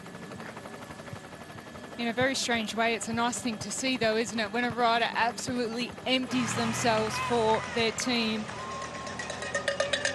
The Italians take control on the descent here down to the left-hand turn into Mount Pleasant. Well, there's the shot here at the finish line. This is right next to our commentary box. Heavy rain, 17 degrees. The wind now at 28 kilometres an hour, so it's the strongest wind we have seen all day, although when you look at the trees, they're not even moving at all. Yeah, I don't think the wind is that strong, because we're looking out of the commentary booth here as well, watching the raindrops, and they're basically falling straight down. But they are big raindrops, and the road is completely soaked. Here's a moment then. Cecchini starts to up the tempo. Here's the attack of the Polish powerhouse. Kasia Niewiadoma exerts her influence on the race. She starts to attack. Niamh Fisher-Black is there. Leanne Lippert is there. And suddenly there are riders being parachuted out of the back. Yeah, the strongest climbers in the race are now starting to make their mark on the race. Kasia Niewiadoma really pushing the pace. She's being matched by Lippert. Balsamo, the defending champion, has gone. She is distanced. We say goodbye to a rider who has been a wonderful world champion, but it's not going to be her day. She hauls her way up the climb. Lippert, Niewiadoma, Elisa Longo-Borghini, Elise Shabby, Niamh Fisher-Black. Coming across is Cecilia Uttrup-Ludwig, Ashley Moolman-Passio, and also there, I think, is one of the other Italians. Persico. Persico is there too. So that is a strong group of riders now that have a small advantage on the climb, but they need to keep pushing across the summit of the climb and down the descent to drive that gap home. Yeah, otherwise this will all come back together. We have to ask, once they do hit the flatter sections of the circuit, will they still put the pressure down? One rider who is missing from that front group is the Dutch powerhouse, Marianne Vos, but we see Annemiek van Vleuten trying to ride across. Yeah, Marianne Vos not there. Annemiek van Vleuten is almost on the back. They need to push on, otherwise Van Vleuten is coming back, and she is still in with a chance of winning the world title. Ellen van Dijk is dropped. Lamenda Spratt too is dropped. Ellen van Dijk needs to keep pushing on. She'll want to pick up Marianne Vos and try to get her back into the group. Van Dijk has got an it's a big attack now. Leanne Lippert, she goes clear. Look at the way the German is firing on all cylinders as she goes clear of this peloton. Longo-Borghini attacks to try and go across. Ashley Moolman-Passio goes too. Lippert with a concerted effort to get rid of all the riders. Niamh Fisher-Black fighting really hard at the back there. It's Leanne Lippert, Elisa Longo-Borghini, and Ashley Moolman-Passio over the top of the climb, and it's a really strong group of riders trying to come back. Niamh Fisher-Black and Elise Shabby, and Annemiek van Vleuten fighting for all she is worth. Persico going at the back there now as well, but it was Leanne Lippert who really drove it hard over the summit of that climb. She knows that if she goes over the top with that entire group, they may start to look at each other and sit up again. She knows she's got a good gap here, and she needs to keep pushing. Well, the big surprise is no representative from the Netherlands in that front group. Yeah, I mean, if you go back in history, when was the last time you didn't see a Dutch rider at the front of the World Championships? You have to go back years and years and years. You have to go all the way back to 2014 is the last time a Dutch rider didn't appear on the whoa, that was close, on the podium of the World Championships. Now this front group has started to break up a bit. There's Longo-Borghini and Lippert, the two riders off the front. Well, Longo-Borghini loves the descents. She loves the wet roaders and the technical aspects of the course. But it's Leanne Lippert still pushing on. Lippert is producing a wonderful ride this afternoon in this World Championship. Lippert and Longo-Borghini, the two riders at the front, a slender advantage. It looks as though it's Ludwig there and Niewiadoma that are chasing behind, followed by Moolman-Passio. They'll have to work very well together, because there is no doubt that Leanne Lippert and Elisa Longo-Borghini will commit 100% at this point and try and keep that advantage over those three chasing riders. You've just got to stay calm through these turns, these twists and turns in towards the finish on slick, wet roads. Cecilia Uttrup-Ludwig trying to close the gap with Kasia Niewiadoma. There's the gap. You can see her taking it very cautiously through that fast left-hand corner. She doesn't want to lean her bike over too far in fear of crashing. Longaborghini senses the need to press on a little bit, joining up with Lippert. Lippert has been the rider who really has lit up this race this afternoon. This is the best under 23 rider, Niamh Fisher-Black of New Zealand, searching for a world title. On her wheel is Elise Shabby, who's already won a world championship this week in the mixed relay. Mulman Passio combining now with Kasia Niewiadoma and Cecilia Uttrup Ludwig. And Niewiadoma doesn't work. They've got to go through if they want to get to the gold medal, which is just up the road. Uttrup Ludwig is going to attack them now. She decides, so I've got to go through and work. Niewiadoma is either playing chess or she can't work.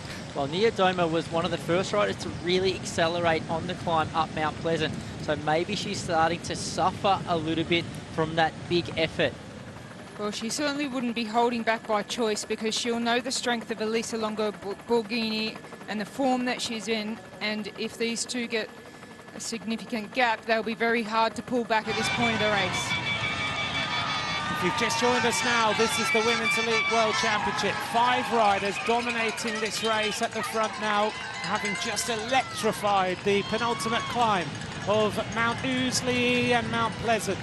2 leaders, Elisa Longaborghini of Italy, Leanne Lippert of Germany. These chasers trying to close the gap. They need to go through. Cecilia Uttrup Ludwig just saying to Kasia Niewiadoma, I can't go through yet. Now they accelerate hard. They've got a moment to get across, and it needs to be now, otherwise this gap's going to open. Niamh Fisher-Black, good performance for New Zealand this afternoon. Good ride by Elise Shabby as well. They're trying to motivate each other. And I find it interesting that these riders are looking over their shoulder and hesitating, because all they should be thinking about is the desperation to get these 2 riders back and stay in contention for the World Championship. Niewiadoma kicking hard over the top of this little climb. Simon, do you think it is tiredness, or you think riders are playing a little bit of poker? I think it's all in at this point in time. None of these riders are holding anything back. There's still over a lap to go to the finish of this race. If they were coming into the finish line for the final time, you can understand there may be a little bit of cat and mouse going on. But at this point in time, the second group, they know they have to rejoin the 2 riders out front. That's why the 2 riders out front are completely committed. They want to keep the 3 out the back. So it's an all or nothing effort as these riders just try and go through when they can. The cornering of these 3, not quite as good as Longaborghini and Lippert, because Longaborghini, we know, doesn't mind a wet corner. She loves flying through descents like this. And having won Paris-Roubaix earlier this year as well, she is extremely confident on her bike. Great bike handling skills. These wet roads are going to be of no concern to her. They're sprinting flat out. Cecilia Uttrup Ludwig, stage winner in the Tour de France. Kasia Niewiadoma, who finished on the podium of the Tour de France, Femme avec Swift. Ashley Mulman Passio, who's had a great season, but she just lacks that huge victory in her career. She lacks that World Tour win. She's searched for a podium finish in the World Championships. This is her best opportunity. Elisa Longaborghini, double finisher on the podium in the Olympic Games. She's finished bronze medalist in the World Championship. She knows this is her best moment, and it looks like it's going to come all back together with 5 key riders at the front of the race. Well, the 5 strongest climbers in the race have assembled at the front now, and it looks as though it was Leanne Lippert who looked over her shoulder once or twice, and a big acceleration behind from Mulman Passio and Niewiadoma have brought these groups back together. Well, the question now is, do they hesitate, or are they all going to commit 100%, because there is a strong group of riders chasing as well. Cecilia Uttrup Ludwig is either struggling a little bit with the pace. I think she's just trying to skip a couple of turns, to be honest. You see her shake the legs out there. She doesn't seem to be in too much trouble, but she just wants to sit at the back. In this scenario, you're one of 5 riders in the World Championships coming up to a lap to go. What do you do at this point in the race? Do you fully commit? Do you play the game a little bit? What should be the tactic of all 5 riders? Well, it's such a difficult point in time, because there's still a little under 20 kilometres to go in the race. So they can't sit back too much. If they all sit back too much, either someone's going to attack them or they're going to get caught by the group behind. They need to commit enough to keep these 7 riders away from the chasing group behind, and then they can start to race each other again on the next lap. Yeah, because they do not want this group of riders to come back, do they? The Dutch are throwing everything at it. And also in this group, Ellen van Dijk muscling her way to the front there. She has 2 teammates in this group, Marianne Vos and Annemiek van Vleuten. The Dutch have to commit quickly now to try and drag these groups back together. It'll be a monster effort from Ellen van Dijk, the winner in the individual time trial, the gold medalist, back-to-back World Championships for her in the individual time trial. So she's the rider, the strongest rider in this race to bring her teammates back to the leading 5 riders. 27 seconds they've taken. The Dutch are now trying to bring this back. The raindrops here in Wollongong are massive at the finish line. It is absolutely throwing it down. Look at that for an atmospheric shot. The rain bouncing off the backs of these riders as the Netherlands try and bring this back. It is a long time since the Netherlands did not have a rider on the podium of the World Road Race Championships for women. In the last few years, Van der Breggen has won the race on 2 occasions. Van Vleuten has won the race. Chantal van den Broek-Black has also taken the victory, and in between that you've had Vos on the podium, Van Vleuten on the podium, Van der Breggen on the podium. So many times the Dutch have absolutely dominated this race. Today it hasn't happened. And it looks as though Annemiek van Vleuten and Ellen van Dijk are combining their efforts on the front of this group. When Ellen van Dijk got on the front, the gap was at 30 seconds. It's already come down to 22 seconds. 5 leaders. From Poland, Kasia Niewiadoma. From South Africa, Ashley Moolman-Pasio. From Denmark, Cecilia Ludwig. Also in the group from Germany, Leanne Lippert. And from Italy, Elisa Longoborghini. We go back to earlier on today. And Simon and Rochelle, you both said, watch out for Elisa Longoborghini. Simon, you said watch out for Kasia Niewiadoma. Rochelle, Cecilia Ludwig. I added into the mix Leanne Lippert, and we all mentioned the possibility of Ashley Moolman-Pasio. These 5 riders are at the front. They've not done too bad in our selections of this race so far. Well, Anthony, there's still a lap to go. Let's not forget that. So anything can still happen.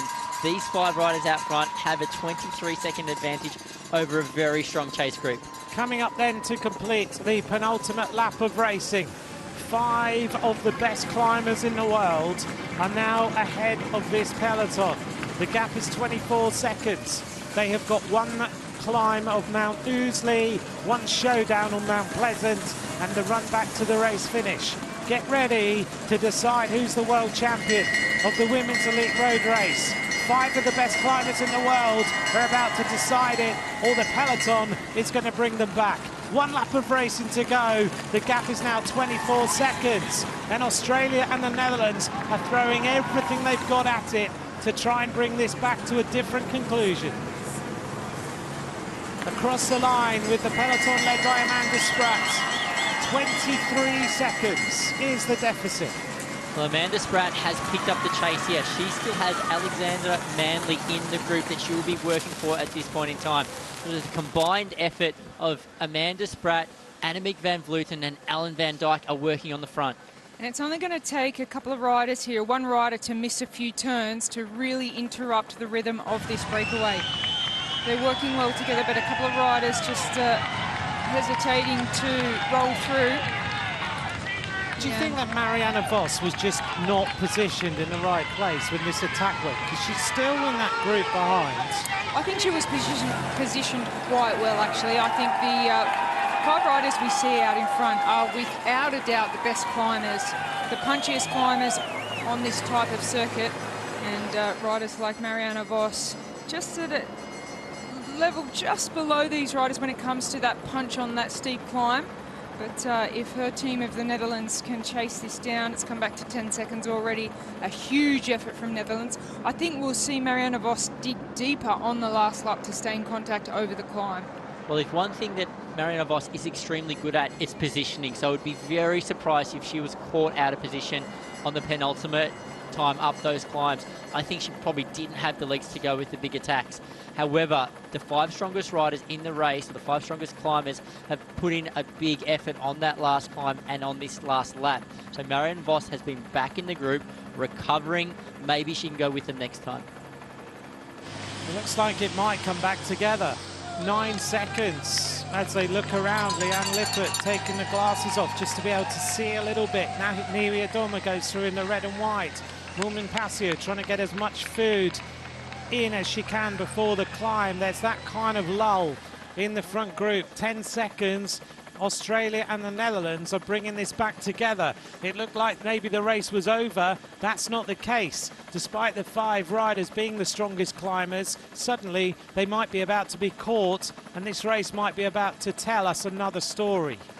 Well, Leanne Lippert just went to the front to really put the pressure down. These riders can't assume that they've made contact because they have still got a gap to close. And as soon as this road goes uphill, it'll be these riders who are stronger. In this group behind, Van Vleuten, Spratt, Van Dijk, Alexandra Manley, Brodie Chapman, Niamh Fisher-Black, Anna Shackley, Elise Shabby, Marlon Reusser, Lotte Kopecky, Marianne Vos, Juliette Labousse, Pfeiffer Georgie. Still some big names in this chase group. And it's Annemiek van Vleuten on the front of the chasing group. Longo Borghini is the rider that really wants this to stay away. She wants that group to get to the climb with a little bit of an advantage so they can use the climb to their advantage. But it is a strong chase now from the Netherlands and Australia. Well, the riders chasing on the front of that second group, they know they have to close this gap down before they get to the climbs, because once they get to the climb, they will be completely spent. If the 2 groups aren't back together again by this point, these 5 riders out front are a very good chance of riding away for a second time. Ellen Van Dijk is about to nullify this breakaway. She is going to kill the breakaway any moment now. Ooh, Ashley Moolman Passio just saved herself there. Anything could have happened with the slippy wet roads, but a nice save by Ashley Moolman Passio. Just had to bunny hop onto that road furniture. 14 kilometres to go. The race is going to come back together. The average speed of this race now 36.995 as they make their way just onto the lower slopes of this climb. It looks like Longo Borghini's little extension of the pace is actually just going to keep them slightly ahead onto this climb. Well, they're still a few corners away from hitting Mount Ousley. So Ellen Van Dijk, Amanda Spratt still very committed to this chase, and they have the lead group well and truly within their grasp now, within their sights. Amanda Spratt hauling them back. The road going slightly upwards now. Neri Adoma in the red and white on the front. Lippert goes through. She's the rider with Neri Adoma who ignited this race. Longo Borghini goes through to the front. Look at Ellen Van Dijk sprinting on the front of the peloton with Amanda Spratt. Tucked in on the wheel of Amanda Spratt is Alexandra Manley. Yeah, really good positioning by the Australian Alexandra Manley. Not quite there yet, but Ellen Van Dijk, she will want to close this. She got out of the seat to try and pick up the pace down this hill. She knows that she needs to really... She's clicking the elbow. She's wanting someone else to come through, but she has to push as hard as she possibly can to bring this back. Longo Borghini looks for Neri Adoma to help her. Is there going to be an attack from that rider? Number 16, Marianne Vos, just in front of her. Elena Sierra is still there. If she gets in sight of this finish line, don't be surprised if Cuba take the world title. Well, there's some very fast finishes in that chase group. I noticed there, Lotte Kopecky, obviously Sierra's there, Alexander Manley there too, Marianne Vos. So if these 2 groups come back together, there's going to be a big fight over this next climb. Well, Simon, it's come back together. It's all joined up. 13 kilometres to go. And Lippert's attack has caused all sorts of panic, but it's all back together. An attack now from Brodie Chapman as she goes clear. Immediately onto her wheel, one of the Italian riders joins in. Looks like Persico. Ellen Van Dijk, having done all that work, doesn't want another group to go away. It's Bertizzolo there from Italy that has followed Brodie Chapman off the front. They don't have much of an advantage as yet. Annemiek van Vleuten still in there for the Netherlands. Well, the Netherlands have saved this. They brought it back together. They can't stop that record of having a rider on the podium of the World Championship since 2014. Another attack, and it's from Switzerland. It looks a little bit like Marlen Reusser. Marlen Reusser attacks, stage winner of the Tour de France Femmes avec Zwift. She goes clear.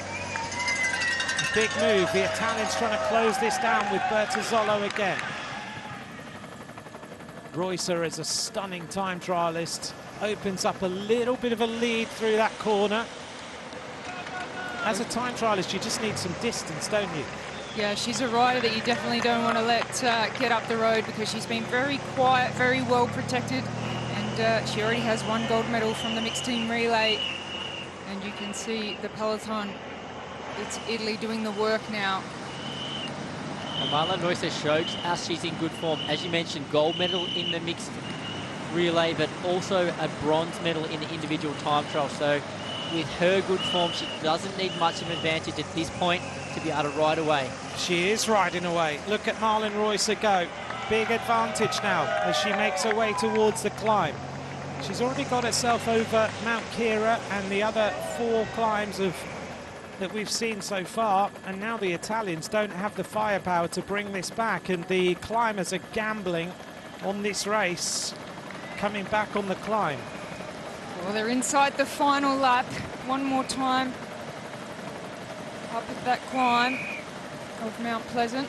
Canada have Simone Boilard in here, who's a possible winner of the under-23 title. Boilard looking good. There's Marlen Reusser. Little advantage on the peloton. 47 kilometers an hour as she races through TAFE. And then Simon the Road starts to climb once we come out of here and head on to, wow, she's absolutely ripping it through these corners. Oh, she's pushing the limits through there, those corners, but she knows this is her opportunity to take this world title. She has a good advantage now, 11 seconds, and she looks really comfortable. She looks like she's very much in control of this attack. Marlen Reusser settles down into that aero tuck, one of the best time trialists in the world. She knows that Ellen van Dijk's been used up. She's done a huge amount of chasing to bring it all back together, and there is Van Dijk at the back of this group wearing number 14. She doesn't really have the legs left. She did a huge turn to bring the race back together, and who else is left in here who can close it? It comes down to the climbers. You certainly see the climbers give everything on that final lap. Reusser wants to establish enough lead to have a bit of an advantage on the climbs. See if she can stay away. I tell you what, if she gets over Mount Pleasant in the lead, then she will be able to ride her way to a World Championship. Well, at this point in time, all the good climbers have taken a backseat in this chase group. They're trying to recover from their big efforts on the penultimate lap in order to go again on the final ascent of these 2 hills. Thanks very much for joining us. If you have just joined us now, this is the Women's Elite Road Championships. We've seen a breakaway of Niewiadoma, Ludwig, Milman Pasio, Lippert and Longoborghini nullified by the Australian and the Dutch teams. We've now got a solo breakaway rider, Marlen Reusser, trying to win this world title with a really strong breakaway. 14 seconds is now her lead. 1 ascent of Mount Ousley, 1 ascent of Mount Pleasant. The run down to the finish in Wollongong, the finish line beckons in 9.7 kilometers time. Australia move up, right-hand side with Alexandra Manley and Amanda Spratt. 16 seconds. Oh, big ride here by Amanda Spratt. She was a huge contributor to the chase to bring back that strong group of 5 riders. Now she's recovered and she's looking after Alexandra Manley at the front of the group. Left-hand side, Cecilia Ludwig. And whilst we're seeing Reusser at 15 seconds, how much will these climbers be suffering now? Have they got the firepower left? Because she's almost at the top of Mount Ousley. Well, that's a big question. I mean, climbers can go pretty deep when it comes onto the steeper part, and you can see Reusser looking behind. She's got good leg speed there. Maybe not as much power as the other riders on the climb. Annemiek van Vleuten makes her way back to the front of the peloton. Great ride by Brodie Chapman of Australia. She has been bouncing back onto the front when necessary. And the small chain ring there Roycer just making her way up Mount Ousley. Looked as though Royce is just still really trying to control her effort on the off the front in that breakaway. She knows she cannot afford to go too deep on this climb. She needs to save some energy to get up the more difficult climb on the circuit, which is Mount Pleasant. Ashley Millman-Passio spent a lot of time on the front of the group when it comes to the climbs. She often does that. She's still looking probably one of the strongest on the climbs. Royce is still with her advantage intact, 16 seconds. Time is running out. They need to attack on Mount Pleasant, and they need to attack very, very hard to bring this rider back. 17 seconds, she grows her lead onto the descent now, descending superbly, cornering right on the limit of what is capable in these wet conditions. Really focused now, isn't she? Really intent on winning this world title. Yeah, you'll see the gap close a little bit on this descent. You see she's just starting to climb now again. Mount Pleasant, this is the big climb. This is where it's all going to happen. We've seen Lotte Kopecky for the first time move up in the peloton onto second wheel. She will want to hold on over this climb. She's extending her lead at this moment. Marlon Roycer at 20 seconds now. What a performance by this rider. Well, Roycer out to 20 seconds, but these chasers now have her in their sights. You can see there, Cecilia Ludwig accelerating off the front, but it's Lane Lippert once again. Again, the same climbers come to the front. It's Lippert, Ashley Millman-Passio, Cecilia Ludwig, Elisa Longo-Borghini, as they try and bring this rider back. It's Kasia Niewiadoma, Leanne Lippert, Ashley Millman-Passio, Elise Shabby, and at the back, Cecilia Ludwig. Longo-Borghini not there this time. They catch Marlon Roycer. Well, Elisa Longo-Borghini has missed that first split this time around, but the gap out to Roycer has come down to nothing in no time at all. On Mount Pleasant now, it's all about survival. It's all about going to try and take the title. Riders just hanging on, hoping that they can get there. There is Annemiek van Vleuten with Marianne Vos, trying to help Marianne Vos to the top of the climb. She is one of the leaders turned teammate. Vos not on the best day today, unfortunately. You can see Vos absolutely on a limit there, holding on to the wheel of Annemiek van Vleuten.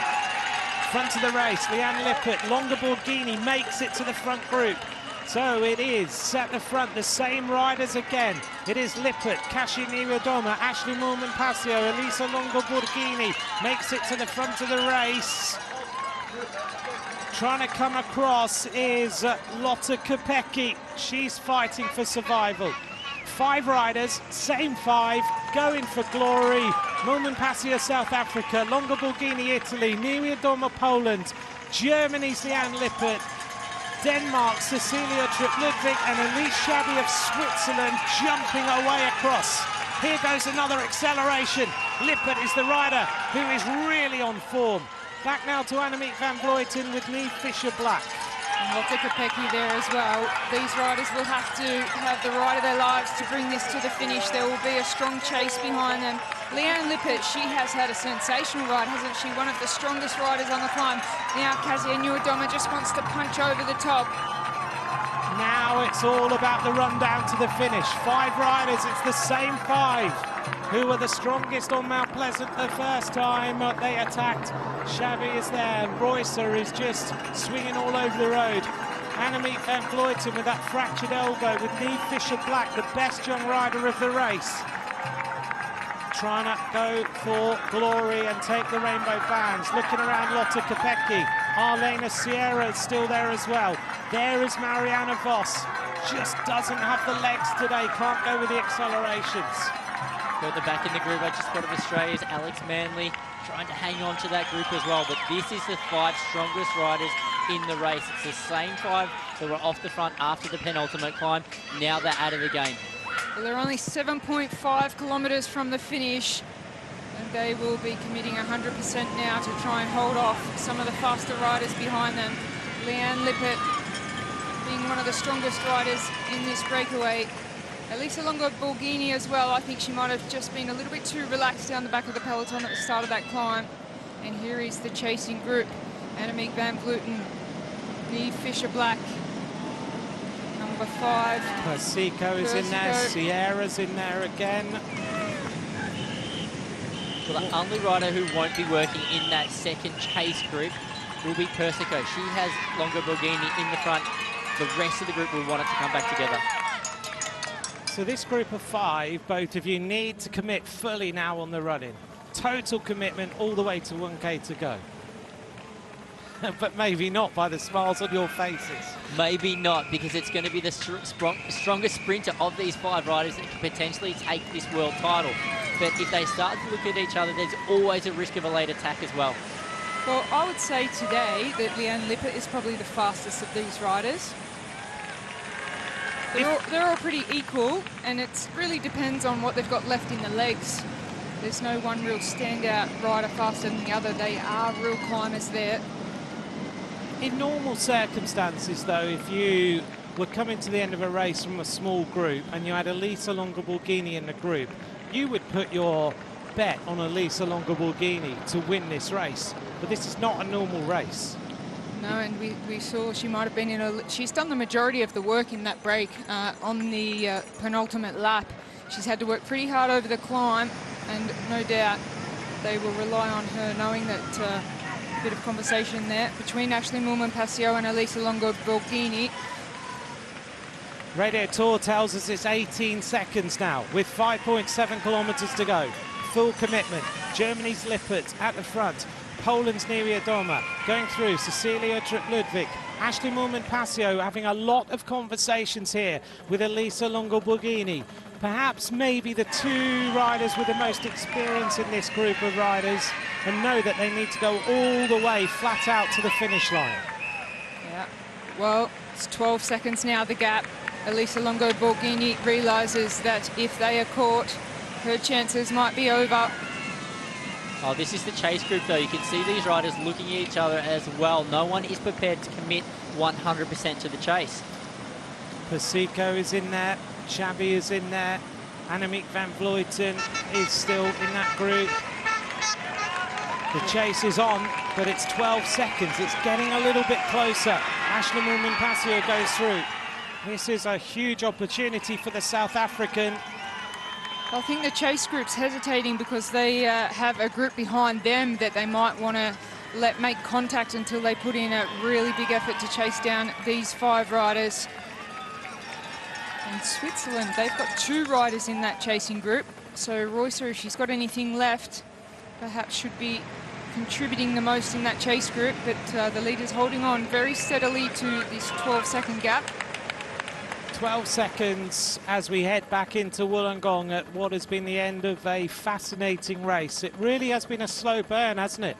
Well, it has been a race of attrition. It's sped up ever so slowly throughout the race until the attacks finally started with 1 lap to go. And then on the final lap, we have found the same 5 riders off the front, and they look like the riders that are going to be battling out for the win. Here's the gap between the 5 front riders and the chase, which is edging slowly but surely back to them. In that chasing group, there are 8 riders over the top of this little climb, and an attack at the front. A little move as one rider tries to up the tempo. It's within touching distance now between the chasing group of riders containing the likes of Annemiek van Vleuten and the other riders. You'll notice the motorbike's been taken out. An attack now. It's going to come all back together as the group of riders make their way across. There is the gap. The camera foreshortens it. Maybe it's not going to come back together. Who knows? 10 seconds, 3.8 kilometers to go. Well, with 3.8 kilometers to go, still anything can happen. Longo Borghini still very committed on the front of this lead group of 5 riders. Behind, they are just reaching distance away. One strong move behind and it could come back together. What a race this is turning out to be. The chasing group is edging so close. Persico hanging on the back. Who else is in there? Lotte Kopecky is in that chasing group. What a race that would be if she could come through and take the victory. Also in there is, I think, Marlon Reusser is still in that group. And there's the gap between them. 5 riders chased down by a group of 8.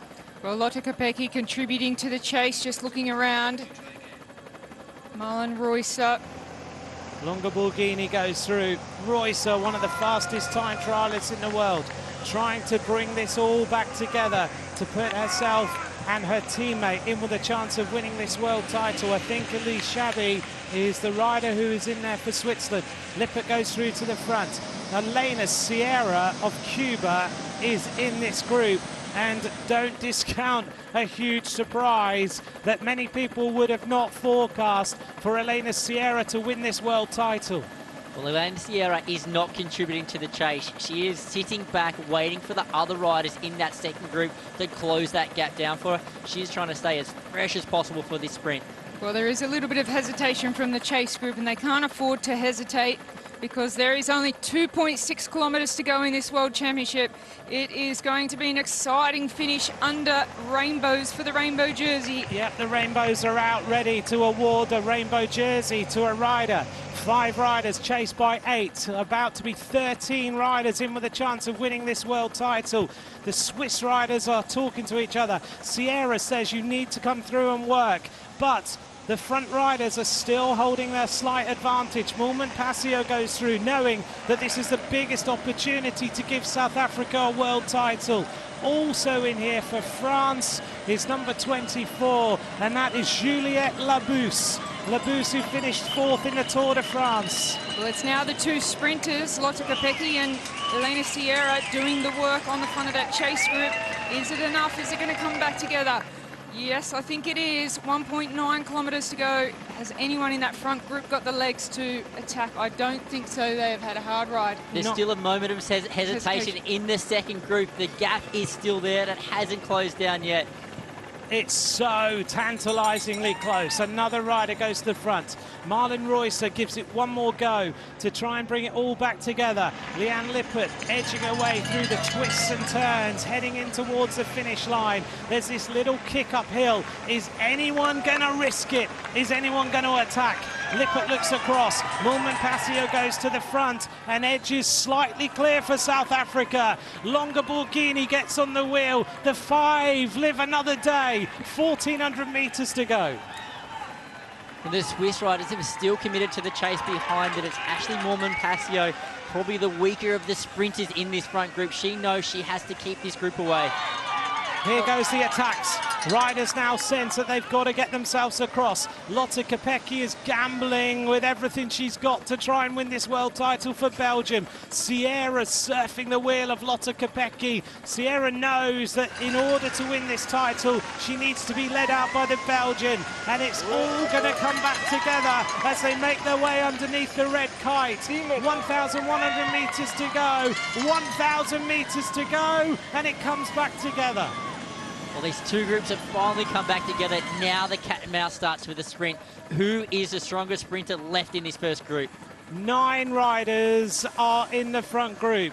Pasico makes her way onto the back. Niwi Adoma is there. Lotte Kopecky is in with a huge chance. Here comes Annemiek van Vleuten attacks on the right-hand side.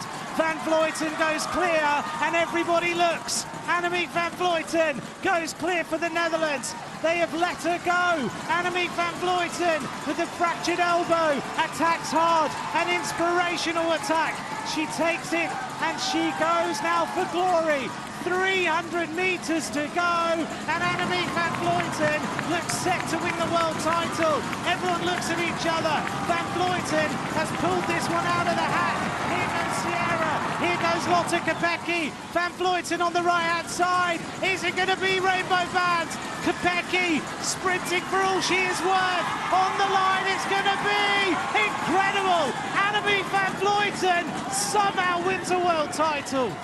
Unbelievable. I could see that happening when she was just off the back of that chasing group, and it came back together, and she just took... What an amazing ride by Annemiek van Vleuten. Lotte Kopecky very, very disappointed. Absolutely unbelievable.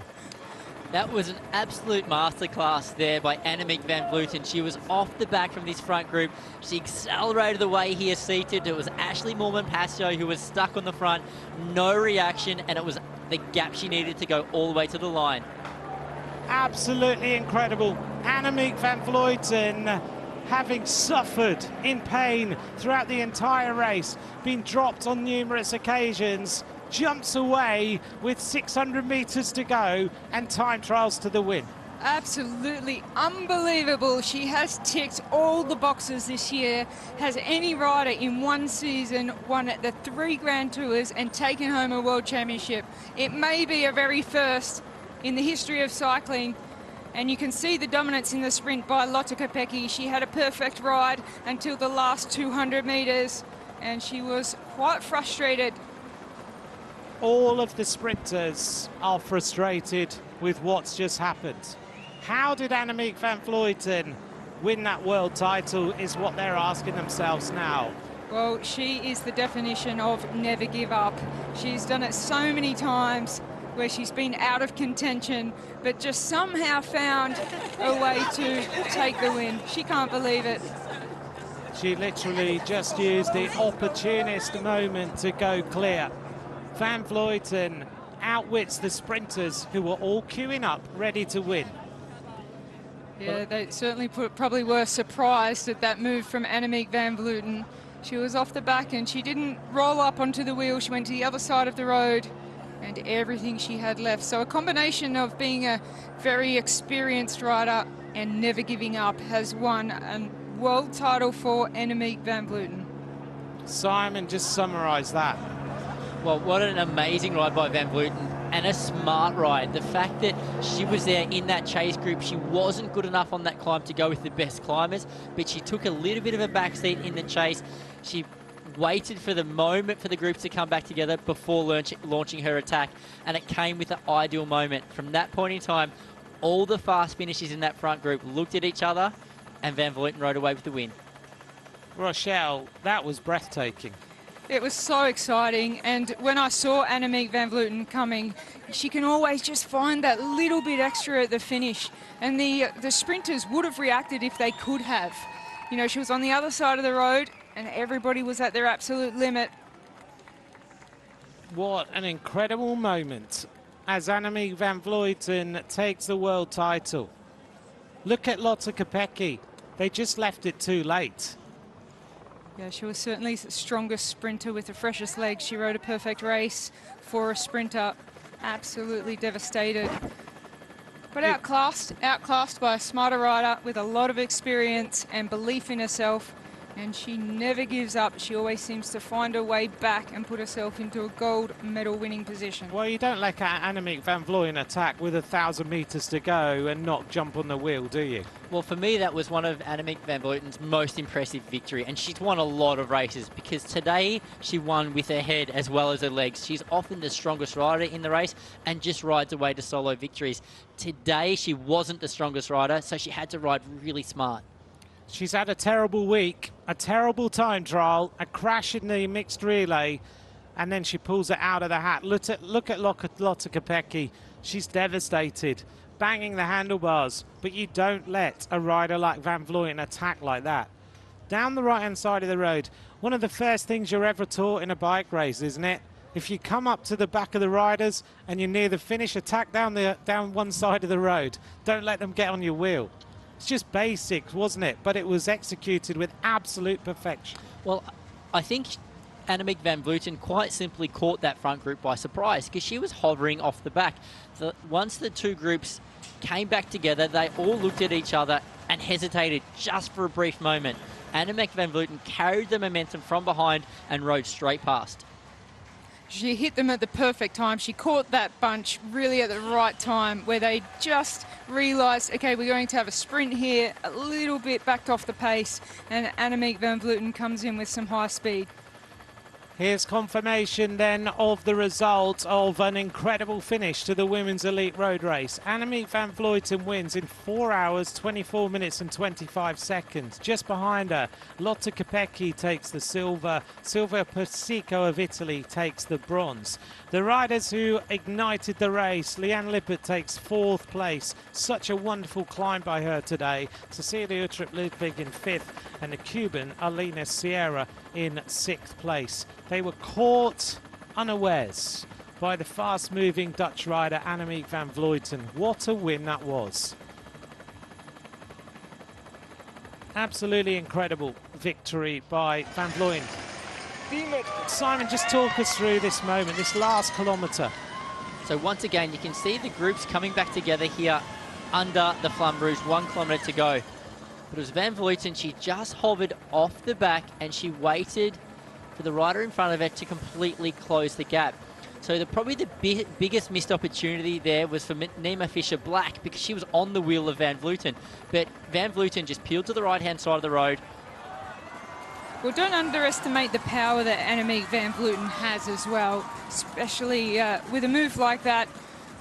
A sprinter is taught, if you see something out of the corner of your eye, you kick straight away, you don't hesitate, you try to get on the wheel.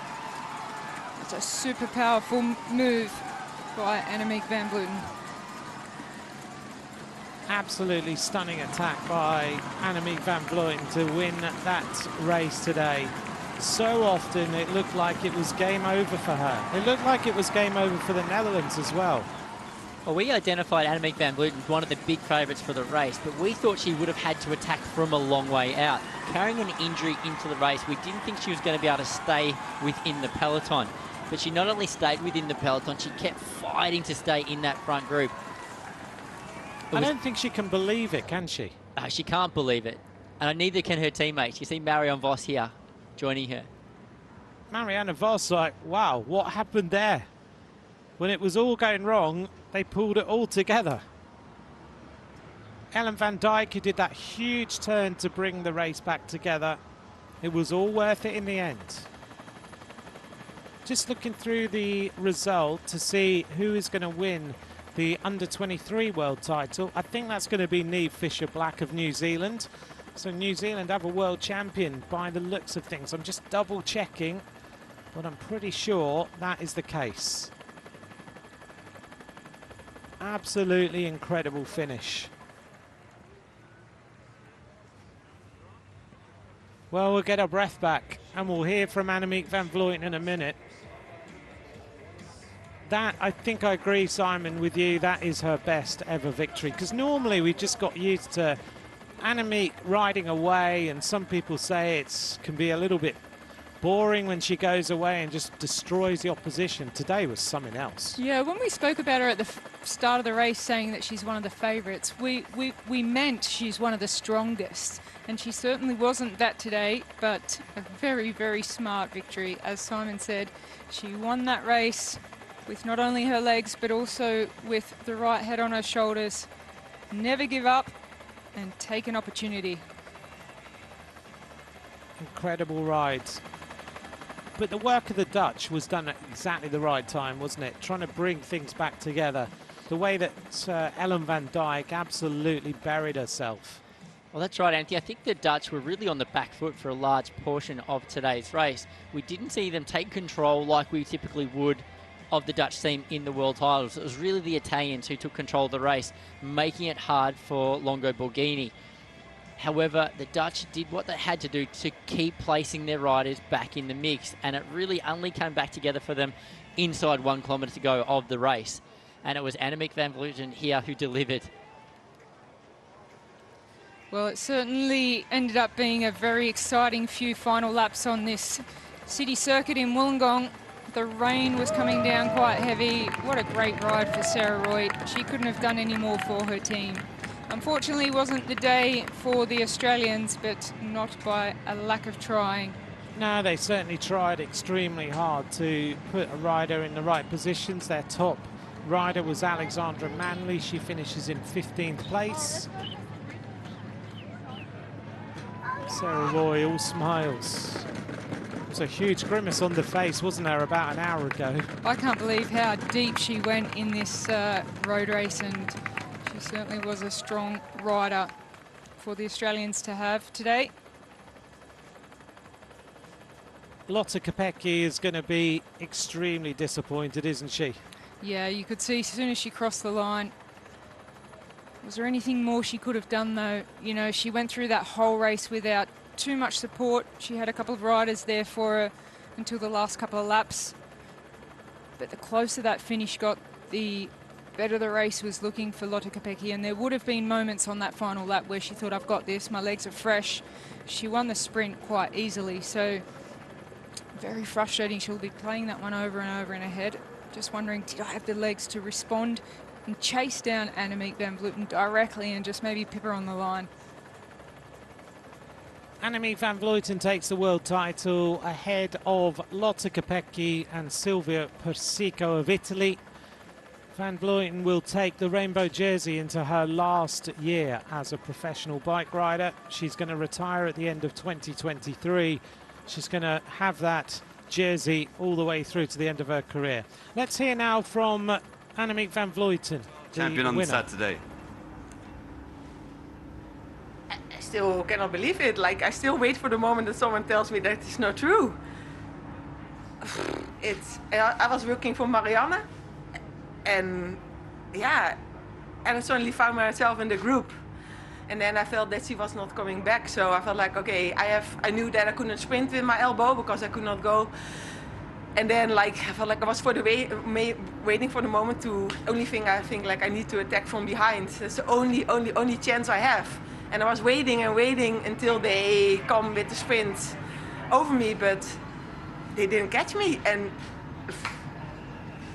how painful was it today?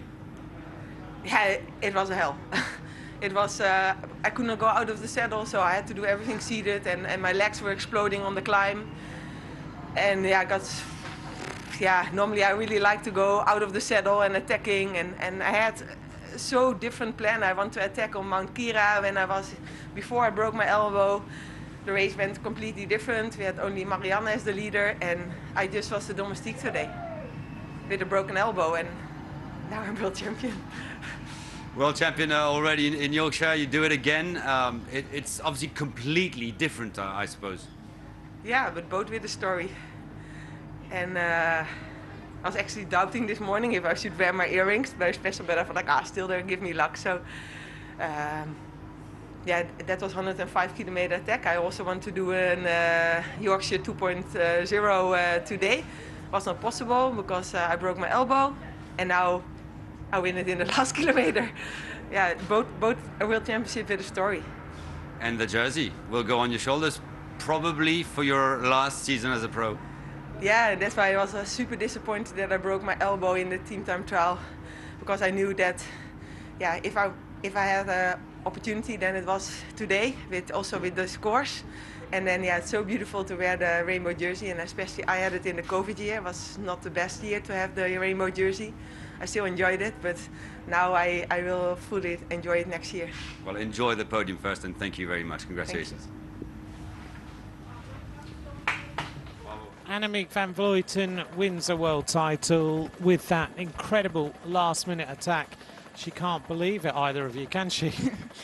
I can believe it, because we said even if she's not at her best, she's always got a chance.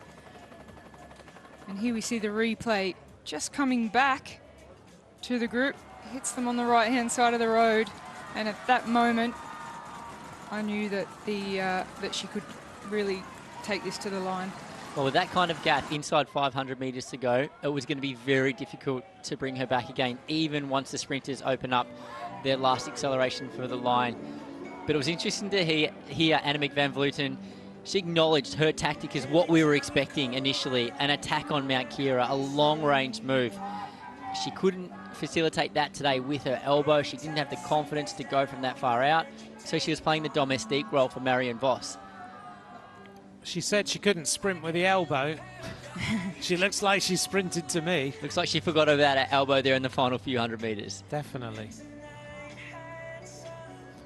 The riders behind realising they'd been outwitted by the smarter rider on the day.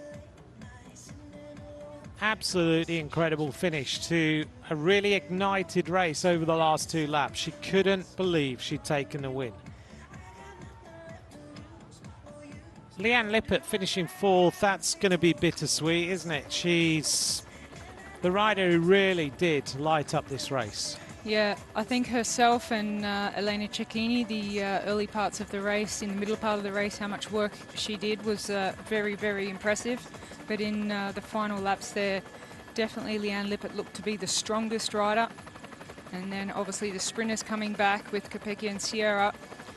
Good ride for the Italians to go away with a medal. They would have liked it to be gold. Getting a bronze medal this time with Persico. Still more riders finishing this race. Ashimul Pasio finishes 11th. She was one of the key members of that 5-rider breakaway. Kasia Niwiadoma finishes in 8th. Juliette Labousse was the rider who was right on the wheel of Annemiek van Vleuten with Niamh Fisher-Black when she attacked. You just saw Labousse work her way to the front rather than jump to the right-hand side, but maybe didn't have the legs. Yeah, it looks as though she just didn't quite have the legs to match that acceleration of Annemiek van Vleuten. But it was just a perfectly timed move from van Vleuten. The instant that the two groups had come back together, that brief second of hesitation is all she needed. In a few moments, the presentation of today's race.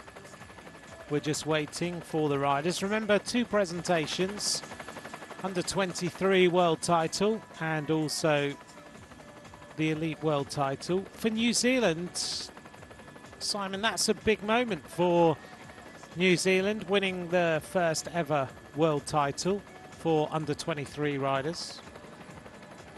That's a huge result for New Zealand. And just thinking back, has it been since Jeremy Yates they won a world title as a junior? Could be, actually, yeah. That's a long time ago. It's a long time ago. We need to look back quickly in history and just double check on that. But I think I'm right, aren't I, in saying that that under-23 title's gone to Niamh Fisher-Black. I can't see any other under-23 rider in the top places. Yeah, Georgie Pfeiffer in 2nd place. Yeah, absolutely incredible for New Zealand to take that. But she was the rider we identified as one of the big favourites. We said Niamh Fisher-Black.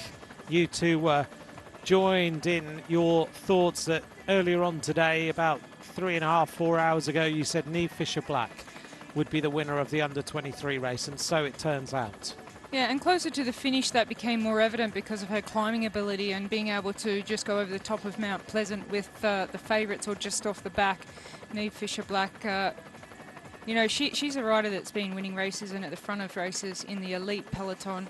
So to win the under-23, the first ever UCI under-23 World Championship jersey in the road race goes to Niamh Fisher-Black of New Zealand, and a well-deserved under-23 champion. We're waiting for the presentation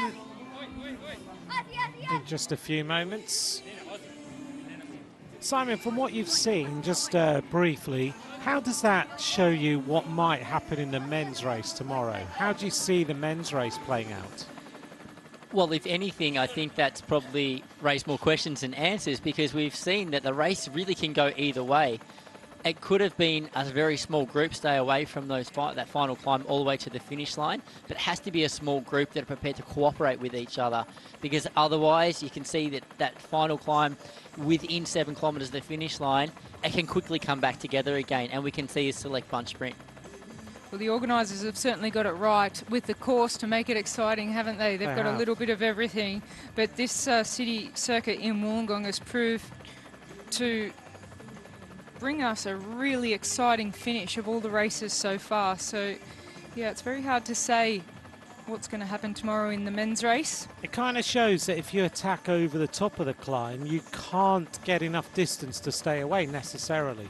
Well, I think for the attacks to work and stay all the way to the finish from that last climb, the race has to be extremely difficult, because the climb itself, only 1.1 kilometres in length, is short. So even if it's raced really hard at the front and the rest of the riders in the group maintain a high tempo, they're going to be able to come back together again. So the front group already needs to be carrying a lot of fatigue, and the best climbers are going to have to attack from the very foot of the climb.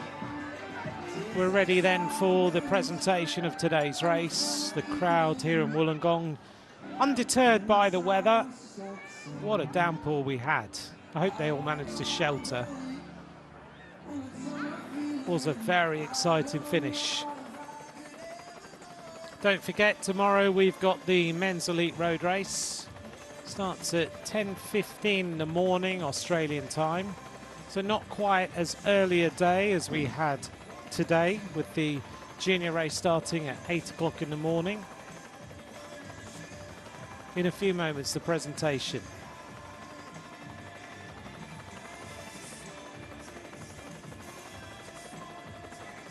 the average speed today, 37.282 kilometers an hour. Those climbs really do take the average speed down, don't they? They're not easy climbs. No, you can see, like Simon said, that the racing, we haven't seen riders really hit out hard right from the bottom, so they ease into that climb, the speed comes off, and then the punchy climbers use their kick that they've got towards the top just to break up the peloton and distance some of the riders. But perhaps we would have seen a little bit higher average speed if some of the climbers had really hit out from the bottom. And also, I think that strong wind early on in the day today, where the riders riding in from a headwind, all the way from the start down to start the circuit, probably took the average speed down just slightly in the first part of the race. Here's confirmation of the result again. Annemiek van Vleuten takes the world title ahead of Lotte Kopecky of Belgium. Silvia Pasico of Italy takes the bronze medal. Some of the sprinters, as they made their way into the last couple of kilometres, must have just thought, what is happening here? Suddenly, having hung on all the way over the top of the climb, raced hard, suddenly the race opens up and you've got a chance. But it didn't quite get taken. Yeah, certainly Lotte Kopecky would have been liking her chances coming into the final couple of kilometres. And then all of a sudden, a flyer on the outside. And they get a little bit confused, but a moment's hesitation, the race is lost, as we saw today. So within the last couple of kilometres, you can't hesitate as a sprinter. If you're the only rider of your team and somebody takes a flyer, you have to make the move. What an exciting race. So one of the favourites taking the race win here, but in a completely different style and fashion than we would have thought and that we've ever seen before. Normally as a favourite, Annemiek van Vleuten wins the race by making it as hard as possible. 78 riders completed the course. The last rider to finish, Katarina Nash. All the other riders didn't manage to complete the course, but don't forget, many of them were key members of teams that tried to put their riders in with a chance of winning the world title. Biggest name non-starter, Demi Vollering. She didn't manage to take to the start. Caught COVID, woke up sick and unable to take to the start line of these World Championships. The presentation just a few moments away now.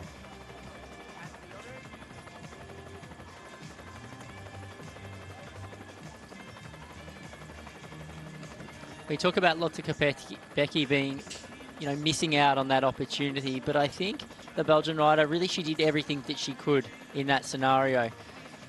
Unless she was actually on the wheel of Van Vleuten and were able to follow that acceleration or close that attack down really quickly in the final, there with no teammate, she really had to gamble in the final.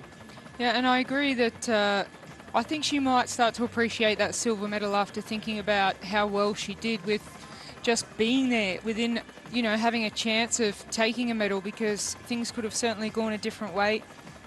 Normally we'll see her in a classics race be in the top 2 or 3 over the top of those punchy climbs. She struggled a little bit on the climbs, or played a gamble, but coming into the finish, I don't think there's much more she could have done. And when you finish a race knowing that, you have to be content.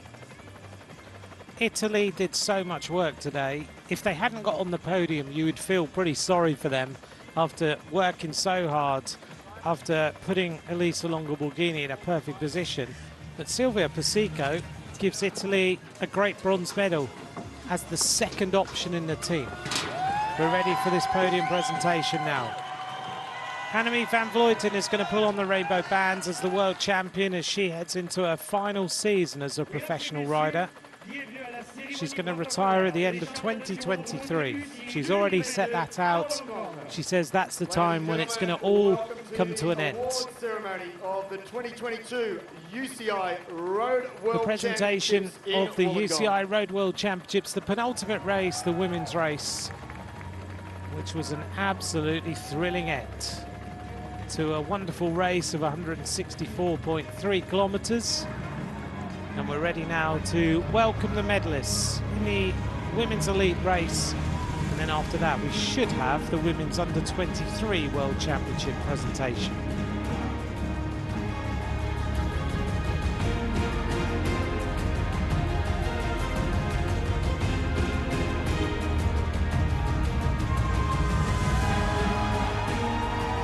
Here's our medalists.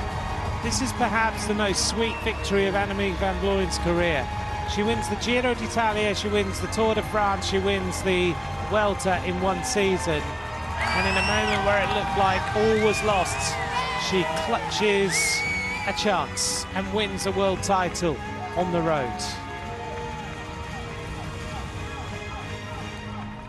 Sometimes it looks like Annemiek van Vleuten's victories just tick the box. She's gone through the process, she wins, she expected to win. Today, you can see just how much it means to her because she thought there was no chance. President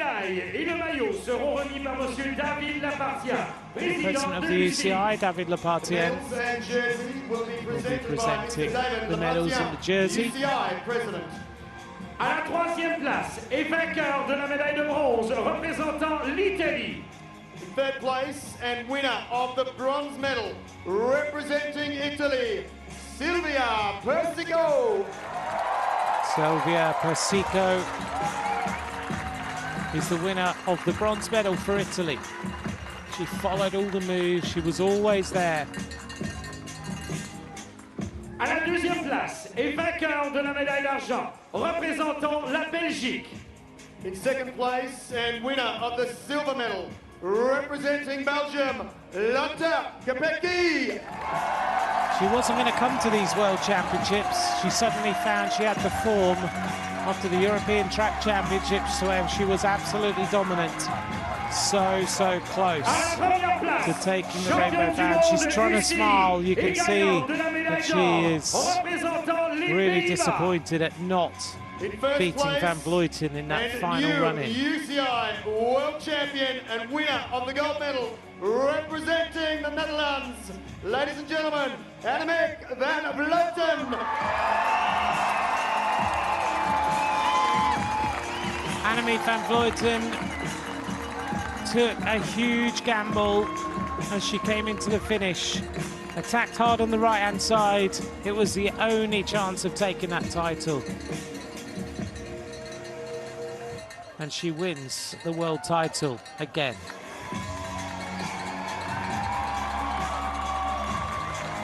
Annemiek van Vleuten, 2019 world champion, 2022 world champion. The flowers will be presented by His Excellency General the Honourable David Hurley, ACDSC, Governor General of Australia. The Governor General of Australia presents the flowers to the riders.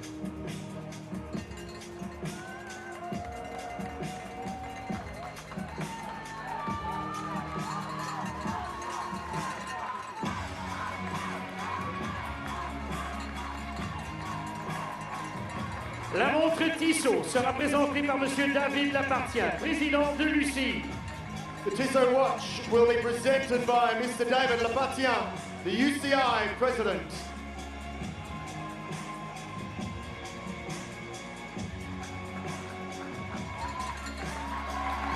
Annemiek van Vleuten takes the rainbow band into her final season. And now for the national anthem of the Netherlands. Ladies and gentlemen, in honour of our new UCI World Champion, we present the national anthem of the Netherlands.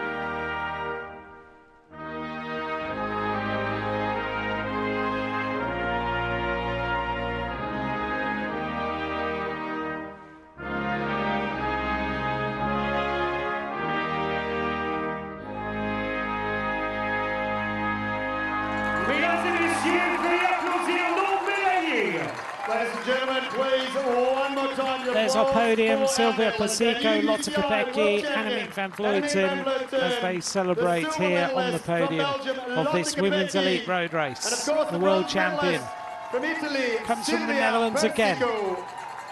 When it all looked like it was lost for the Netherlands, they pulled it back and give her the victory. Look at Marianne Vos, I don't think she can quite believe what happened today.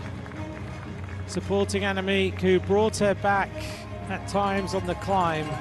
Ultimately, Van Vleuten takes the medal and the rainbow bands, which she'll wear for the next 12 months. Michelle, just summarise your thoughts as we see our podium today. Well, I've said it a couple of times now, but it's just that spirit of never giving up. This will be one of the sweetest victories for Annemiek van Vleuten. She didn't expect to be in a winning position, but she didn't give up, and it all came back together in the last few hundred metres, and she stole the victory from the fast sprinters looking at each other. It was a phenomenal race. It was a great result in the end, an exciting race to watch, and I cannot wait to see our final event tomorrow in the men's road race. Simon, a quick thought from you as to that race and how it unfolded. Once again, one of Annemiek van Vleuten's most impressive victories. The fact that she won that race, obviously had great legs, but she won that with her brain. The way that she attacked in the final there, she knew she had one shot of winning. Signing the rainbow jersey. Right, just hold it down and just smile at the camera with the pen again. Just take them. Last few things to do. She's going to be in demand tonight now after that victory. Well done. Annemiek van Vleuten. As she heads now to the various places she has to go. Press conferences, anti-doping and everything else that goes with winning a world title. Tomorrow then we have the final race of these Wollongong 2022 World Championships. We're going to bring you the men's elite road race. That's going to start at just after 10 o'clock in the morning here in Wollongong. We'll hope for some better weather. It is forecast to be a little bit sunnier during tomorrow's men's race. We'll hopefully make that happen. But of course, we've also got the under-23 presentation to come, which we'll just wait for now. I nearly forgot the under-23 presentation, which I mustn't do. Well, we can Moment in history. Yeah, we can forgive you for that because there has not been an under-23 World Championship jersey awarded before today for the road race. We saw the under-23 women's time trial jersey awarded, but this is a first for the road race. That presentation about to happen on the stage, and a very important moment for New Zealand. A moment in history. And a rider in that under-23 jersey, Niamh Fisher-Black. She rode absolutely superbly today.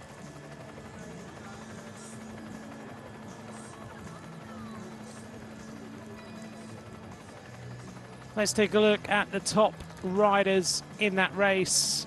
Niamh Fisher-Black takes the title ahead of Pfeiffer Georgi, with Ricardo Bauernfeind of Germany, who is in third place.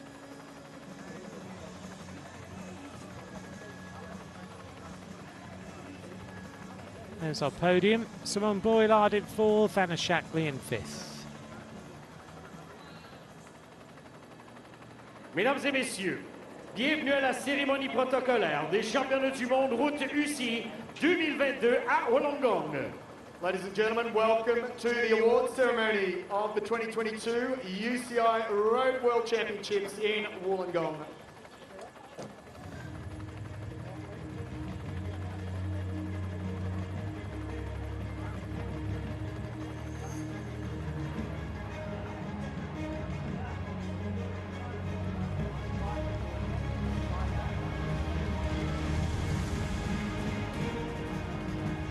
The presentation of the women's under-23 World Championship.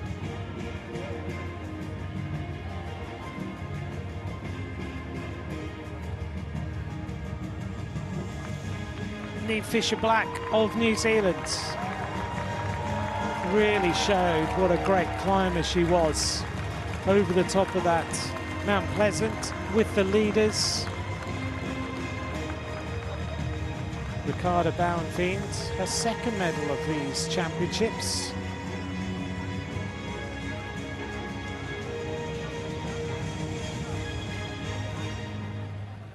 Cérémonie protocolaire des championnats du monde route UCI 2022, course en ligne, femmes moins de 23 ans. Five for Georgie of Great Britain takes the silver medal there. Neve Fisher-Black in the middle. UCI Road Championships, women under 23 road race. Les médailles et le maillot seront remis par Madame Johan, membre du comité directeur de l'UCI. The medals and jersey will be presented by Miss Yuan, the UCI Management Committee member. À la troisième place et vainqueur de la médaille de bronze représentant l'Allemagne. In third place and winner of the bronze medal representing Germany, Ricarda Bauernfeind. Ricarda Bauernfeind is the bronze medalist for Germany. Certainly a talented young rider. Germany figuring so well in these championships with Leanne Lippert. À la deuxième place et vainqueur de la Fourth médaille place in the elite race, third représentant place la in the under Grande-Bretagne. 23. In second place and winner of the silver medal representing Great Britain, Georgie Pfeiffer. Five for Georgie. She takes the silver medal.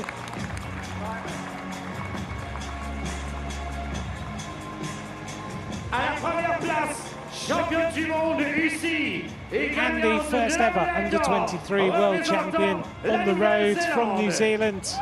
And in first place and new UCI world champion and winner of the gold medal representing New Zealand, Neve Fisher-Black. Neve Fisher-Black. An historic moment in women's cycling. Rochelle, a very special moment. Yeah, absolutely. And for New Zealand as a nation as well, they knew that they had the talent and the ability to take this rainbow jersey, and Neve Fisher-Black, she got the preparation and training right, and a very special moment for her and her nation.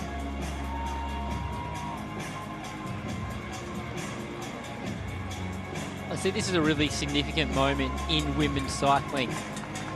For Neve Fisher-Black, the fact she's already racing at the highest level of the sport, I don't really see this as a stepping stone. I would love to see this race as a separate race at the World Titles. I agree with you. And then we can see, in the same way that we had the men's under 23 race, you can see the top under 23 women. The sport's growing all the time. There's more and more young riders coming in, the likes of Zoe Backstead and Neve Fisher-Black and others. It would be wonderful to see them, albeit it might be a smaller peloton to begin with, racing their own race. Neve Fisher-Black, her brother also a great rider. The Tissot watch will be presented by Miss Yuan, the UCI Management Committee member. The Tissot watch is presented to her as well as a special memento of this world title. And now for the national anthem of New Zealand. Ladies and gentlemen, in honour of our new UCI World Champion, we present the national anthem of New Zealand.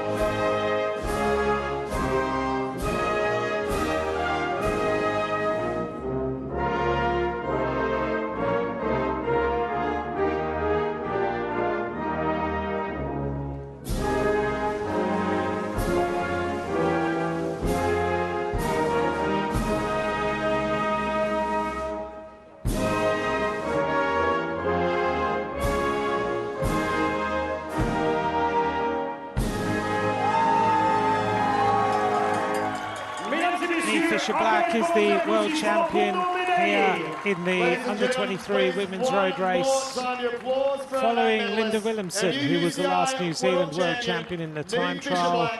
Well, thanks to Simon for tapping into the knowledge of Sam Bewley. He's just retired, actually, hasn't he? Just did his final race the other day. Just to remind us all at the end of a long day as to who was the last New Zealander to stand on the podium of a world championship on the roads. Sam's had a great career, hasn't he? Just retired. Yeah, that's right. One rider from New Zealand recently stepping out of the sport, recently retiring, or announcing his retirement. Just finished his last season competing. Me Fisher-Black, all smiles from her. 5 for Georgie, Ricardo Bauernfeind. For our award ceremony for our elite women and of course our under-23. I think Great Britain today were aiming for that title with 5 for Georgie or Anna Shackley. Me Fisher-Black, though, is so talented on the climbs. She's going to sign the jersey. The lighthouse is lit as we wait then to draw to a conclusion a great day of racing. Me Fisher-Black signs the World Championship jersey.